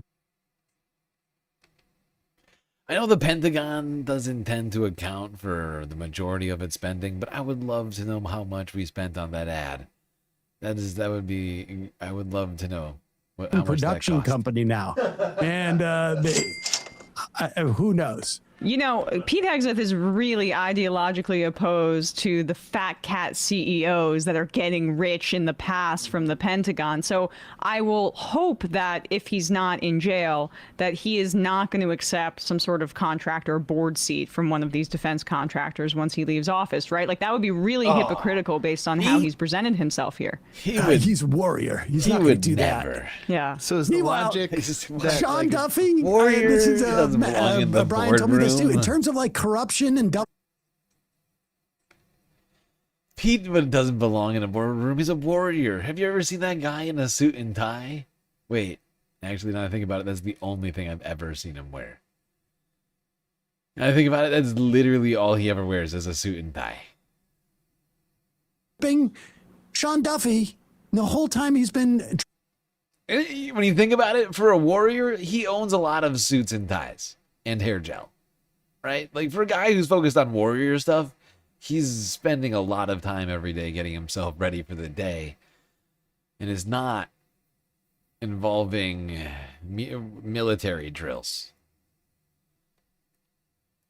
Transportation Secretary seems like a pretty big. It seems like a pretty big job because Transportation Secretary. I mean, you know, we had all those crashes. Remember in the first year of the helicopter near crashed misses, into a plane, yeah. And now we have jet fuel shortages, and Spirit Airlines went out of business so abruptly that they left people stranded on a Saturday night at the airports. When you hear this about Sean Duffy, it starts to make things seem like it's. I mean, I think you have to have some empathy and understand the stress he's been under. Brian, you've worked in showbiz. I have also worked in showbiz. I did a fake reality show. It was extremely stressful. And so before anybody starts picking on Sean Duffy for not doing his job, you should be aware. Do we have, can we put this up? Yeah, we got it. You should be aware that Sean Duffy has other things he's been doing. Go ahead. 50th anniversary. Thank God. What better His way to job. celebrate our beautiful country than to see our beautiful country? The Duffy family is doing just that, embarking on a great American road trip to rediscover our great nation. Oh. I think Mud's kind of mad. I'm not. You're mad. We're not going to fight on this trip. Put your seatbelts on. So we're inviting you along with our family on the Great American Road Trip. Stop scrolling and hit the road, mile by mile, window down, and hearts wide open. Welcome to Montana. The Stay away from Duffys, Fenway. they've got tons of kids. I think they have like 11 kids. 9 or 11 something. Is there a difference? Wow. Oh, And that guess who's seems here? The Duffys. supernatural. That laugh seemed supernatural and not forced at all. She seemed like she was having genuine, real fun. Boy, would I watch that show. Sean, as Transportation Secretary, I assume this was your idea. So I wanted to lean into America's 250th birthday. Rachel and I actually met on a road trip on a reality TV show. Right. And so over the course of 7 months, we just kind of found these moments where I might be able to do some work. I could take the kids with me, do a road trip. Some work. And our motto is to love America is to see America. And there's so much to see in this beautiful Isn't that country. great? You know, We did that. that's Our so family, sweet. the I don't want president to kicked care us- about watching this anymore.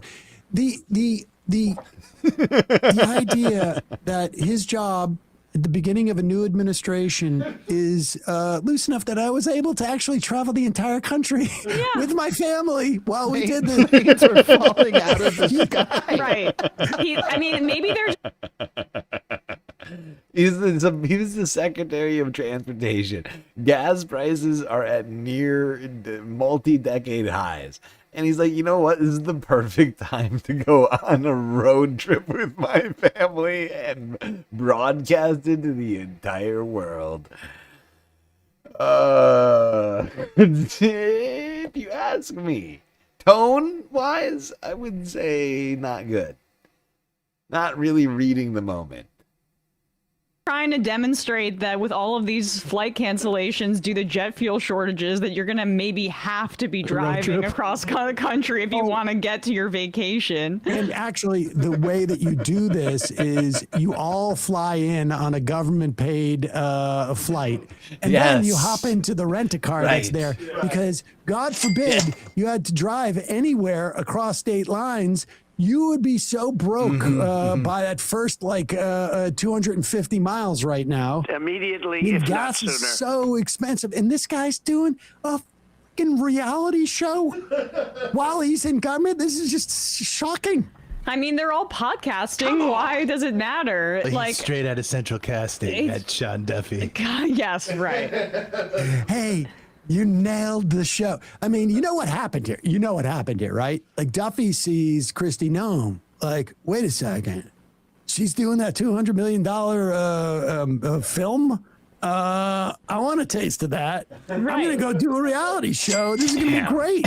Reality star, transportation secretary. What happens next is going to blow your mind. What? This is ridiculous. Yeah. You know what I think it is? I think Sean is trying to live out his real dream. Because of course there was two big reality shows that really started all of the other reality shows. They basically started simultaneously in I want to say late 90s, early 2000s. I can't remember the exact timing of it. I think it was late 90s. I'm trying to remember. I think it had to have been late 90s. God, I'm getting old. Point is, this is something I remember. But the two reality shows, which completely took over the planet, certainly the American attention, were Real World, which Mr. Duffy was in fact on, auditioning. He auditioned for Real World Boston in '97. Yeah, okay, right, okay. It had been, right, okay, so, right, actually, wow, did it really start that early? Was it like 93 or 4? Good God. Wow, the show was on the air for a while. Longer than I feel like I remember it being on. The point is Sean was on, wanted to be on Real World. Wanted to be on Real World, never got to be, I don't think he quite had like as much out of the Real World as he wanted, I guess you might say. But the real big show was Road Rules. And of course he met did he meet his wife on Road Rules? Something he's trying to relive like the dream, right? Like his youth. Like he's trying to make up like for any of the things that he didn't do back then. He's like, oh, what if I had done this when I was... Now he's got a chance. Now he's take the family back out. Take the family back out for Road Rules Duffy Edition.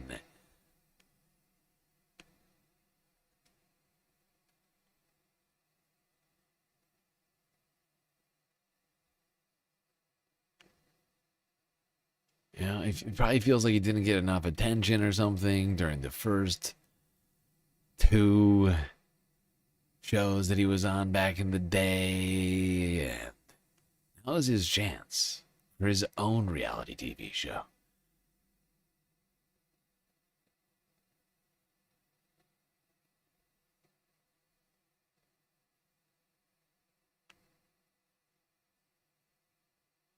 All right.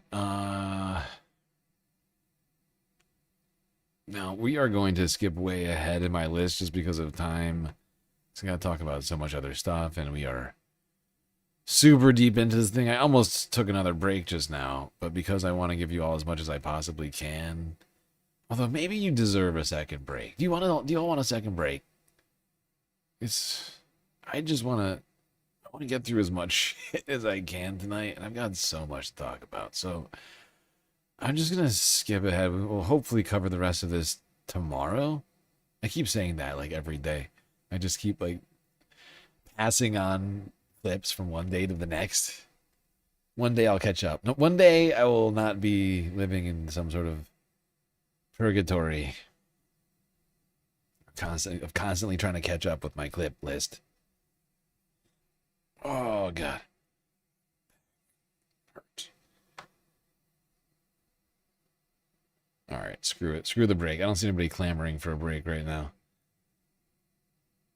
So, let's skip ahead to this. Do we do this one? How much time do I have right now? 6. All right, we're 6.5 hours in. I think I'll do these two at the very least, and then space news. Right? That seems good enough for tonight. Yeah. That's fine. This is already a massive... this is a massive undertaking tonight, Jesus Christ. All right, let's first go here to the Atlantic. Or maybe we should do this in a different order. Yeah, you know what? I'll do this in this order. Doesn't really matter. Let's go here. Since we were just talking just moments ago about the price of oil, I figure we should talk about, some of the alternatives. Like ditching oil completely. Or, in vast quantities. I was driving around LA most of yesterday, society. and I don't know if you guys know this who are not in LA. Gas prices are $7 a gallon.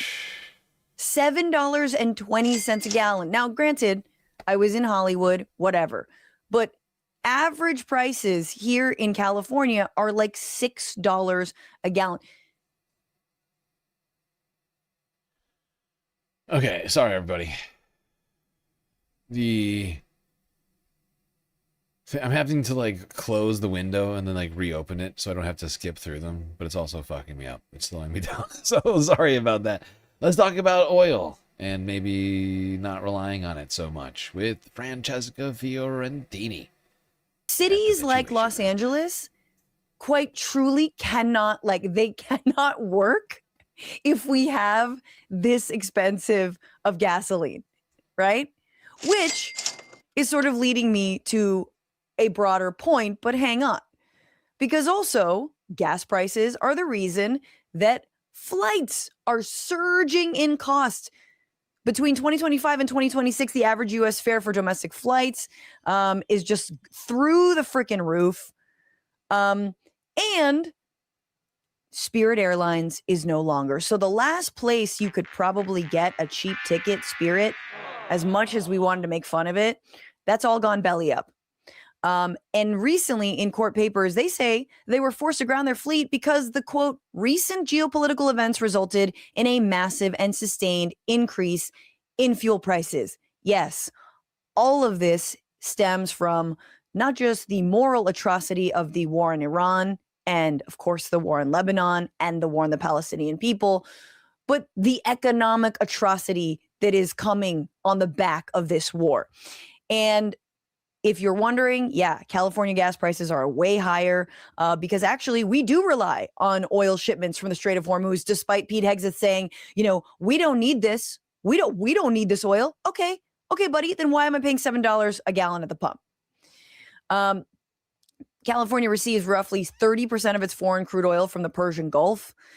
And basically we got the last shipment of oil from the Gulf like this week. The final shipment. According to Gas Buddy analyst Patrick DeHaan, quote, it would probably lead to gasoline that rises from $6.50 to $7 a gallon, DeHaan said, and it could lead diesel that is approaching $8.50 or $9, and it could be restrictive for some airlines. So he's talking about the fact that we got this last oil tanker, 2 million barrels of oil. And honestly, at this point, I have Trump and this administration doesn't give a shit about California. You think they give a fuck? They love that it's way more expensive in a blue state to drive a car. Which kind of brings me to my point. What the hell are we doing?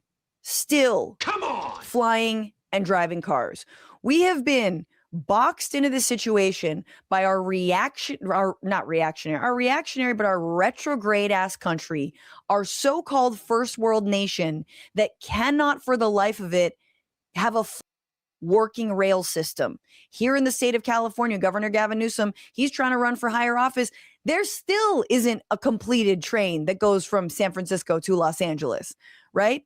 Not only are we talking about the economic impact, how expensive it is to fly, and now, of course, Delta's like, sorry, you don't get water. Delta needs to give its CEO a pay raise, so no snacks. But again, let's talk about the climate impact of all of this. Have we not learned our lesson about fossil fuels, about wars for oil, about and California specific, because Francesca brought it up, has so no excuse on the high-speed rail, right? It's one big long state, perfect for this exact sort of thing. Well, maybe not perfect. Some of the terrain is a little hilly, and that creates challenges, but aside from that one thing, which is, to be fair, a somewhat expensive problem depending on how you deal with it. And so, California is one of the richest states in the country, right? One of the biggest GDPs in the country, some of the wealthiest people living there, biggest businesses headquartered there. They can't manage to just get a high-speed rail from one end of the state to the other. But I mean, don't get me wrong.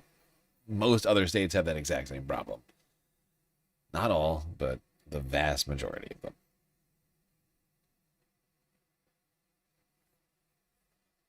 Florida, I think, is one of the only places with something like that, except it's not through the whole state, and they didn't think it all through.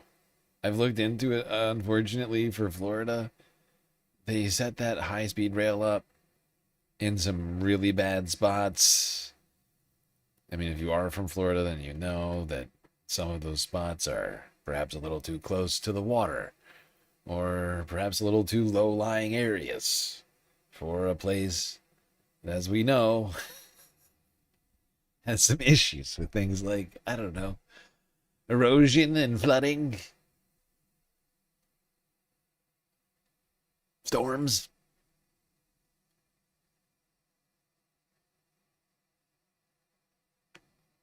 I know that's shocking to everybody that Florida would do something for wars for oil, about sending our country into the depths of economic depression because of wars for oil. Meanwhile, China's over here crushing it on renewables. They're investing in solar and wind. They are absolutely crushing it. And honestly, good for them. Good for the rising hegemon to actually best the current hegemon, not through militarism, right? Not even through extractive capitalism, but through renewable energies. Yeah. You know what would be a good idea is if the United States embraced solar and wind technologies to help offset the cost of Epstein Fury, instead of literally paying to end those projects, which is what the Trump administration is currently doing. I'm not kidding. Look it up. Trump administration is spending billions of dollars to shut down wind and solar energy projects because he just doesn't like them. Because he just doesn't like them And it feels more manly to drill oil out of the ground. Does it feel more manly when you're paying twice as much at the gas pump that you were last year? I bet it does.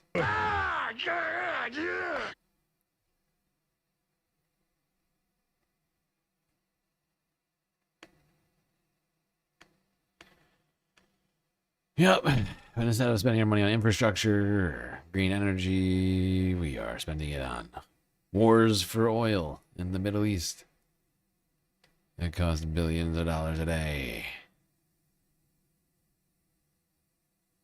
Oh, because they give whales cancer. Right. And the birds, of course. They're killing all the birds. Everybody's saying it. All the best scientists. All the best scientists are saying the birds are dying because of the solar panels. The solar panels are killing the birds, and the windmills are killing the whales. Everybody's saying it.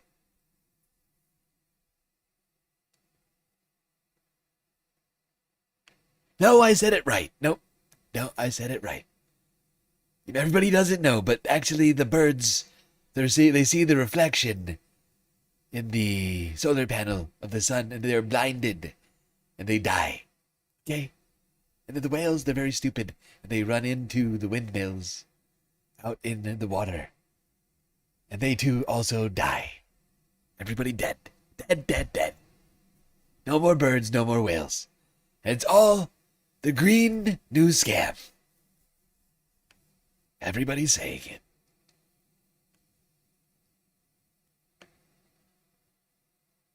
Now, you know what's not the green new scam? The potential shutdown of the Atlantic Meridional overturning circulation. The AMOC could shut down. This is, and I really don't think this is an exaggeration, one of climate scientists' biggest fears. An overheating planet could cause this vast ocean circulation to grind to a halt, causing major and largely irreversible disruption to the planet's weather patterns. And if you've seen headlines like these or videos like these, you'll know that the fears are rising. But if you've just read these headlines, you might think that the science is settled, that the AMOC collapse is coming and that there's nothing we can do about it. But I reached out to a bunch of scientists who are still battling to understand how big the threat is. And one of the few things that they do agree on is that we can still act to protect ourselves. I'm Adam, I have a PhD in atmospheric physics, and I'm here to help you make sense of the changing planet that we all share.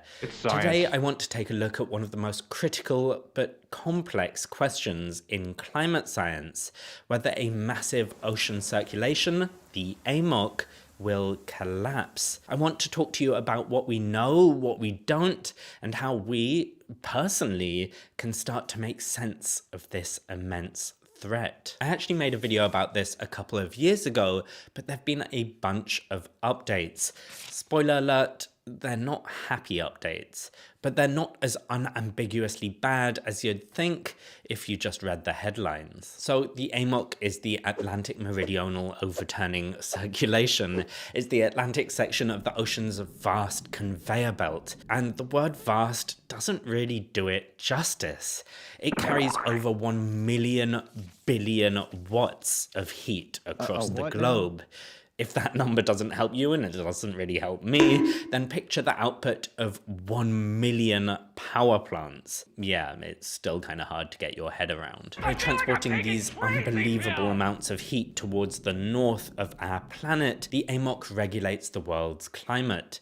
This is especially important for keeping Europe's climate relatively mild, but as we'll see in a second, it has impacts far further afield as well. So all in all, the AMOC is extremely important. 5 out of 5 no notes would circulate again. But, and I guess you can see where this is going, climate change comes in and says, that's a pretty nice overturning circulation you've got there.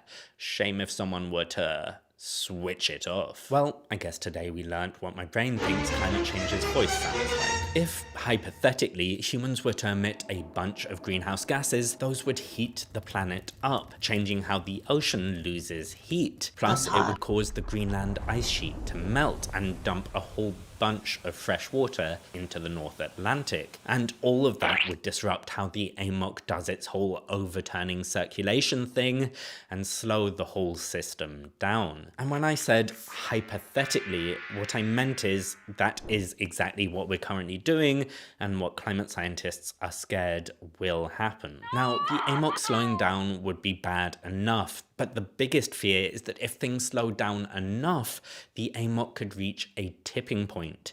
Tipping points are points in our climate system where, once passed, the planet would tip into another state, and it would be very hard to get back to where we started. For the AMOC, the fear is that the circulation could effectively shut down, switching to a much less active state that would be tough to switch back on. Now, often this collapse is depicted as something sudden, as if the AMOC could shut down overnight, like in The Day After Tomorrow when Jake Gyllenhaal is literally chased by the cold. In reality, though, it would be several decades between passing the tipping point and a full shutdown. As we'll talk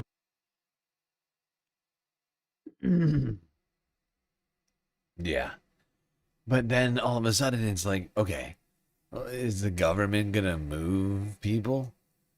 Or will it just be people who can afford to move? Who can manage to find a home in a less freezing cold state to live in? Or after a few decades, you just find yourself in the Arctic, like basically in like the Arctic tundra? If you just couldn't pull it together in time. In a second, there's still a lot of questions and debate between researchers about what's going on with the AMOC. But there are two things all the scientists seem to agree on. One is good and one is bad.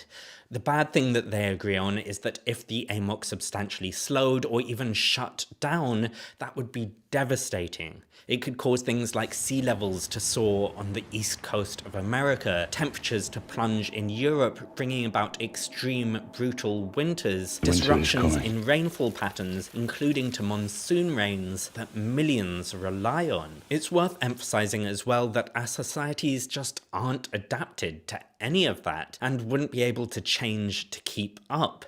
We've spent millennia building our civilizations based on a particular climate, and then, if triggered, an AMOC shutdown could take place in just 50 to 100 years, completely disrupting the global climate that our farming, our cities, our ecosystems are adapted to.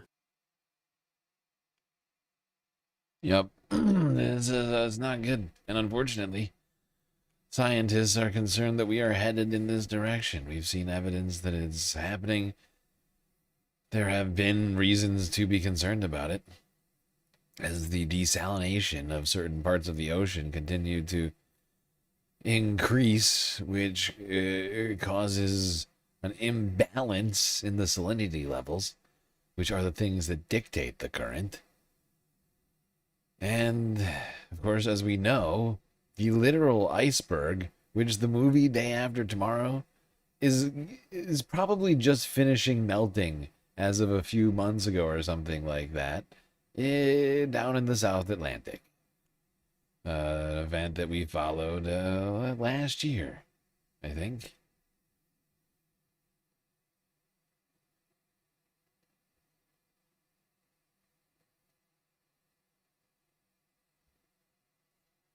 Okay, now to some space news. And these ladies are trying to hone in on my territory right now, edging me out. It's very rude. Let's go to the I've Had It podcast. Jennifer Welch pops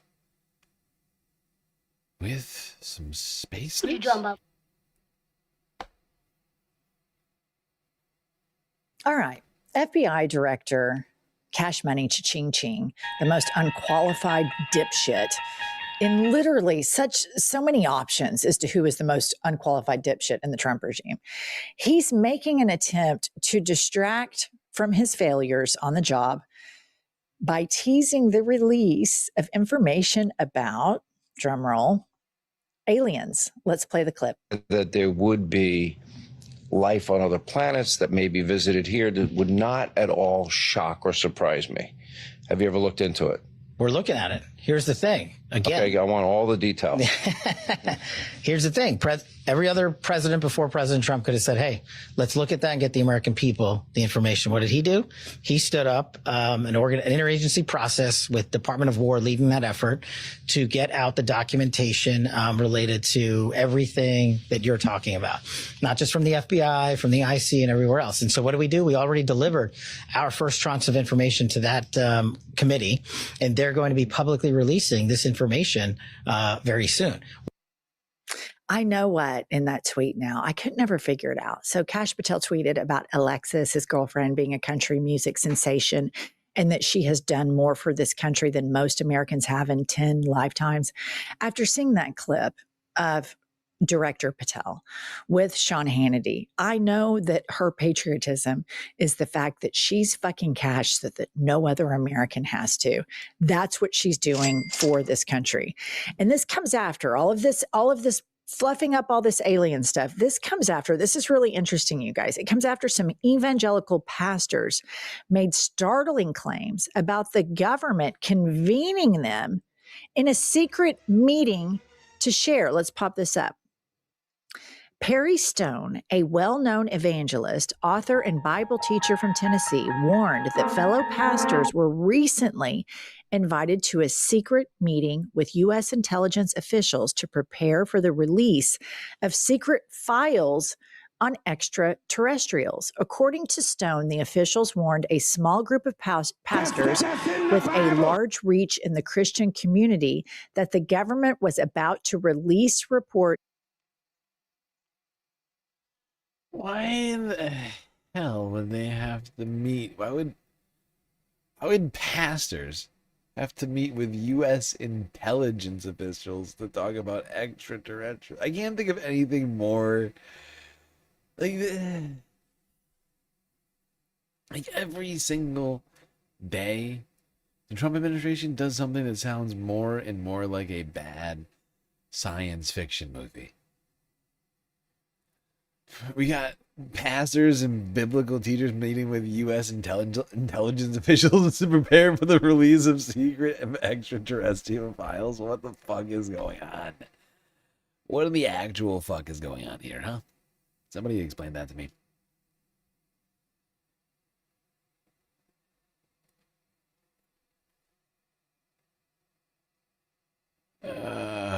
God. Why are they there? I don't understand. I'm trying to make sense of it. Nobody seems to have any answers. I was really hoping chat would be able to explain this to me. Clearly not. But why preachers? Why would pastors and preachers need to be meeting up with the government to talk about aliens? What? This doesn't make any sense.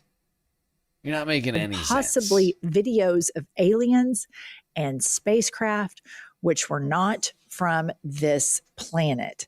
So this is a really interesting development that the government feels that they need to go to evangelical religiously. These are basically mega church people because these are the rapture preppers. These are the people that are prepping for the rapture. These are the same people that Pete Hegseth is. These are the same people that all of the triple Trumpers are. And here's some of what he warned his followers about. Let's play the clip. What they're about to release, from what we're hearing, there's going to be a release concerning aliens and concerning unidentified flying object spacecraft that. What in the actual shit is this right here, dude? This is a real show. Oh boy. Some of the people who were in the meeting were telling us as pastors, you need to prepare your people and you need to get ready to answer them for what you're about to hear being released. What? And some of it has to do with crafts that have been discovered that are not allegedly a part of our planet, and the materials they're made of are not a part of our planet. Very strange reptilian-looking creatures. And other things that almost sound like something out of a sci-fi movie or an Orson Welles book. So here's what's so terrifying to me. Are there UFOs, aliens? I don't know. I don't care. What's so terrifying to me is that the Trump administration, you know, they have that spiritual advisor, Paula White, who does all the tongue talking and literal Bible thumping. Like she takes her Bible and she's like, handle it. She's like, we all have to agree with Donald Trump. That was actually, I know she's from Oklahoma, but wow. That was a really good not Pam Bondi. I just called her Pam Bondi. Paula White impression. Let me hear that one more time. Like she takes her Bible. She's like, handle it. She's that's exactly what Paula White sounds like. It's a dead-on impression.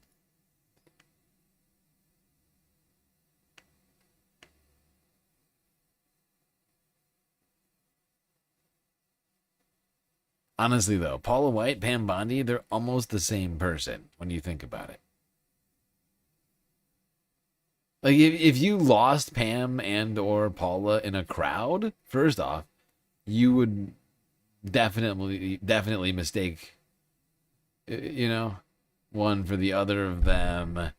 If they happened to be dressed similarly, you'd be in real trouble. Couple of bleach blonde lunatics.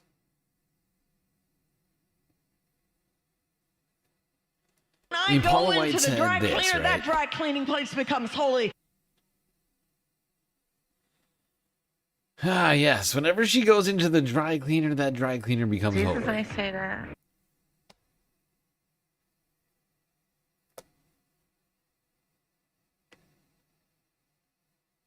Okay.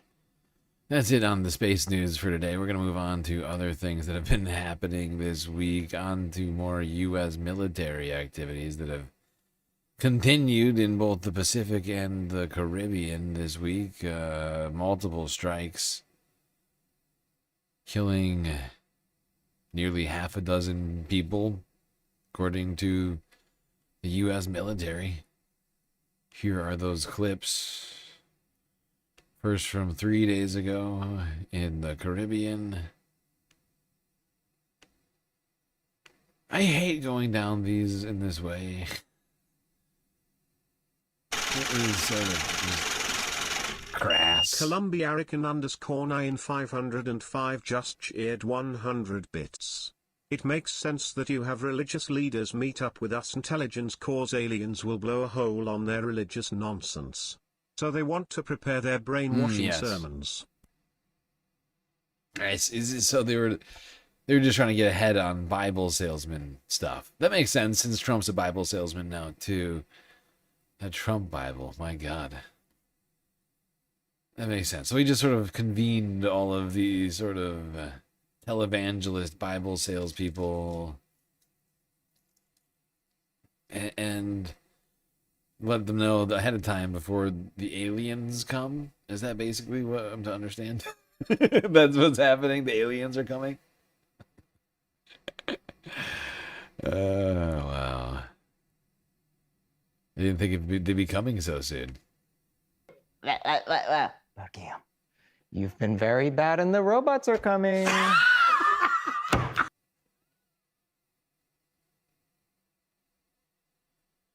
All right, back to the Caribbean.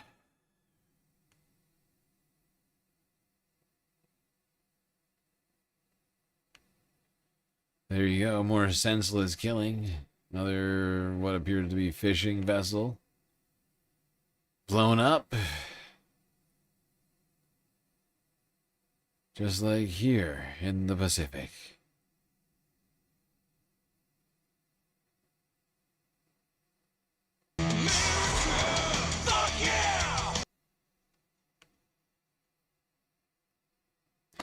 America, fuck yeah. I mean, this is the mindset. Whoa, what is happening to my mic? This is the mindset that we are executing our foreign policy with. America, fuck yeah. Like, we're gonna blast some people in the Caribbean, some people in the Pacific, without attempting to interdict them, without attempting to arrest them, seize the boat. We're just gonna murder them. Because it's faster and it's more convenient and it's more badass. And it completely circumvents international law. I mean, it's every single one of these strikes is illegal. I wonder when the ICJ plans on holding the Trump administration accountable for any of these fucking war crimes. Probably around the same time that they decided to hold Joe Biden, Barack Obama, and George Bush accountable too.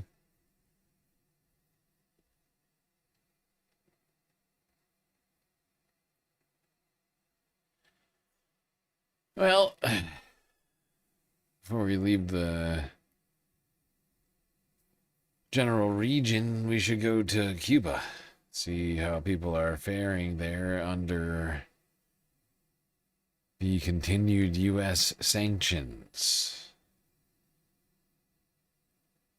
And under the threat of under more Trump threats of military activity here in the country, people are, I think, rightly a little concerned about the future. Place has already seen enough problems as a result of the actions of the U.S. government, is now under threat for more problems as a result of the U.S. government. Morning with Cuba. Already on the brink of economic collapse, the Trump administration is tightening its grip, imposing new sanctions on the Cuban military's business enterprise, which controls so much of the island's economy. In Havana, I sat down with Cuba's foreign minister, Bruno Rodriguez, who dismissed recent demands from the Trump administration for political and economic reforms. Puedo decirle que no veo progresos. I can tell you that I see no progress. I can say that I feel there's a huge inconsistency. No progress? No, no progress. Despite the war with Iran and military action in Venezuela earlier this year, the Trump administration has remained fixated on Cuba. Taking Cuba in some form, yeah. Taking Cuba. I mean, whether I free it, take it, I think I could do anything I want with it. Like you a want to know criminal. the truth. The Cuban foreign minister warning of a bloodbath if the U.S. tries to take over. Do you take those threats, those words from President Trump seriously? Sí, nosotros tomamos. We take threats by the United States very seriously.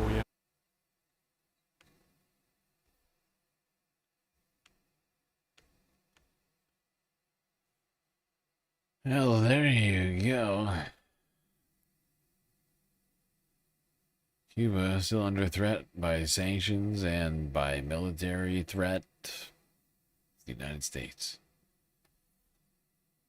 And yet somehow this country continues to exist, which is truly astounding. When you think about it, the United States has been actively repressing Cuba for decades, decades and decades, and they just continue to do their thing. I mean, sure, stuff sucks. Difficult to get a hold of all sorts of things there. They haven't given up somehow.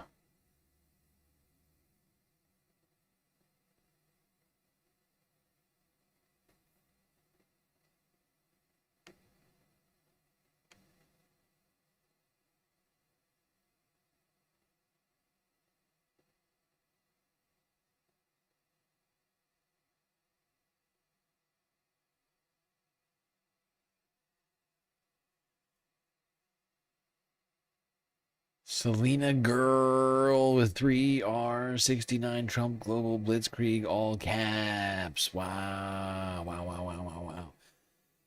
That's a totally normal comment. You don't seem at all unhinged.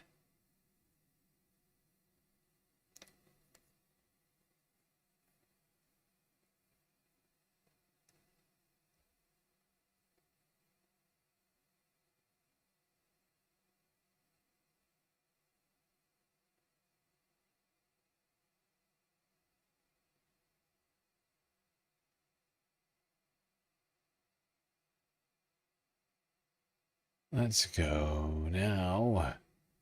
Not that far.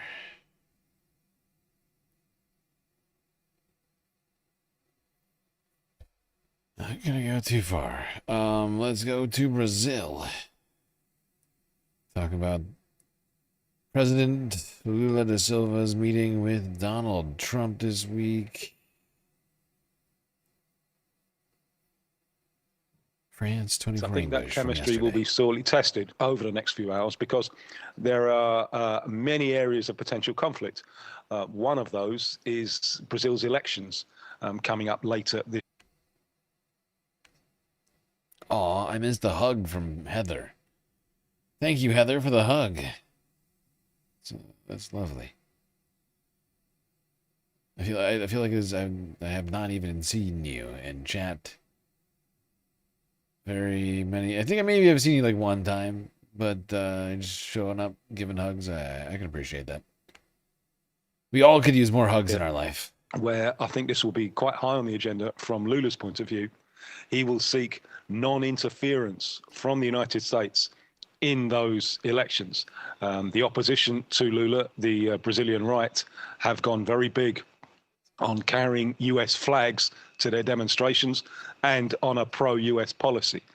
So it would clearly seem to be in Donald Trump's interests for Lula to lose the elections, and Lula will look for a kind of non-interference thing. There are other areas, especially Brazil's instant payments system, PIX, which the US are angry with because it cuts out Visa and MasterCard. And sovereignty, the whole issue of sovereignty, is going to be very, very strong in these elections, with Lula saying, PIX, our payment system, is Brazilian. If it cuts out interests of Visa and MasterCard, then so be it. So that is another potential cause of conflict. And as you said, cooperation, or the lack of it, on international criminal organizations, domestic criminal organizations. The State Departments in the US have threatened to label Brazil's criminal factions as terrorist organizations.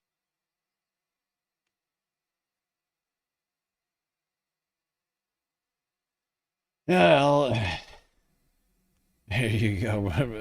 President Lula da Silva of Brazil meeting with Donald Trump earlier this week. I think it was actually yesterday or a couple of nights ago. I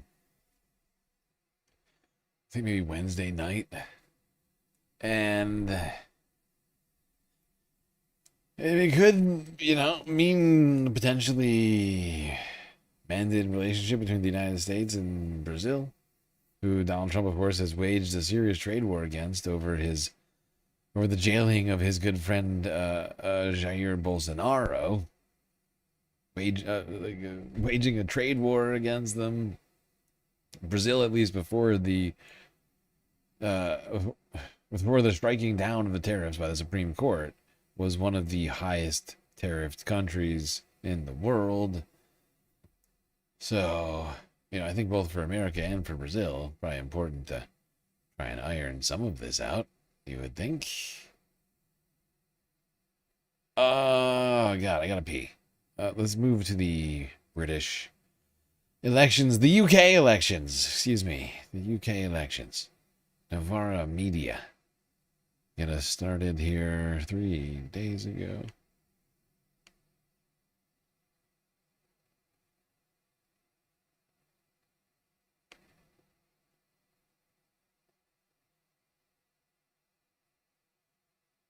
How many of their cultists would leave once aliens arrive? That's a good question. I wonder what percentage of MAGA cultists and national like elections Christian, ahead of us this Thursday. In other words, we've not only had Christian types would. I wonder how many of, on a percentage basis, like how many of them would just be like, "Oh, aliens? Well, I guess I guess God was wrong. And then just, you know, like, it's a good question. What would it would take? Would they have to see the aliens? Like, because, you know, there's like a whole ecosystem of Christians just saying it's fake news. It's like, oh, it's fake news. Aliens not real. Even though so many of them have been like obsessed with the existence of aliens to some degree.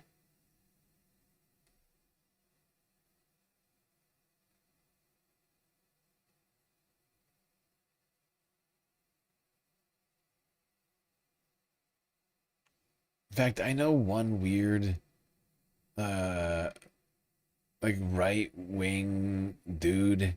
Don't ask me how I know this, but went from believing in aliens to believing in like insane, like right-wing, like Christian nationalist type of stuff. I don't know what it is. I feel like those two things almost occupy similar brain spaces of like believing in something you don't have evidence for necessarily.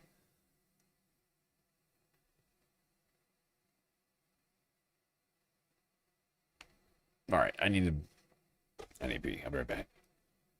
Navarra Media on those elections, which I think just ended like 6 or 7 hours ago, like right before the stream ended. I mean, right before this stream started. Damn, has it been 7 hours already? We've just Jesus come out of a Christ. bank holiday weekend with local and national elections ahead of us this Thursday. In other words, we've not only had much to discuss, but a lot of time to discuss it. Maybe a few beers as well in the May sunshine. A deluge of takes and analysis before what will likely be the most important round of elections outside a general election in recent decades.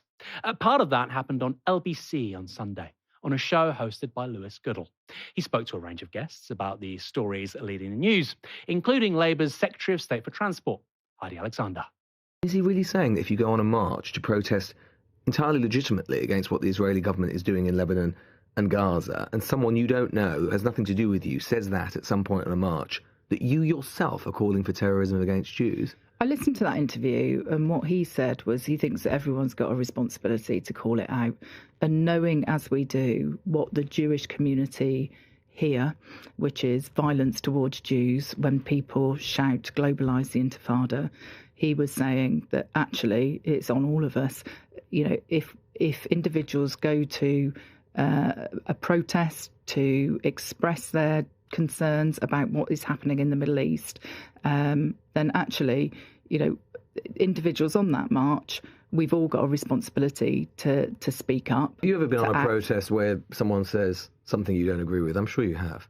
But that didn't mean presumably you ought not to have gone on the protest. I mean, the protests, you know, that I went on, you know, many decades ago now, you know, were always quite good-spirited. I actually went on the protest against the war in Iraq at the time, and I don't remember that. Given 1 million people went on the Iraq war march, someone may well have said globalise the Intifada. I don't think anyone would have legitimately turned around to you and said that you were legitimising Jew hate. What we have seen is, you know, repeated marches. We have given the police power now to look at where, you know, how you deal with this cumulative impact. You know, there is more protest that's happening in the country at the moment. But if the Prime Minister believes that, he truly believes that, why doesn't he just ban them? Banned marches? Well, yes, if he believes that those Well, he's marches... also said in that same interview that he gave this week, Lewis, that, you know, he This was in has... his statement that he made from Downing Street, is it? Yeah, and, you know, look, I listened to a long interview that he's given in the last couple of days, where, you know, he's actually talked about the fact that he has long defended the right to peaceful protest in this country, and that's not changing now. Well, except that he's telling people who go on some of those protests that by standing next to people saying globalise the Intifada, they're calling for terrorism against Jews. Well, look, no, we've dealt with that. I've given you... Have we? Yeah, because I've explained in the same sentence, he was just saying that if you're hearing that type of, you know, pretty extreme and intimidatory behaviour, perhaps we've all got a responsibility to call it out. What does that even mean? If I go on a protest and I now see a placard 100 meters away, I'm wearing my glasses, I can see that far, and it says globalise the Intifada, I have to run over there I have to call them out. I have to wag my finger. What are you even talking about? The idea that 1 million people on a protest are somehow culpable for what maybe 100 people on that protest think, or 1,000 or 10,000 or one person. By the way, what's the, this is so arbitrary. What's the line? If it's just one person, 1,000 people, at what point does it matter? None of this is remotely coherent intellectually. In that same conversation, good old quizzed Alexander. What he said about the actions of those two brave Metropolitan Police officers was pretty disgusting. He's rightly apologised, but I do think someone that is so quick to jump to their phone to be retweeting that type of content is not really fit to be leading a political party in this country. Well, so tweeting something stupid is disqualifying from leading a political party, but appointing a friend of one of the worst paedophiles of our age for one of the most prestigious diplomatic posts we have, that's not disqualifying. Well, look, we've had weeks of discussion about Peter Mandelson, and the Prime Minister has said he made a mistake, and he's apologised for that. I've never seen, our Prime Minister, criticise the Metropolitan Police, who were doing an incredibly brave job. You've only got to look at that video and the footage of what was going on there. And no, he just appointed in someone who was a friend of one of the worst paedophiles of our age, but that's not disqualifying. But Are police being brave when they haul off protesters? Is that what she's making the argument for? Are they brave when they're hauling protesters off for speaking their mind, defending the rights of Palestinians, speaking out against a genocide? Is that a difficult job? Huh. Actually, retweeting something stupid, that is disqualifying. But based upon information where, he and his staff weren't given full information. He was effectively lied to about the nature of the relationship between Peter Mandelson and Jeffrey Epstein. Well, you can certainly see why they don't want a leadership contest in the Labour Party. This is the calibre of their MPs. This guy's been talking Look, about for people should be years. prudent about social media use. Absolutely. Particularly political leaders. They should set an example. But one retweet should disqualify someone from public office? Really? Well, if that was the case, nobody would be in politics. I'd have been banned dozens of times. Illegal. Anyway, these are the vibes coming from the centrists right now, heading into the elections.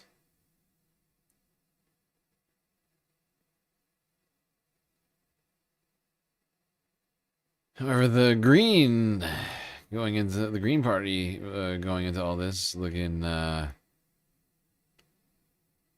fairly poised to make big moves, which we will talk about in a second. I got one more clip here out of Navarro Media. Some of these failing MPs, conservative Labour Party, are basically dying in front of our eyes right now.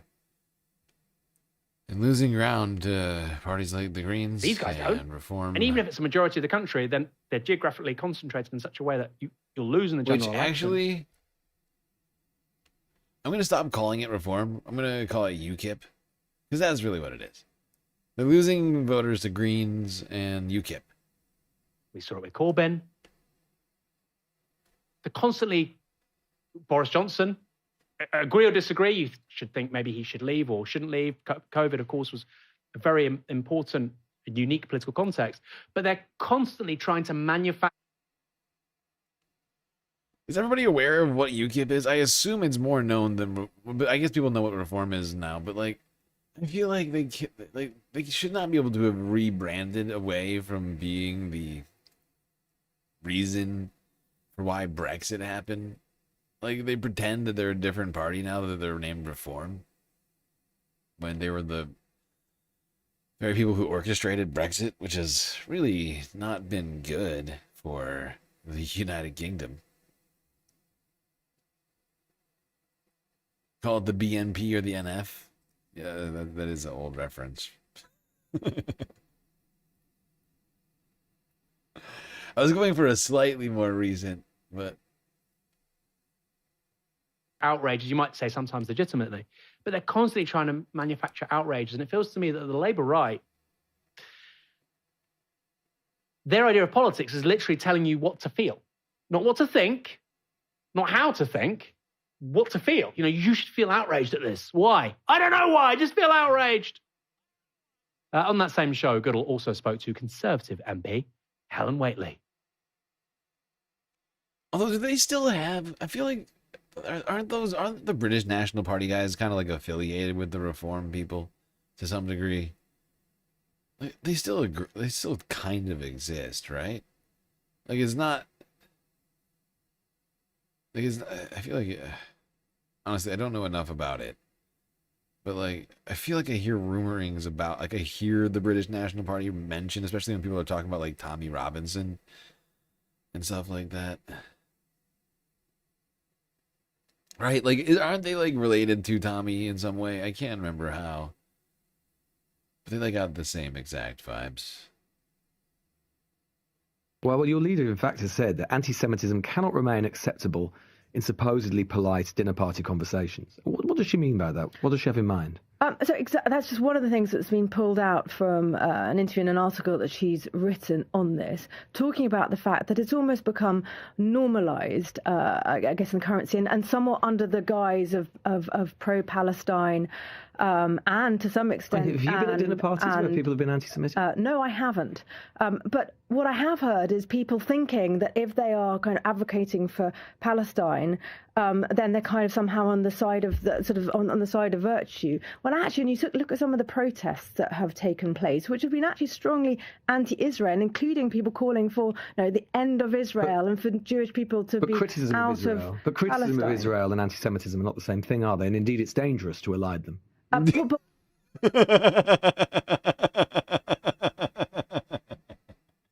There have been calls for the Jewish people, for Israelis, to leave Palestine. Yeah, it's called the United Nations and the ICJ. It's not just protesters; it's the international community that says that. I feel like that was a slip of the tongue. I don't know if she actually meant what she just said. I feel like she meant to say out of Israel, but instead she said Palestine, which sort of gives away the game entirely, doesn't it? It's like, yeah, Israel exists on the land that used to be Palestine, and Israelis keep stealing land from Palestinians against international law, both in the West Bank and especially in Gaza. Well, not especially, really both. Neither one. I mean, really, we don't talk about the West Bank enough, but the settlers have been very busy there too. What we're seeing is the two things actually being bundled together, and people not realizing that if they are getting involved in that, they're becoming part of this whole movement against Israel and against Jewish You can go on a people. protesting Israeli government policy and not be anti-Semitic. So I think there's the problem is that what we've seen happen with some of the protests is as they've become There are Jews on these protests. They're not anti-Semitic. Some of them have become breeding grounds for anti-Semitism and extremism. And this has to be called out. It is not okay. They're not just peaceful protests. They are truly hate marches. Again, it's a political line, right? They are hate marches. They're telling you what to feel. Hate, strong word. They're telling you what to feel. Not what to think. This is my argument. This is my policy. How you should feel. It feels like that's the whole of politics now. It is not shocking that these people are losing popularity immensely fast. Conservatives, Labor are just imploding right now in support. And like I said, the thing is taking the place of those two parties, it would seem, is Greens on the left and Reform on the right. You hate her? She doesn't seem like a fun lady. From the very little that I've seen of her, she doesn't seem great.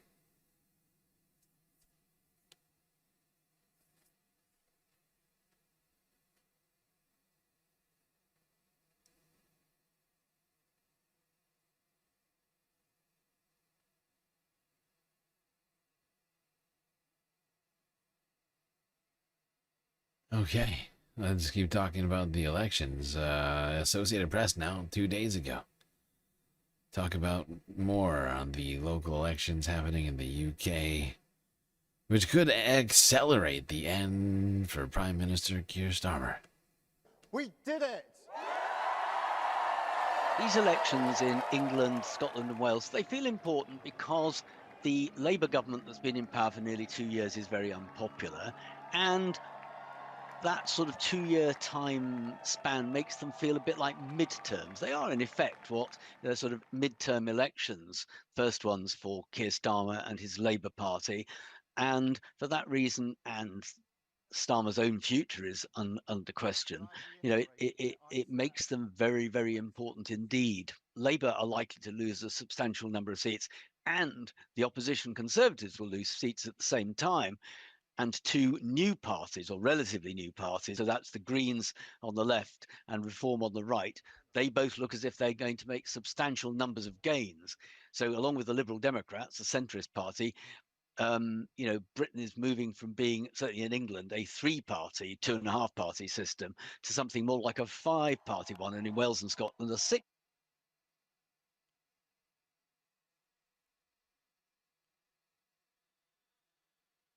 And will more parties be more better for democracy here in the United Kingdom? One can only hope, I suppose. Now, as was being mentioned there at the very end of that clip was, of course, Scotland.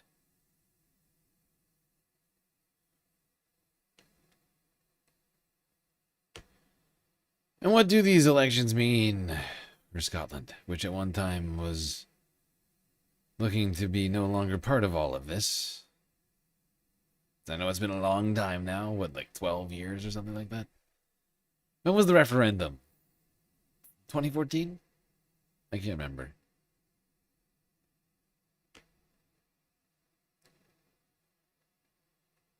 We're joined by Elena Pompey from our digital media site Enter in partnership with Deutsche Welle. You've been on quite the road trip. Yes, we went to Scotland with my colleague. I need a drink. Be right back. Immediately, if not sooner. Coliva, and we went through the entire country from Glasgow to the Isle of Skye, so it was incredible.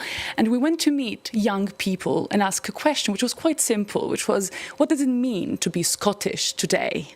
And what is quite interesting is that we found that although in a way the independence question isn't at the forefront of the political campaign as much as it would have been about 10 years ago, for younger people it still is incredibly important, and it's a matter of identity, even though obviously they couldn't vote back in 2014 for the independence vote or in 2016 for the Brexit vote. This really questions them today in terms of what it means to be Scottish and what is this vote for ultimately. And this question of independence is important.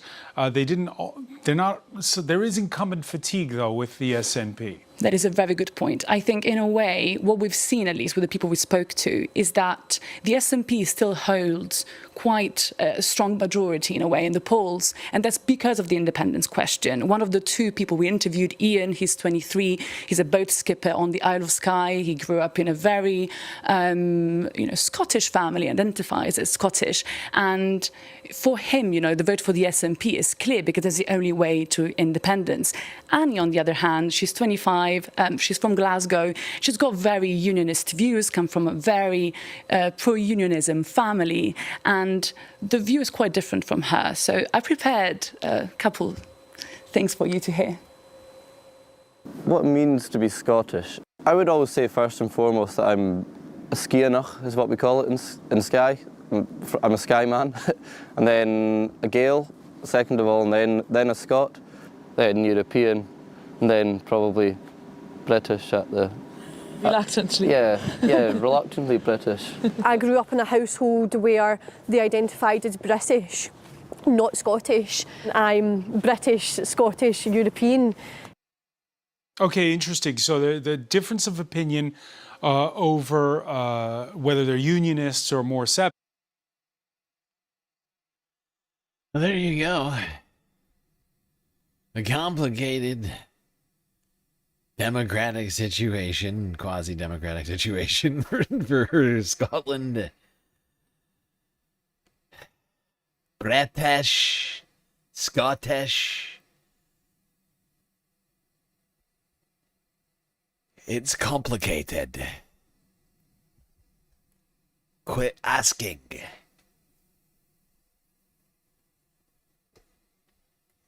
And I do believe that the SNP, as they were just talking about, made some gains in the election today, the same way that the Greens have. And I'm afraid also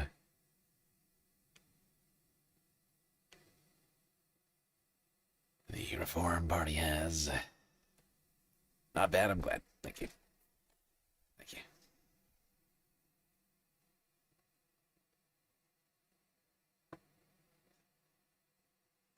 Say fried Mars, but with a Scottish accent.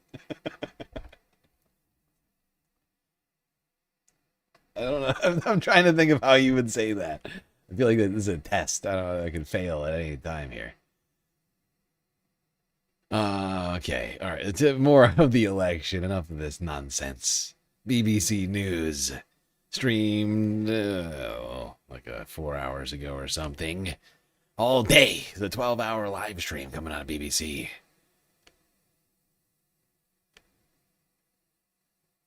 Ever monitoring the elections.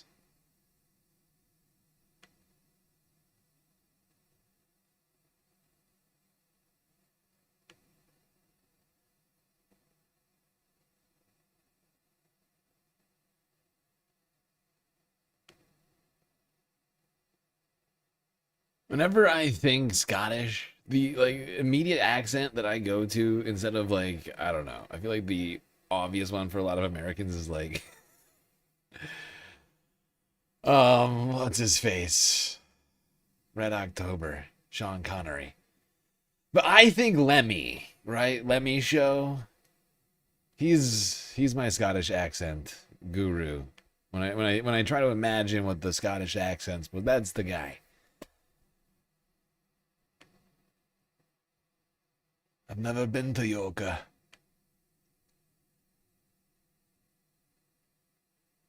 They are for Glasgow's 7 constituency MSPs. The peach ones are for the list vote.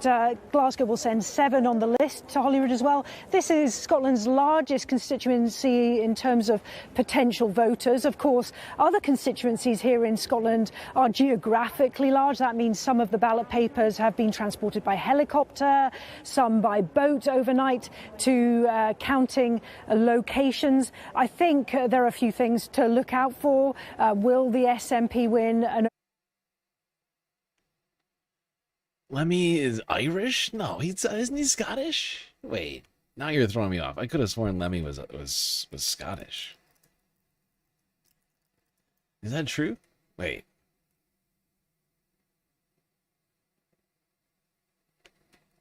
Why do I wait? What? Is he not Scottish?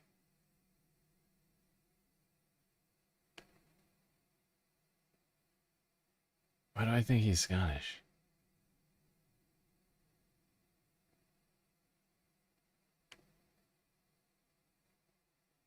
You just said he's Irish, though. You see, you're throwing me off now.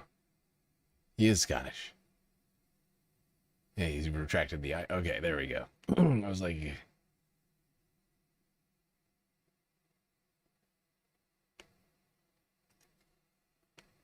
The majority, they look on course to win, but will they win a majority?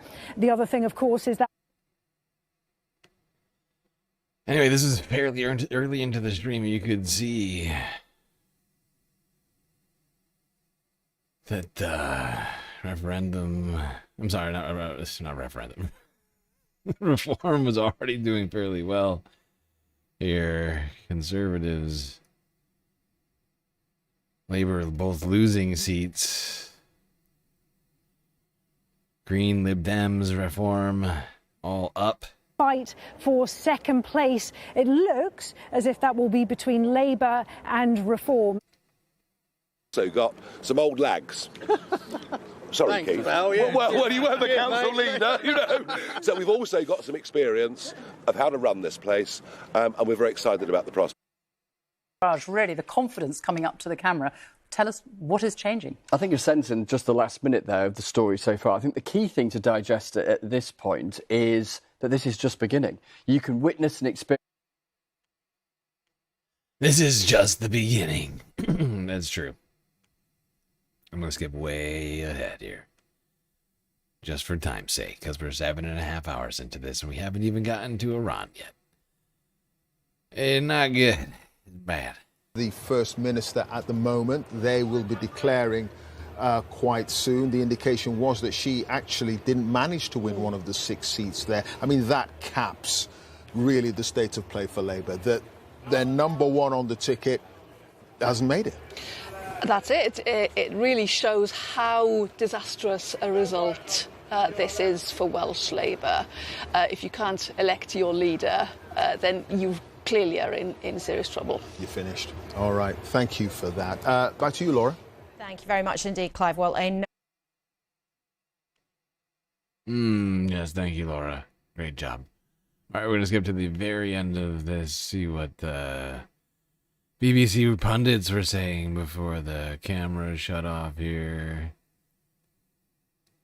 Who said to me, he's not hanging around if he loses. I don't know that for a fact, but that was one person. But that was one person's opinion as to how he would react. If Keir Starmer was to go straight away... Well, exactly. And then would that vindicate his strategy of calling for the Prime Minister to resign? Say, look, I told you so, it's not my fault, it's his. James Cooks, thanks very much. Sophie.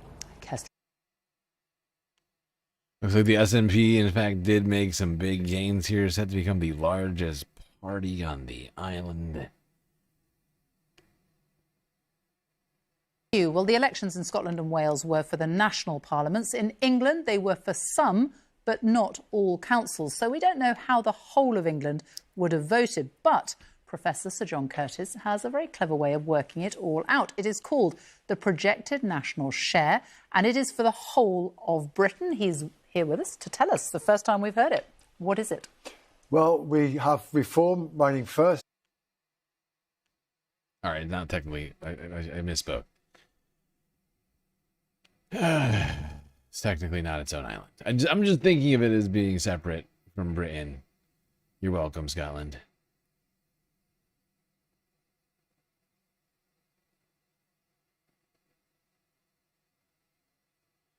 All right.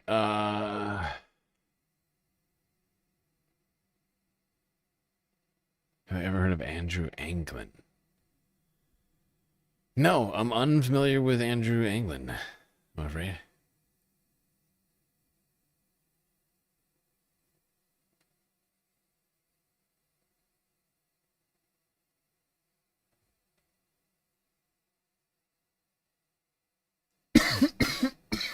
Okay,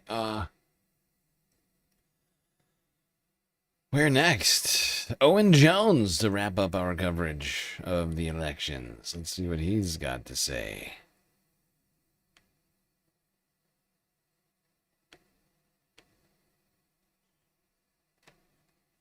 A total humiliating meltdown for Keir Starmer's Labour Party. That means, on the one hand, really good news. Zach Lansky's Green Party have surged. And we are talking surged. They exceeded their expectations in their target seats. That is urban England, not just London.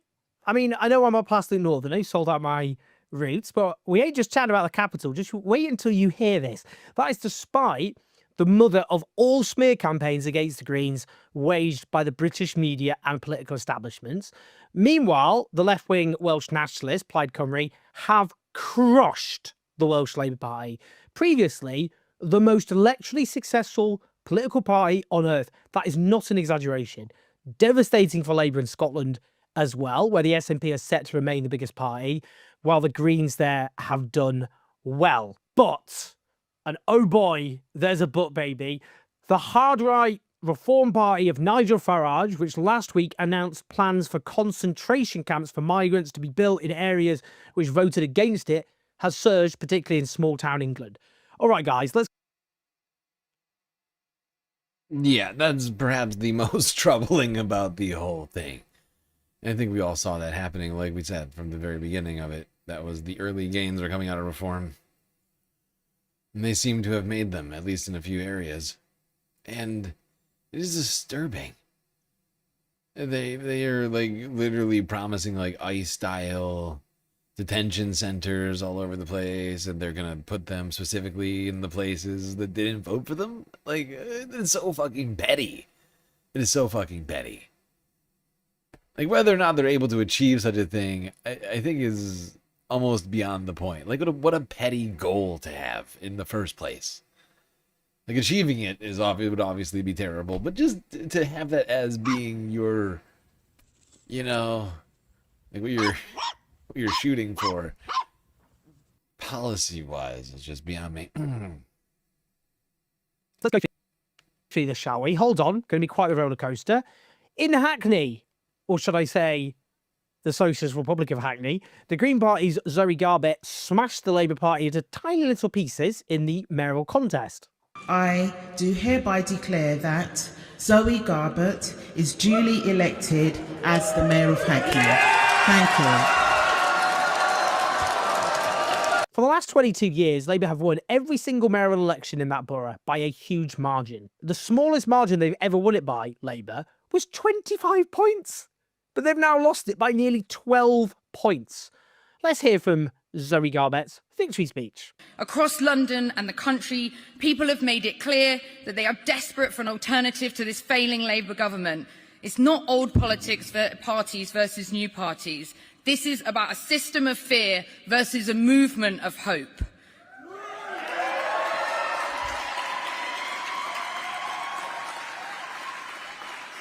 Hackney voters have said loud and clear that they are sick of politicians putting profit before our planet and for supporting genocide and letting down so many people who are struggling.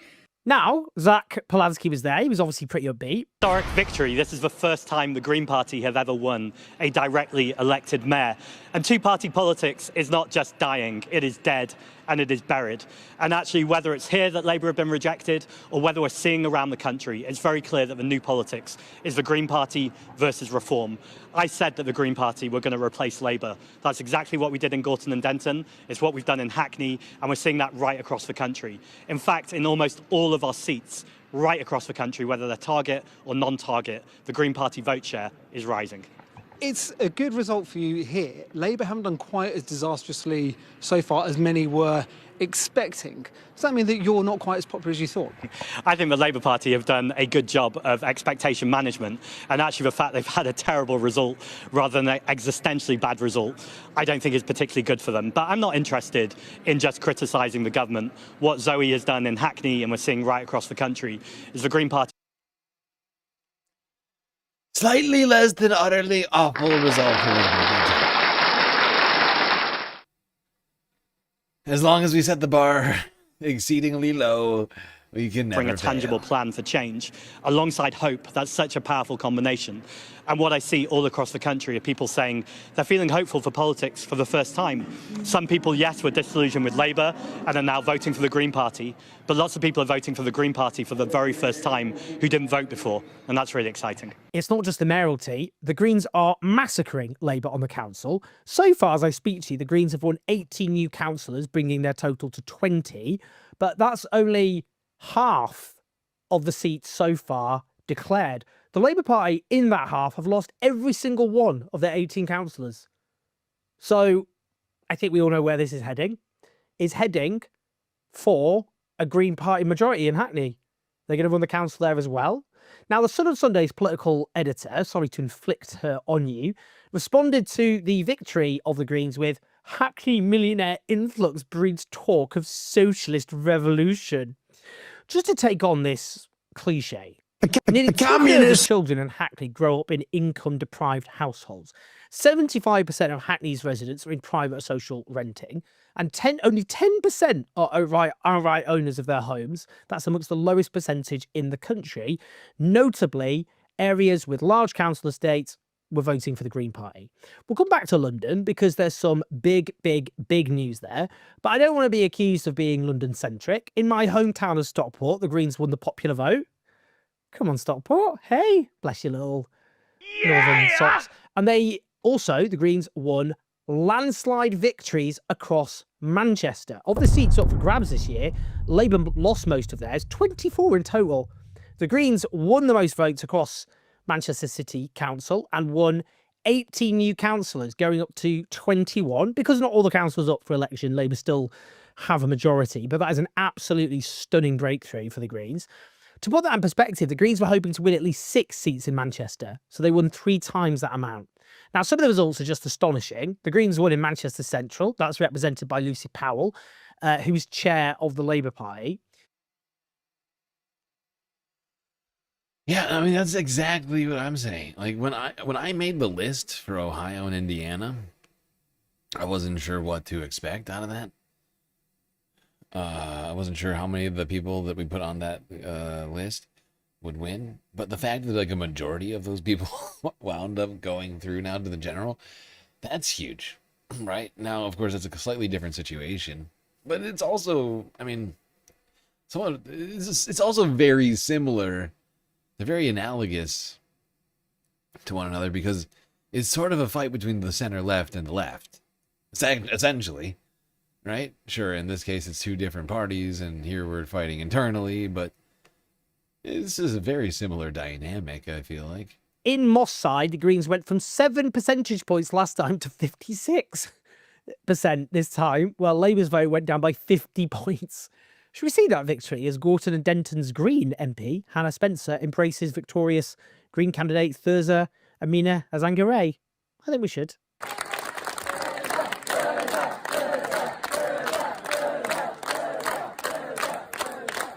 Now, Sky News, quite helpfully, showed how the map of Manchester's changed. Before, I think they're really handy in terms of just giving you a sense of the change in the political geography that we're looking at right now. 2023, so the last time these seats were all up. Look at the map. Look at the map of Manchester, ward by ward. And now look this time around. Just look at how much that's shifted. Look at how much green there is. Look at how much turquoise there is for Reform. And there's still some pockets of Labour, but just the change here. And obviously, this is happening gradually with these local elections. It depends on different parts of the country. In London, it's all of the members being voted for this. But this time around, it's just a third. Nice little sea of green. The Greens have exceeded expectations in Sheffield, where I was born. Yes, I'm just shamelessly exploiting any tenuous link to anywhere. They won 10 seats. They defeated the leader of the council, Labour leader. In Norwich, the Greens have won the council altogether. In Birmingham, it's kind of complicated because there's independent candidates standing, particularly with roots within the Muslim community in Birmingham. Candidates opposed to Israel's genocide. In terms of their wider politics, we're going to have to talk about it another time. But to be honest, we do need to talk about it. But at the moment, and what flashes up on your screen now might be different because this has all still been counted and this will all be out of date now, this particular section. But when I was speaking to you, Labour were down 25 seats, the Greens were up 7, the Independents were up 6, Reform were up 11-2, unfortunately. In Newcastle, with 18 out of 26 wards declared as I speak to you, the Greens have won 17, Reform 18, Labour lost every single seat. The Greens have done better than they expected there. The party, the Conservatives and Liberals are getting completely wiped out. It is an incredible sea change. Such a dramatic shift in UK politics in such a short time. We can only dream of such a thing back in the United States. Whether or not this will all manifest to great changes in the United Kingdom, unclear. But the winds of change are certainly afoot. Massive gains for the Greens. Unfortunately, same thing for Reform. And Labour and Conservative Party, Tories and Labour continue to become more irrelevant by the day.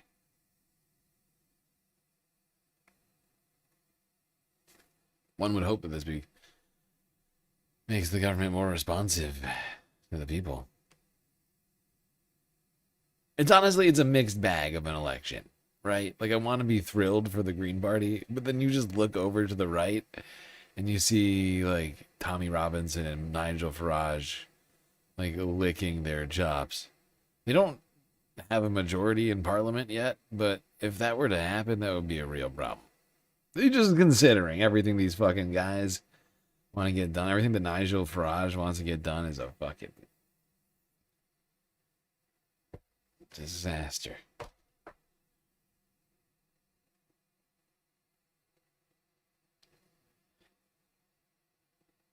Oh god, my back is hurting me so bad right now.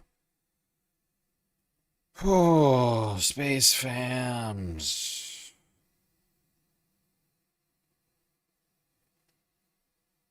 I think I need to take like an Advil or something. Actually, I have Advil sitting right here. Oh, Jesus Christ.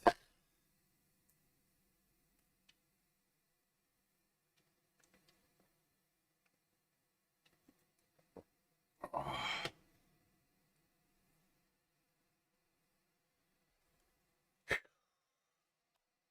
I need to see a masseuse. A good one. That's a good one. I wish I could see a masseuse. Or like a chiropractor. Anything. I cannot afford that. Would be nice.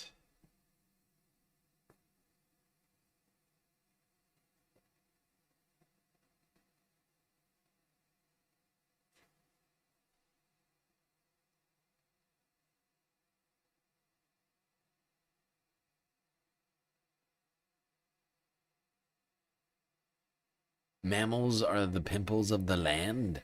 Wow, wow, wow.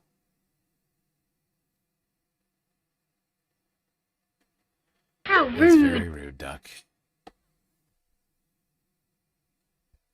Mammals are the pimples of the land. Where'd you come up with that one? Huh?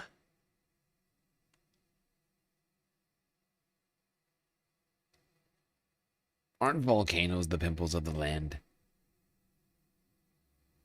When you really think about it.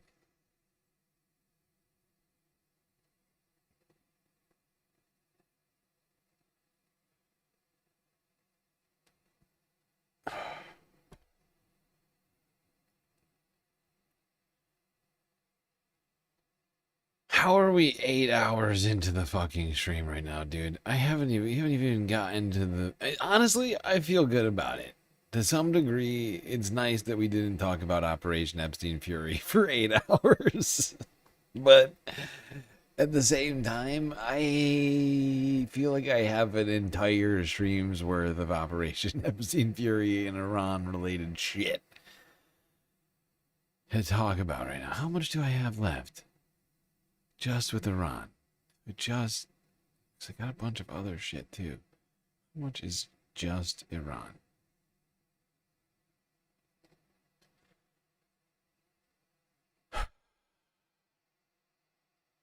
It's like 50. And I already cut out the Iran videos that we watched yesterday. At least I think I did most of them. Got 50 left of those. And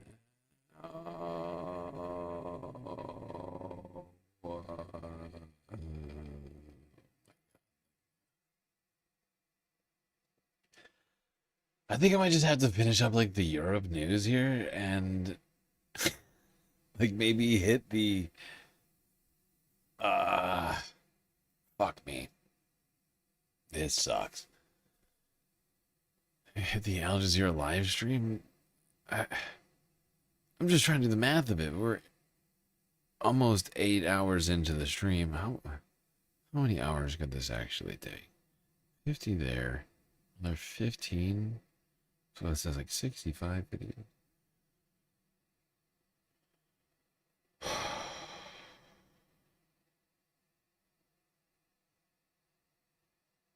That's like 4 or 5 hours of content.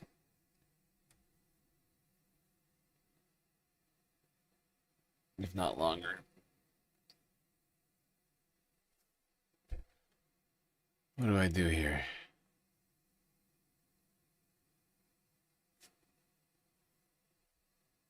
All right, we'll stay with Europe. I'll make a decision when we get done with Europe, whether or not we move on and do Iran as well.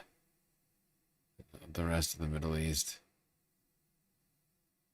I'm just fucking exhausted. I haven't been getting enough sleep, and there's a bunch of shit I gotta do this weekend to get ready for the wedding next weekend.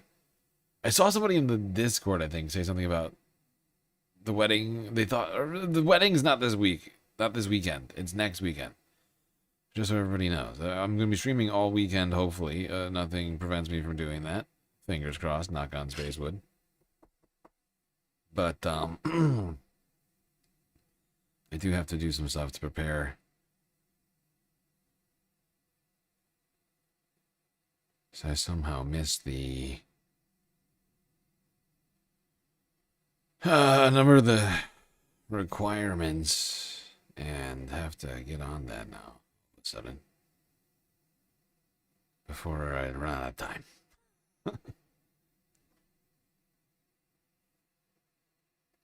My health is more important. That's true too.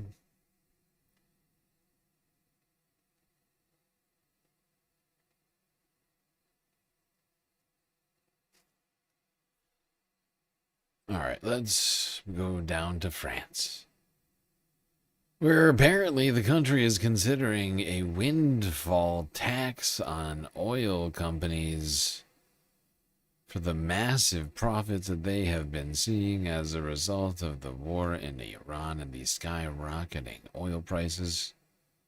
Something the United States should really consider doing.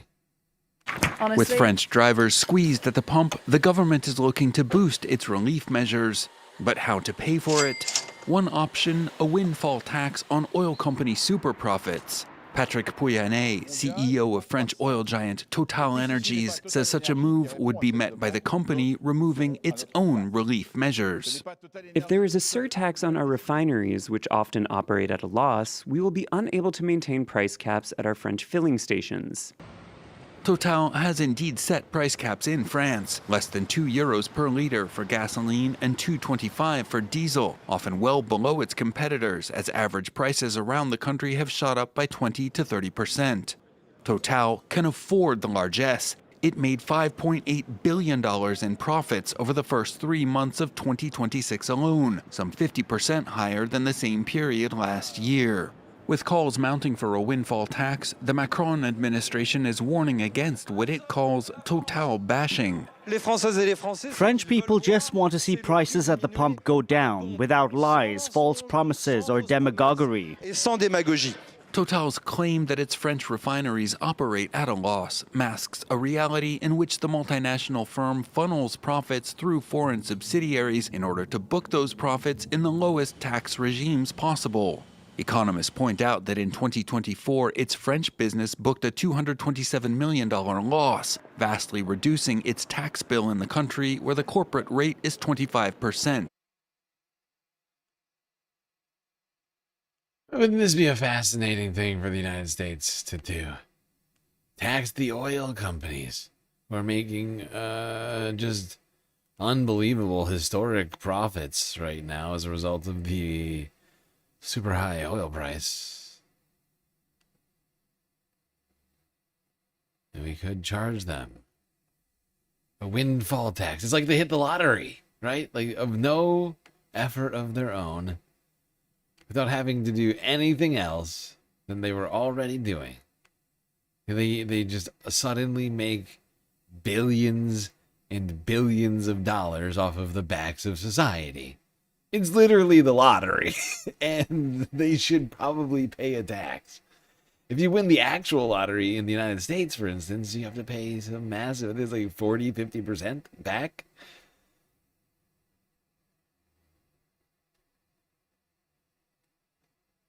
You want to hear me say some of the names? Which names?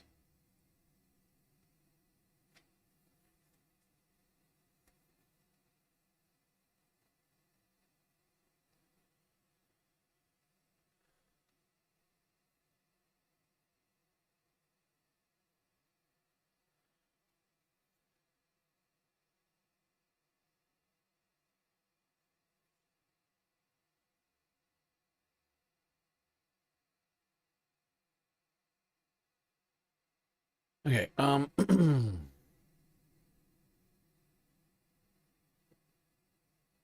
let's go now to Germany, where automaker BMW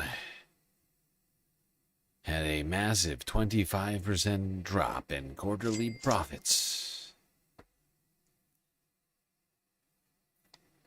Here's Reuters from Wednesday. BMW held its financial guidance for this year on Wednesday.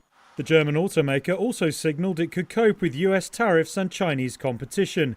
That was despite BMW reporting a sharp drop in first quarter earnings as pre-tax profit fell 25%.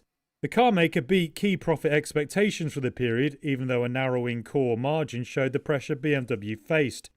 The company reported first quarter pre-tax earnings of $2.7 billion ahead of analyst forecasts, although group revenue missed expectations and was down just over 8% to around $26.7 billion. BMW's faced similar pressures to start the year as rivals Mercedes-Benz and Audi.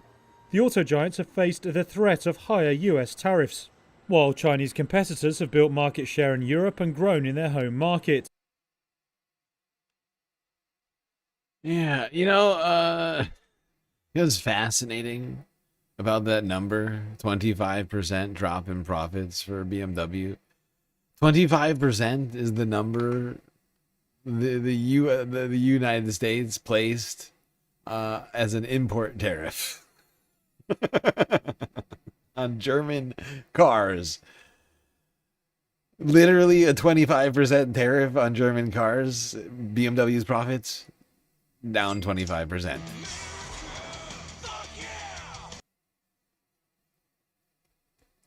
It could not be more illustrative. Now, I'm not saying it's literally all a result of the tariffs, but it's probably almost definitely most of the result. But BMW has a huge market in the United States. And yeah, then all this other stuff the United States has been doing with the economy.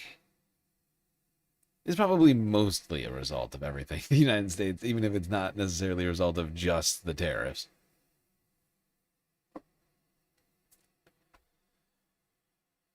Now to Italy, where little Marco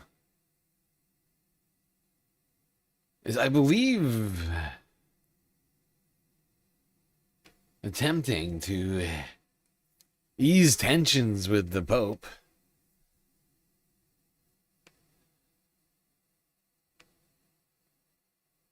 I think he literally just arrived there, like yesterday or maybe today.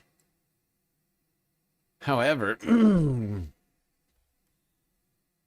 well, little Marco might be going there to try and ease tensions, mend the relationship. Pope Leo has continued to make himself clear on his stance about the war, regardless what the Trump administration might Ma io have to say già ho parlato dal primo momento di essere eletto. I have spoken out about it from the very moment I was elected. Now we're approaching a moment where I have said, peace be with you. The church's mission is to preach the gospel, to preach peace. If anyone wishes to criticize me for proclaiming the gospel, let them do so with the truth. For years, the church has spoken out against nuclear weapons, so there is no doubt about that. And I simply hope to be heard for the sake of the value of God's words. Thank you. And I always believe that it's much better to enter into dialogue than to look for arms and to support the arms industry, which gains billions and billions of dollars each year, instead of sitting down at the table, solving our problems, and using money to solve humanitarian issues, hunger in the world, etc. Thank you very much.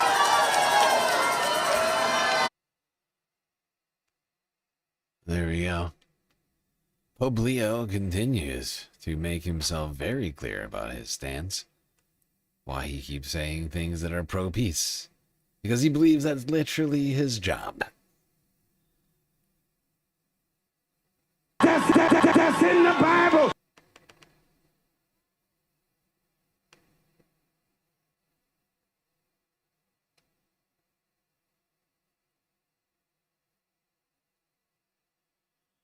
All right, let's go to France 24 English now. To talk Wait, about don't worry about it, little Marco. Gentlemen.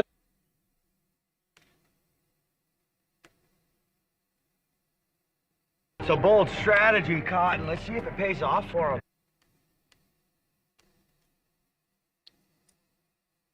France 24's international affairs editor Rochelle Ferguson-Buhari, who is here. Great to see you, Rochelle. You too, Yinka. So why has Rubio dismissed the idea that this is an attempt to repair relations with the Vatican with Washington? Well, look, I think one of the key reasons for this is if Rubio suggests that ultimately this is about papering the cracks with the Vatican, he'd first have to accept that Trump has gone too far in his remarks and these scathing attacks on the Pope. That's certainly something that he decided not to talk about before heading on to the flight en route to Rome. And clearly, as we've seen with our correspondent saying there, Donald Trump has reignited these criticisms of Pope Leo this week anyway. So there's clearly no stepping down. There's no climb down from the US there. Asked about it earlier, Rubio said simply this isn't tied to anything in particular. This trip was planned. It was supposed to happen. So, let's see how it goes. It's, nothing new that we'd speak with the Vatican. So that's the first thing. I think what we need to look at here is how the Vatican is seeing this. The Vatican will see this as a way to climb down from this very frosty rhetoric that has been ongoing now. The Vatican wanting to get back to the days when diplomacy between the United States and the Vatican simply happened out of the public eye. There wasn't this spat, there wasn't this tit for tat from both sides. It's of no gain for the Vatican for these kind of conversations between the Pope and the American president to be taking place in the public domain. Another thing which I think is interesting is if Rubio, who is a staunch Catholic himself, if he's able to ease tensions here, this will be good news for Donald Trump. Why? Let's remind our viewers that the re-election of Donald Trump came in part because a lot of Catholics voted for him. They will be quite, shocked by this ongoing spat between the Pope and the US president. They will want Donald Trump to climb down ultimately. Let's remember that Pope Leo has an incredibly high rating currently in the United States. He's coming up to 1 year in the job, and as far as Americans are concerned, he's doing pretty well indeed. So Donald Trump has a great deal to be gained from all of this. A reminder. Yeah, let's before we go.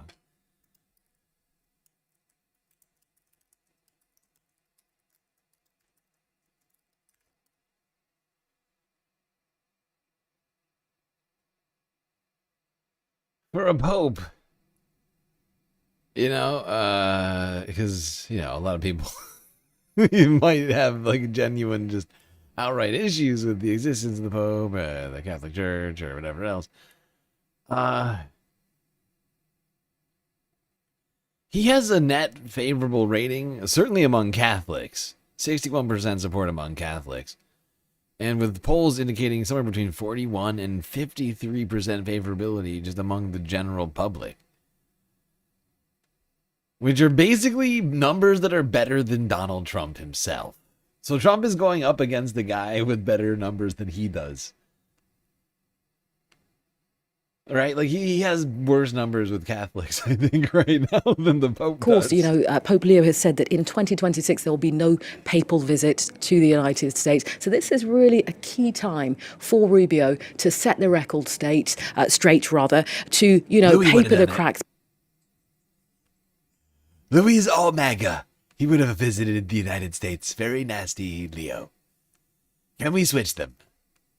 Like, Trump is so salty about the fact that he's not planning to visit the United States. He's going everywhere else, but he's skipping the U.S. He's like, no. Even though he's from the U.S. Like, for 1 second, you remember, I don't know. When was it? Like, Jesus, how long has it been now? 6 months ago? 9 months ago? Whenever it was that JD Vance killed the old Pope. Remember when Republicans were excited?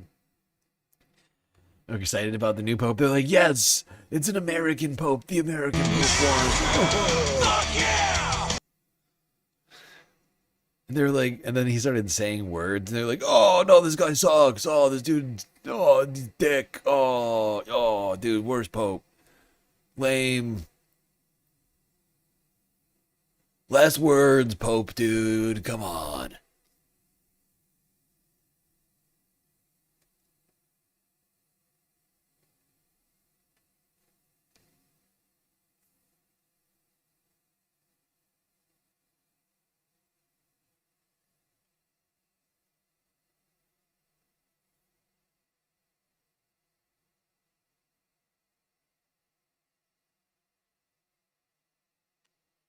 Okay, now we have a very interesting last few days in Ukraine, which have culminated in the last few hours or so.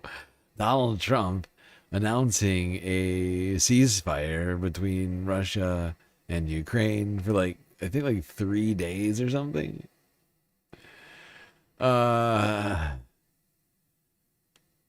I'm sure he'll think that he deserves the Nobel Peace Prize for that, but let's just quickly go over what's happened this week. Starting on Sunday, where 2 people were killed in Odessa after a Russian drone attack. Here's the AP.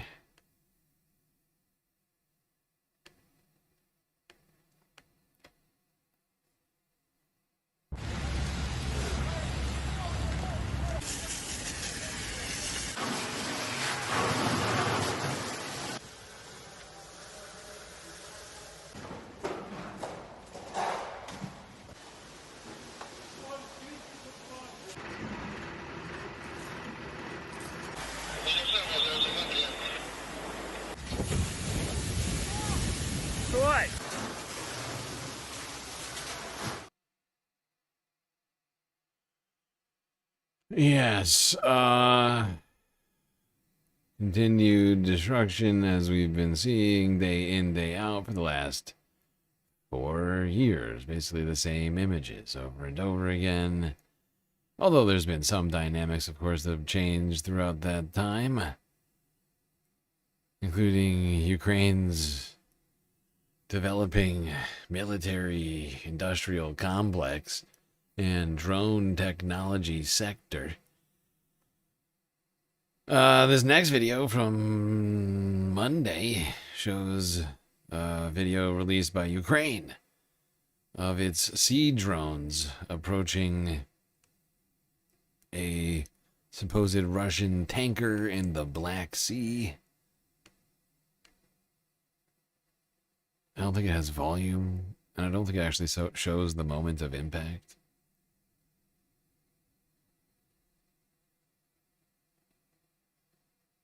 You can see this boat is just sort of slowly moving up to this tanker. It's probably trying to position itself in the best spot for maximum damage before what I assume is a big boom.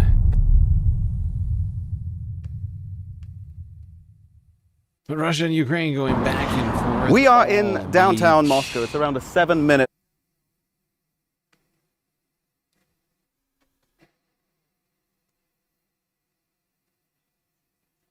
Now, concerned about security, Russia has been cutting the mobile internet because they believe that cell signals are being used as targets, essentially, by Ukrainian drones. This is Al Jazeera English now from Tuesday.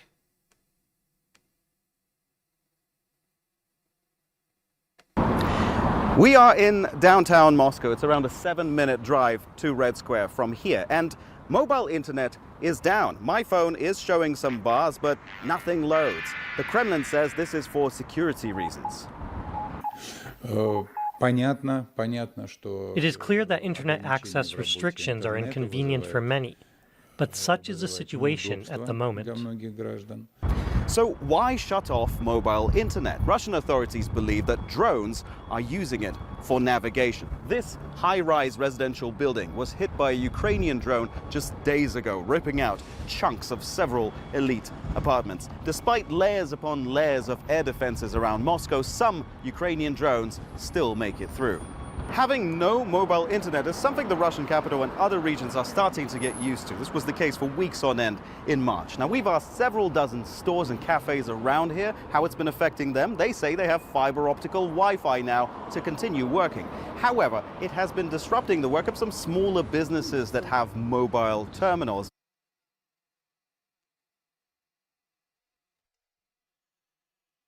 Yeah, I'm sure it's an inconvenience to many people, but according to Russia's government, a necessary step to prevent potential security risk.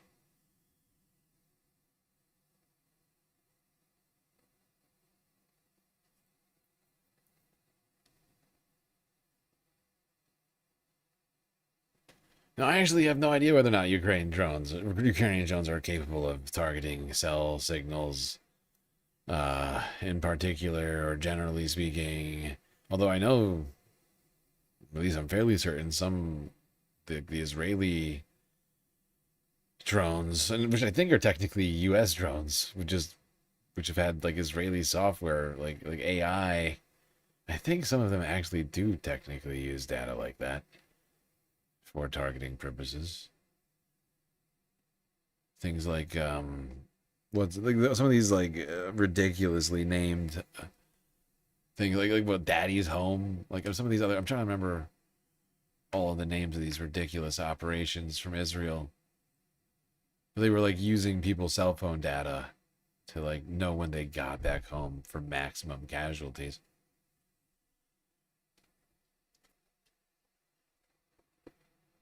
But I'm not sure what. I don't know enough about what Ukrainian drones are capable of. Now, does this all have anything to do with this next story? That's a question to ask. Because according to a number of different outlets, Vladimir Putin may be in hiding, fearing assassination. What? CNN, Tuesday. It is a rare, pointed insight Right, and into one of the lavender. starkest secrets in Russia. President Vladimir Putin's Right, Lavender, thank you, Bad Lefty. I couldn't remember all the names. The names are just so fucking ridiculous. Like, I feel like military operations shouldn't be able to be allowed to like name things after it should just be like numbers and letters. They shouldn't be allowed to like ruin everything for everyone.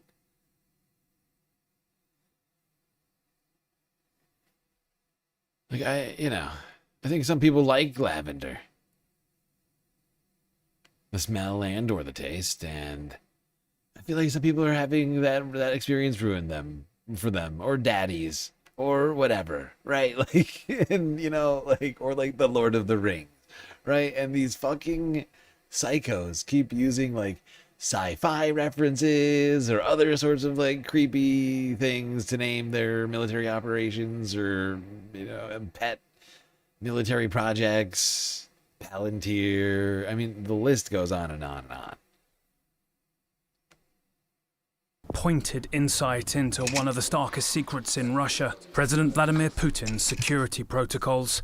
And a detailed intelligence report given to CNN by a source close to a European intelligence agency, portrays, predictably, a Kremlin in deep crisis. Cooks, bodyguards and photographers working with Putin must have surveillance systems installed in their homes, it says. Putin has stopped visiting military sites this year entirely, it says, in contrast to last year, often spending time in fortified bunkers and keeping clear of some of his main lavish residences like Valdai.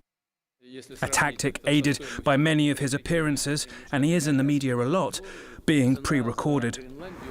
His staff cannot use smartphones or public transport, the report adds. Visitors must be searched twice. Putin increasingly isolated. These fears grow. I mean, just how paranoid is he right now? What are you learning?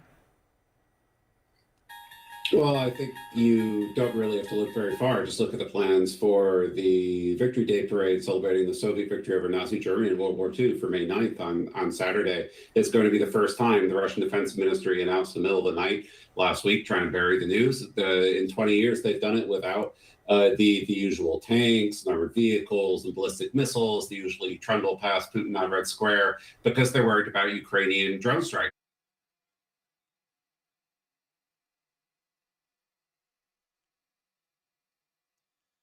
Yeah, and we will talk about that in a second. I'm just going to go to France 24 here for one more of these clips talking about the supposed hiding of Vladimir Putin.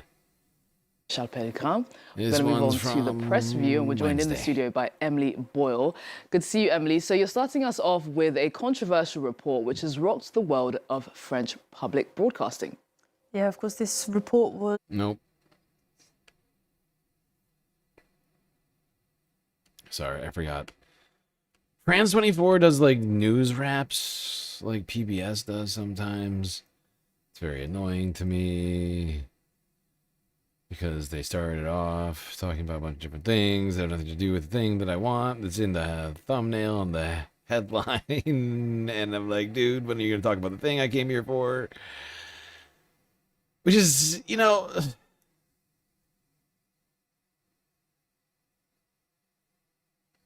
Like, technically, that is something that YouTube classifies as a scam, right? Remember when we got, when the channel got terminated for supposedly being a scam? I still don't know exactly what we did, but one of the things under the banner of that is tricking people, like telling people that they're going to talk about one thing and then talking about something else.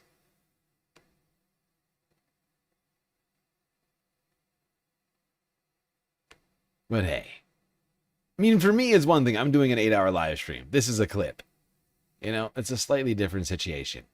At an article in El País this morning here, looking at Putin's popularity, or specifically the fact that both official and independent polls agree that Russia's economic crisis is eroding Putin's popularity. Now, Kremlin polling suggests his approval rating has fallen to 65% at the end of April, down from 74 in February, whilst independent sites report a 55% approval rating. Now, the Times, meanwhile, wonders how Putin's rule might come to an end. The paper says that as discontent over the economy and internet restrictions rises, the Russian president, who will be 83 when his term comes to an end in 2036, has another decade to quash any plots to depose him. Now, this coverage all follows this article in the Financial Times. It was published on Monday, actually, which revealed that Putin recently stepped up security protocols amid assassination fears. Now, he apparently spends much more time in underground bunkers, specifically because he fears a drone attack, and staff who are in direct contact with Putin are banned from taking public transport or from using any devices connected to the internet when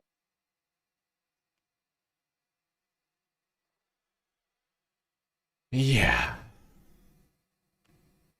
So internally, if you believe all the reports here coming out, things are rather tense internally for Vladimir Putin. Concerns over potential assassination attempts.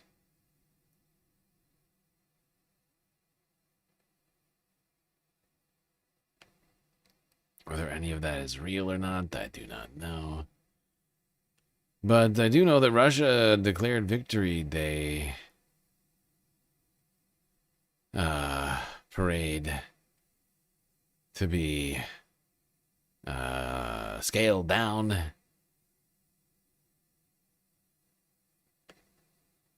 As well as claiming a ceasefire. These are the kind of tanks you'd expect to see rolling through Red Square on May 9th, Victory Day. It's when Russia celebrates the end of World War II, and it's also one of its biggest shows of military might. But this year, things will be different. There won't be the usual show and pageantry of military hardware. Instead, Russia has unilaterally declared a ceasefire surrounding the parade. The Kremlin has said that it expects Ukraine to follow suit, and if not, Russia's defense ministry has warned that missiles could fall right here in the center of Kyiv. Now, late Monday, Ukrainian President Volodymyr Zelensky responded, instead proposing a broader ceasefire, not just for the parade.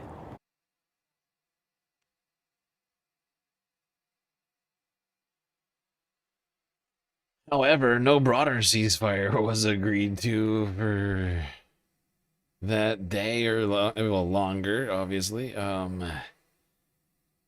And Ukraine sent multiple drones into Russia, hitting buildings as seen in this clip here from the Associated Press from Tuesday.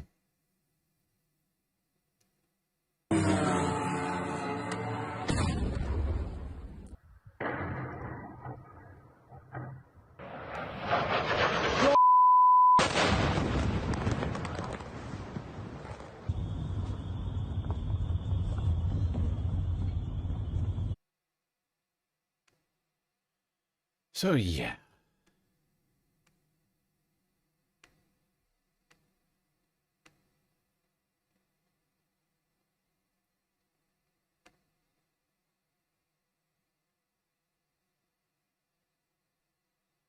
It seems like war crimes are just a thing now that we all just live with. Like, they're normal all the time. Like, everybody's just doing them. And the fact is, really, one person doing them and not being adequately punished for that basically justifies other people doing it in response or in other places for their own reasons. It's a slippery slope that I feel like we've all tumbled down over recent years, the decades since some of these laws were established. Okay, I still haven't heard back from one person. Here's what I'm gonna say. If you're the person who donated very generously on PayPal earlier this evening, respond to my DM on Discord. Because I'm trying to get something, I'm trying to understand something about this. I'm trying to like read this message, but it's confusing to my stupid brain. So if you could just respond, if you got a chance. I think you should know who you are. It's the most generous donation of the evening. Perhaps the entire month, in fact. Yep, that's right. It was. No accountability, that's right. That's right, lowercase, and that's the world we live in.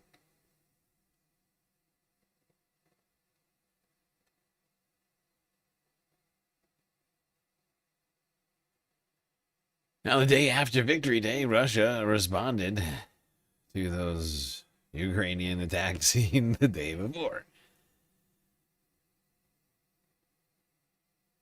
With over 100 Tatiana and her drones. family were preparing for bed on Monday night when they heard the characteristic sound of a drone, followed by a powerful explosion that shook their house. The windows were blown out. There was a fire here. I would point out, I feel unnecessarily, but I would point out more war crimes. Goddamn, I just almost spilled my fucking Advil bottle trying to move it. God, my back still sucks right now. It's just, I would point out more war crimes. Like, it's just back and forth. It is what, as we call around here, a dangerously hubristic, genocidal doom loop. Yes, that's it. That's the one. The windows were blown out. There was a fire here. You can see all the trees, everything burned. People gathered and were putting it out with hoses, using whatever they had. This area got away with damage to homes. But overnight, Russia killed several people in strikes across Ukraine. They came hours after Moscow demanded a ceasefire during its public holiday celebrations over May 9th, a move Ukrainian President Volodymyr Zelensky condemned. It is utter cynicism to ask for a ceasefire in order to hold propaganda celebrations while carrying out such missile and drone strikes every single day leading up to it. Zelensky has called for an earlier truce over May 6th. On Monday, Moscow held a second rehearsal of its annual military parade, commemorating the defeat of Nazi Germany in the Second World War. But the Kremlin has ordered a scaled-back version this year, with no military hardware to be on display, over the fear it could be targeted. Ahead of the holiday, the mood appeared subdued in the Russian capital. I feel that our government and top leadership are not doing enough to protect us, you see. If it's going to hit me, it's going to hit me, and there's nothing I can do about it. We need peace, not a ceasefire. It's hard to say when we'll achieve it, because the situation is complex and serious. With US-mediated peace talks stalled, Kyiv has intensified its retaliatory long-range strikes in recent weeks and said it hit military-industrial facilities more than 1,000 kilometers deep into Russia on Monday night. That number is rather significant, though. Striking 1,000 kilometers into Russia is fairly significant.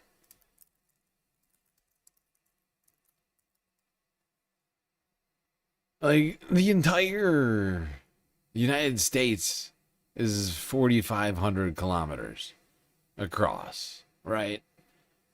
That's like going like a third of the way into the U.S. Like striking somewhere in like Chicago or so, maybe something slightly like more eastern, like from like the Pacific. No, I'm sorry, from like the Atlantic or something, right? That's a fairly significant distance to have made it into the country without being stopped by Russia's defenses.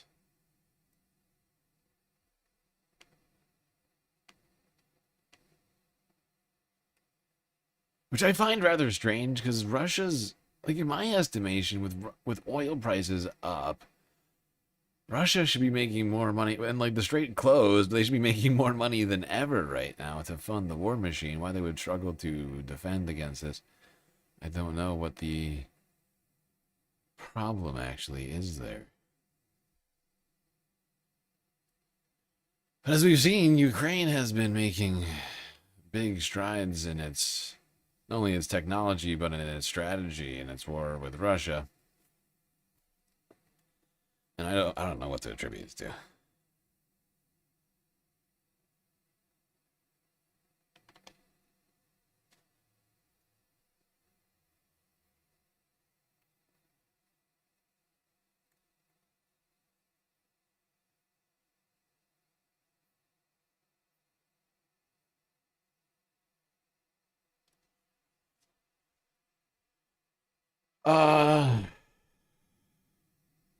Which one was that? Okay, that was France 24. You know what? It hasn't taken me that long to get through the rest of Europe. It's only 8.5 hours in. God, but what am I dedicating myself to right now?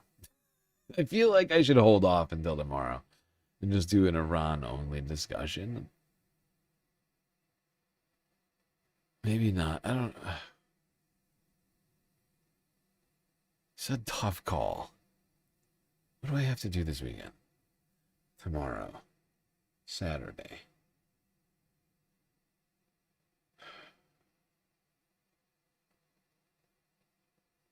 I'm sorry, everybody. I know I shouldn't be just sitting around thinking about this as wasting time. All of our precious time.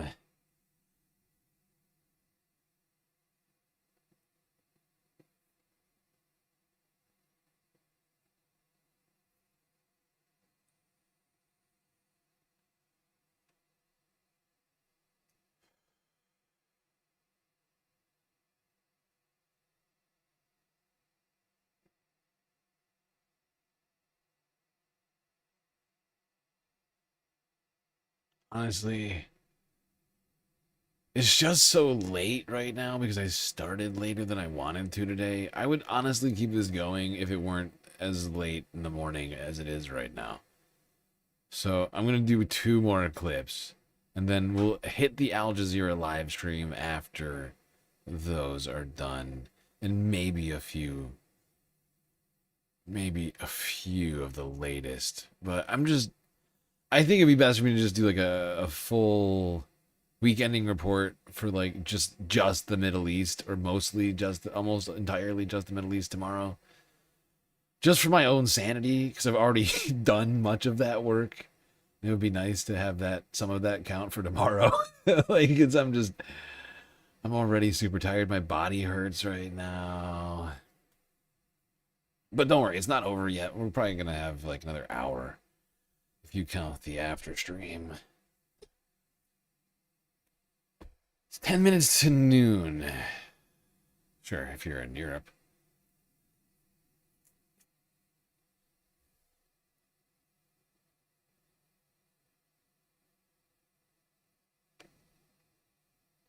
I lost my place looking through the list. Where was I?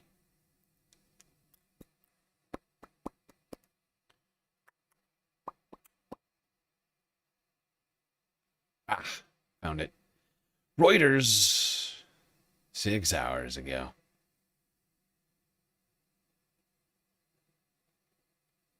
Russia and Ukraine agreed to Trump brokered 3-day ceasefire. Peace.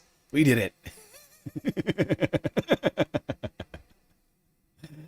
Do you remember? I know it was a long time ago, but do you remember when Trump said we were going to have peace in Russia and Ukraine? Like in about 2 or 3 weeks, I believe was the time frame. 2 or 3 weeks. And it'll be all over. No more war. Wouldn't have even started without me. Or if I had been there. Whatever he said. If I had been president, never would have started in the first place. Now we're 1.5 years into Trump's presidency. And we're getting 3-day ceasefires. Great job.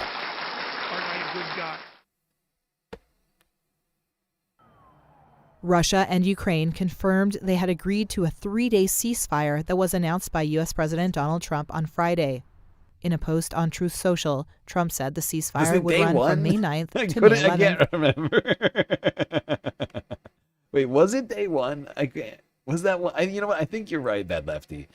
This might have been one of the day 1 situations that he said he was going to solve immediately. If not sooner. Not the 2, but the problem is the timeline has changed so many times. It's honestly hard to keep track because it's shifted. I think you are right. Like it switched from day 1 to being 2 or 3 weeks from the first day that he actually talked about it, and then that timeline shifted again to 2 or 3 weeks. There's a lot of. Let's just suffice to say we had a lot of timelines on this thing. The point where he's just given up on giving us timelines. Like he just and like the best you can do is like, look, 3 days. The 9th, 10th, and 11th. Great progress.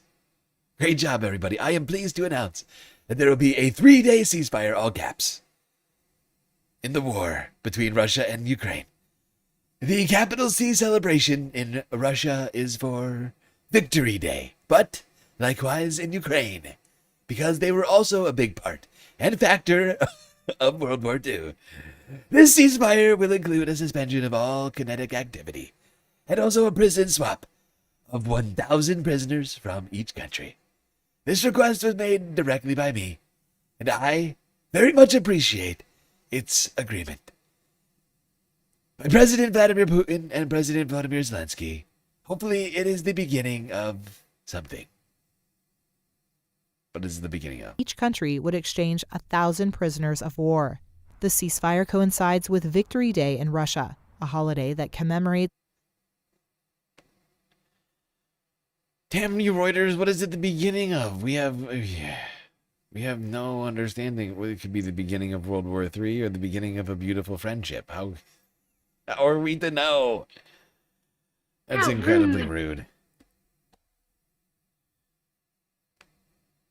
It's Donald Trump, so it literally could be either. The Soviet Union's victory over Nazi Germany in World War II.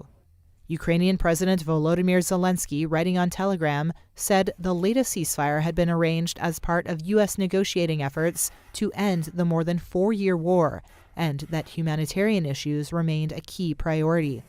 In Ukrainian government video, Zelensky was seen visiting the front line in southeast Ukraine. In another video on Friday, Zelensky accused Russia of violating its own ceasefire, saying Moscow began the day by shelling the front line, adding, quote, "Tomorrow depends on what we hear today." But he said Ukrainian weapons would not target Russia's Red Square on Saturday.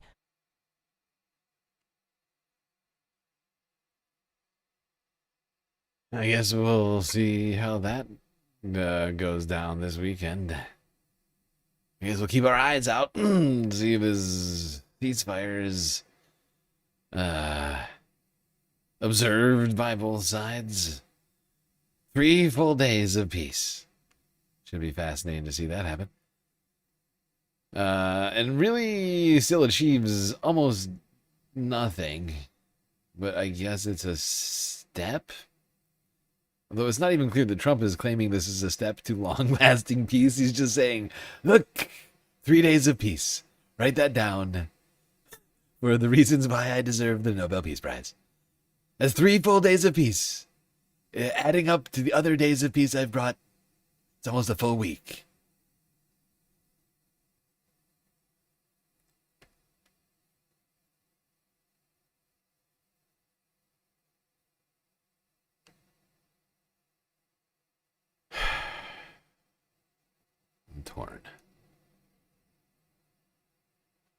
I'm torn, but I do think I'm going to have to call it here. I'm tired. My back is killing me.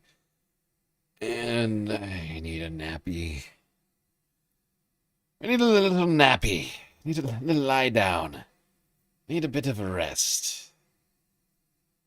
A snooze, if you will. Now he's comparing the length of non-World War II, etc. Yeah. Right. And recently, I can't remember, was it Trump or was it JD who claimed that we were doing a good job because it wasn't as long as Vietnam yet? Because that's, not necessarily the war that you want to emulate. Many people were. Everybody's saying it. Everybody's saying it.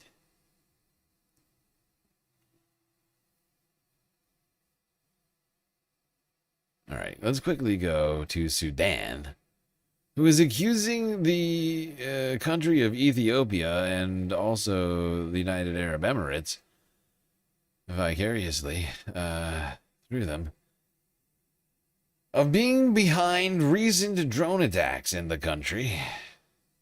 Here's Al Jazeera English from Tuesday.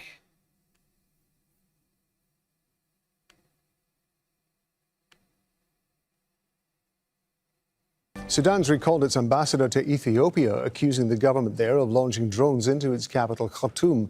A top army general says an investigation into Monday's incident revealed that the drones were supplied by the United Arab Emirates. Brigadier General Asim Awad Abdawahab also said there were evidence previous attacks all came from the Ethiopian city of Bahir Dar. In the past, the UAE has denied allegations of any involvement in the Sudan conflict. What Ethiopia and the UAE have done is a direct aggression against Sudan and will not be met with silence. Our armed forces are fully prepared to deal with any threat in a way that preserves the dignity, sovereignty, and security of the nation. Ethiopia's Foreign Affairs Ministry has released a statement dismissing Sudan's claims as baseless. It's instead accusing officials in Khartoum of supporting what it says are mercenaries from the Tigray People's Liberation Front to fight in the conflict.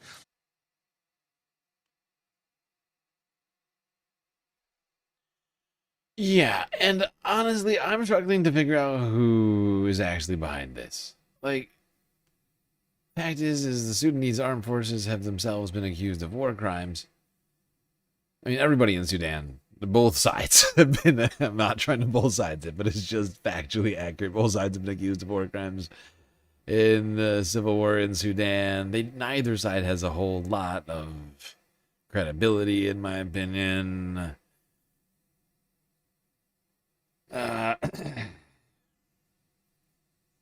And I am not sure what to make of all this. I've been trying to parse through this myself. Does it sound like something the UAE would do? And the Ethiopia might do? Yeah. This also sounds like the sort of thing any number of different actors would do to, you know, create conflict or whatever else.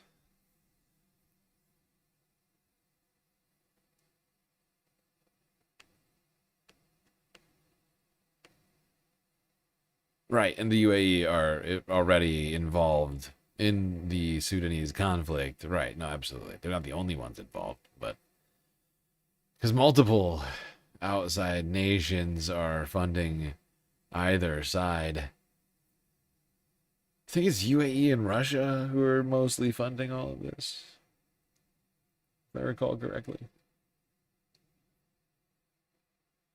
Honestly, it's just got to end in Sudan.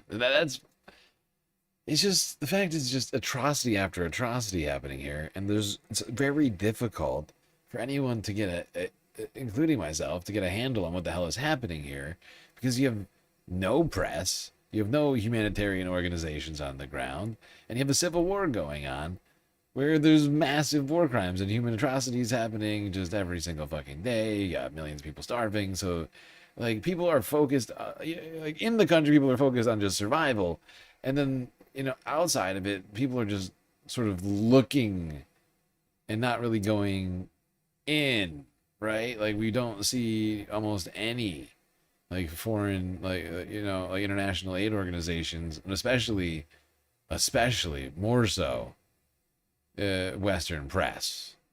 Probably because they're concerned about any number of security threats, which I can understand, but, you know, this is the job, is it not?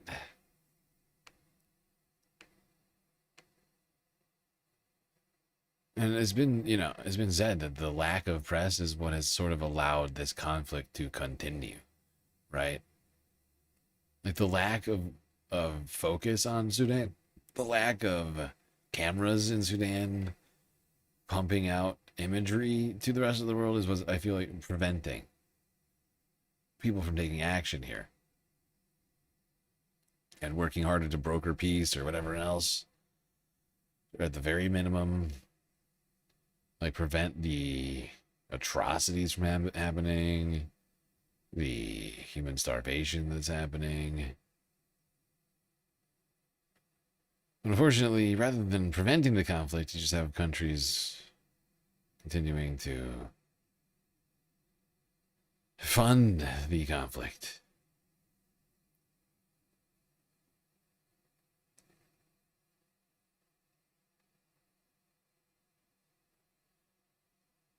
All right, we're gonna now skip ahead, way ahead of my list by like 50 videos because I'm just so tired. Can't make it any further.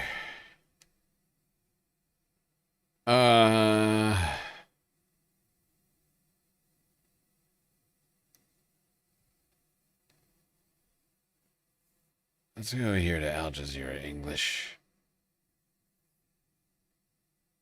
for the live stream. Great job, everybody.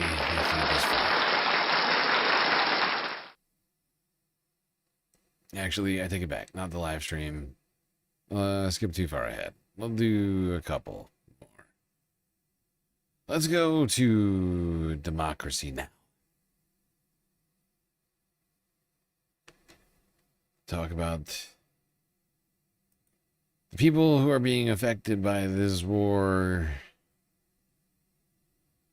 One particular group of people who have been immobilized, literally, stuck in place in the Persian Gulf.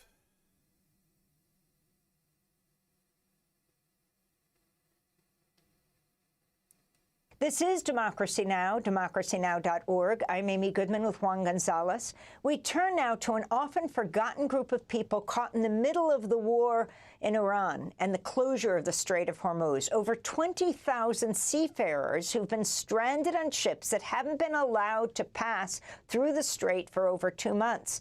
United Nations International Maritime Organization estimates at least 10 seafarers have been killed since the start of the war. These maritime workers are working-class men from developing countries across the global south. They form the crews on oil tankers, container ships, and smaller support vessels. The men have been trapped on some 1,500 ships that have been unable to dock on either side of the Persian Gulf. Caught between fears of war and the commercial pressures of shipping companies, the workers have limited legal protections, unpaid for several weeks, lacking the visas to disembark in any of the Gulf countries near the ships. The men have been stuck on board for weeks with dwindling supplies of food and water. Most of them had to take out sizable loans to pay middlemen to get these seafaring jobs. Now they've been stranded in a war zone with almost no money to show for it. A few hundred men have been repatriated off the ships. Here's a man who just landed back in India after an arduous journey through Iraq, Armenia, and Dubai. We did not have internet and there was no way to communicate with our families back home. We were quite tense and our relatives also were under a lot of duress back home. Subsequently, even getting food became difficult. Around 200 people, Indians, are still stranded there. We're joined now by two guests. Manoj Yadav is General Secretary, Forward Seamen's Union of India, joining us from Mumbai. And Mohammed Archedi is the network coordinator for the Arab world and Iran at the International Transport Workers Federation. He's joining us from Bilbao, the Basque region of Spain. We welcome you both to Democracy Now! Mohammed, let's begin with you. We're talking about, what, 20,000 seafarers? What happens to them now? Help, help, help! I'm being repressed! For the invitation. Well, there are more than 20,000 seafarers stranded. They are in a total... they have a deep feeling of lack of protection. Part of the requests we do receive, we have until now, in the 2 months after the start of the war, we have been reached out by more than 2,000 seafarers, 2,000 times reached at the ITF, at the International Transport Workers Federation. That doesn't mean that it is 2,000 seafarers, it's much more, because the seafarers is talking on behalf of a group of seafarers or all the crew on board. The main problem is the big worry, absolute big worry about the situation, being aware of the situation. And we've been covering this war since day one. And we have known since really the very beginning, because the companies have been literally saying it to us, but these ships are not gonna do these like midnight runs alongside the U.S. Navy through a potentially mined Strait of Hormuz under potential threat of any number of other sorts of Iranian attacks. Even if the United States says that we're going to be protecting them. And so these ships continue to just sit in the strait, continue to sit there rusting, people on the boats, I'm sure basically losing their freaking minds, running out of food, running out of, any and all supplies, you would assume. That's one thing I've been wondering to myself. How are they getting resupplied on these ships? Because at this point, you got to figure that they must need, many of them must need new supplies. There are requests of repatriation. There are requests to being stranded there, being blocked there. There is lack of food, there is lack of provisions, there is lack of water, there is shortage of food. There are seafarers asking us that they are eating once a day. And of course, there is the other problems to which these seafarers, men and women, are exposed, have not disappeared with the war. So we have still cases of abandonment in the region, Abandonment as defined by the Maritime Labour Convention. Seafarers who have not been paid for 8 months, not paid for 5 months, not paid for 11 months. These are all cases that are happening there. So for us, these are just not numbers. Here are seafarers, civilian workers who have the bad chance to be in the wrong place. The seafarers, men and women, have not provoked this war, are not part of it, and cannot stop it. And unfortunately, they are vulnerable because they cannot move by themselves. We have to understand that these seafarers cannot just take their bags and go to the airport. The seafarers here are just exposed and absolutely vulnerable and need and claim protection. And Mohammed, the global economy depends on this world shipping network, and yet many of these workers come from different countries. The ships are under Liberian or Panamanian flags. There's no one actually no nations that stand up for their workers. Could you talk about the international character of these crews? Yeah, the seafarers are mostly, majority are from the global south, so from the developing countries, India, Georgia, Egypt, Philippines, Indonesians, Myanmar. So these are the most nationalities affected. And as you have described, rightfully described, unfortunately, the flag of convenience system lacks transparency. And we are here clearly in a situation where the seafarers on board, who are necessary for the supply chains, who are necessary for the economy, we have to remember that the vessels do not run alone. The vessels go nowhere without the workforce, without the seafarers, men and women on board. And now we observe that in such a situation, there is absolutely no protocol to protect them. And we are talking here about protection, about physical integrity, about physical protection. You have mentioned in the introduction there are more than 10, at least 10 of seafarers, 10, 12 seafarers who lost their lives. And this is absolutely not acceptable. It is absolutely not acceptable that the maritime industry in the 21st century, absolutely aware about this. We are not putting the human dimension, we are not putting the seafarers, the workforce, without which, I insist, without which these vessels will not and cannot move. We cannot put their living conditions, because the seafarers work and live on board. This is important to understand, because the seafarers... Yep. Exactly. This is exactly the thing I'm talking about. You got empty food chests. These people are literally just starving aboard these ships.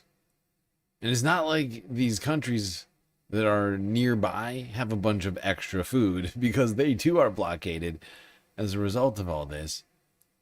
So these guys are just sitting there with access to basically nothing, or only what is on board. I wouldn't be shocked if some of these shipping containers, like, people just start like breaking open shipping containers and going through stuff for food and whatever else. I mean, I certainly would be doing that at this point. 2 months in. It's not like us. We do our journey of work, then we go home. The seafarers stay there, and now we are all seeing it live all the time. They are exposed, they are vulnerable, and they are claiming protection.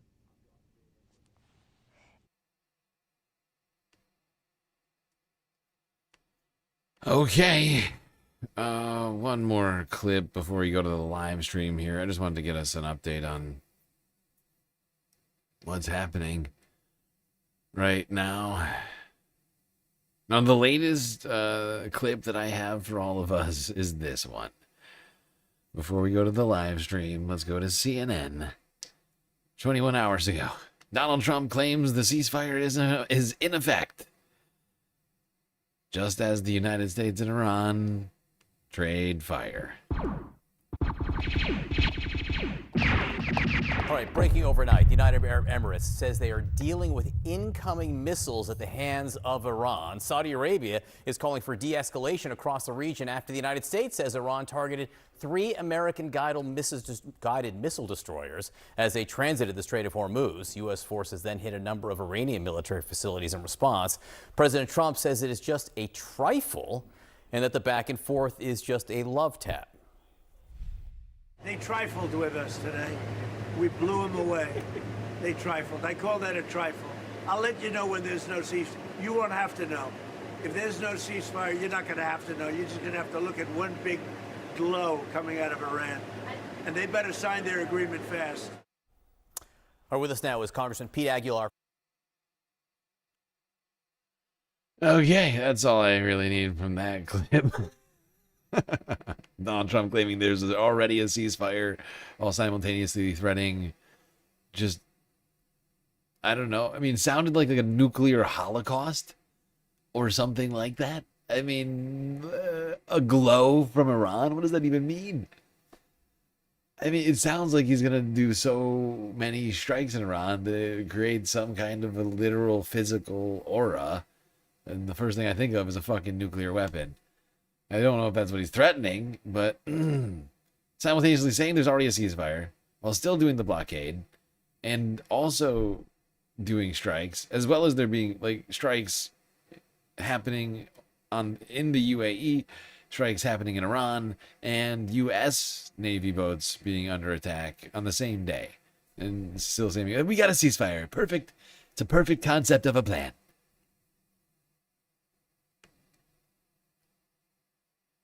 We have a demented, unintelligent person running the United States of America. But I mean, the fact is that doesn't even barely encapsulate the week. And I wish we could do the whole thing. But it was a crazy freaking week, and I just don't have the energy to do all of Iran. Because there was literally just, it was back and forth of Trump just like saying some of the craziest fucking shit.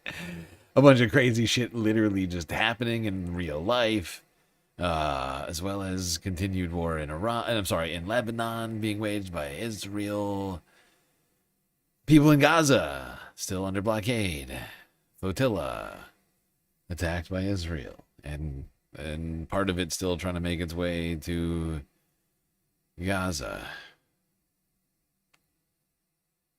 So yeah, there's a lot to cover in the Middle East this week. I don't think I can do it justice with the level of energy that I have here. But at least we've done the first portion of everything. We did U.S. news. We did, we skipped it. Well, we kind of skipped some of the environmental news. Not going to lie. We did a couple of things. We did the AMOC. We did dependence on oil and switching to renewables. But we got more shit to talk about. Forest fires all over the fucking place.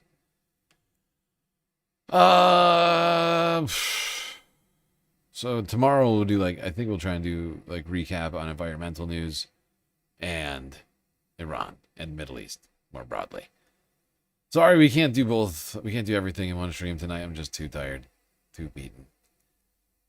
I need to resuscitate myself.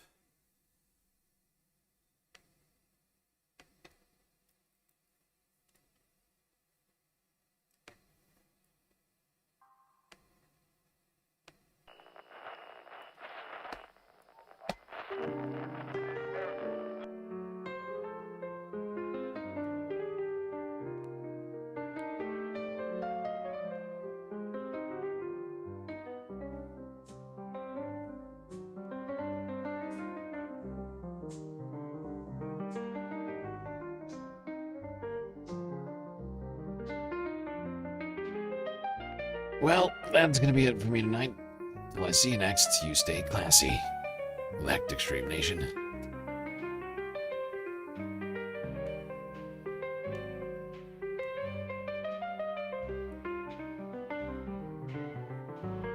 Oh, can't forget this.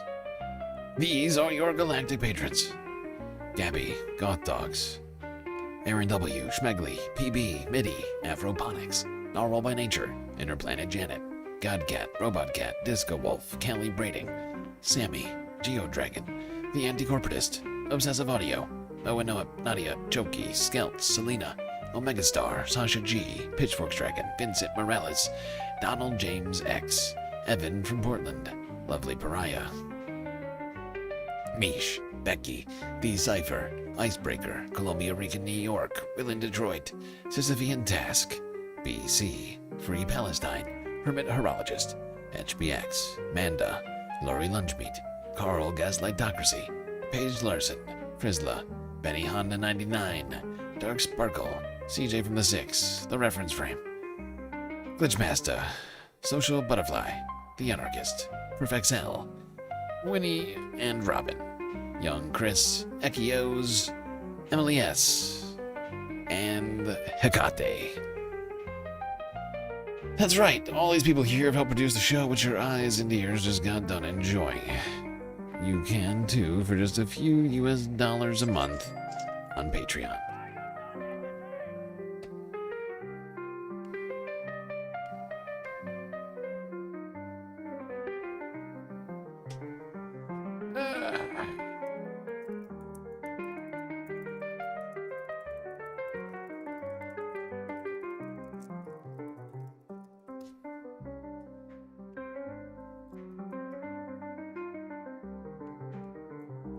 Thank you, Princess Mouse, for the resub with Prime on Twitch.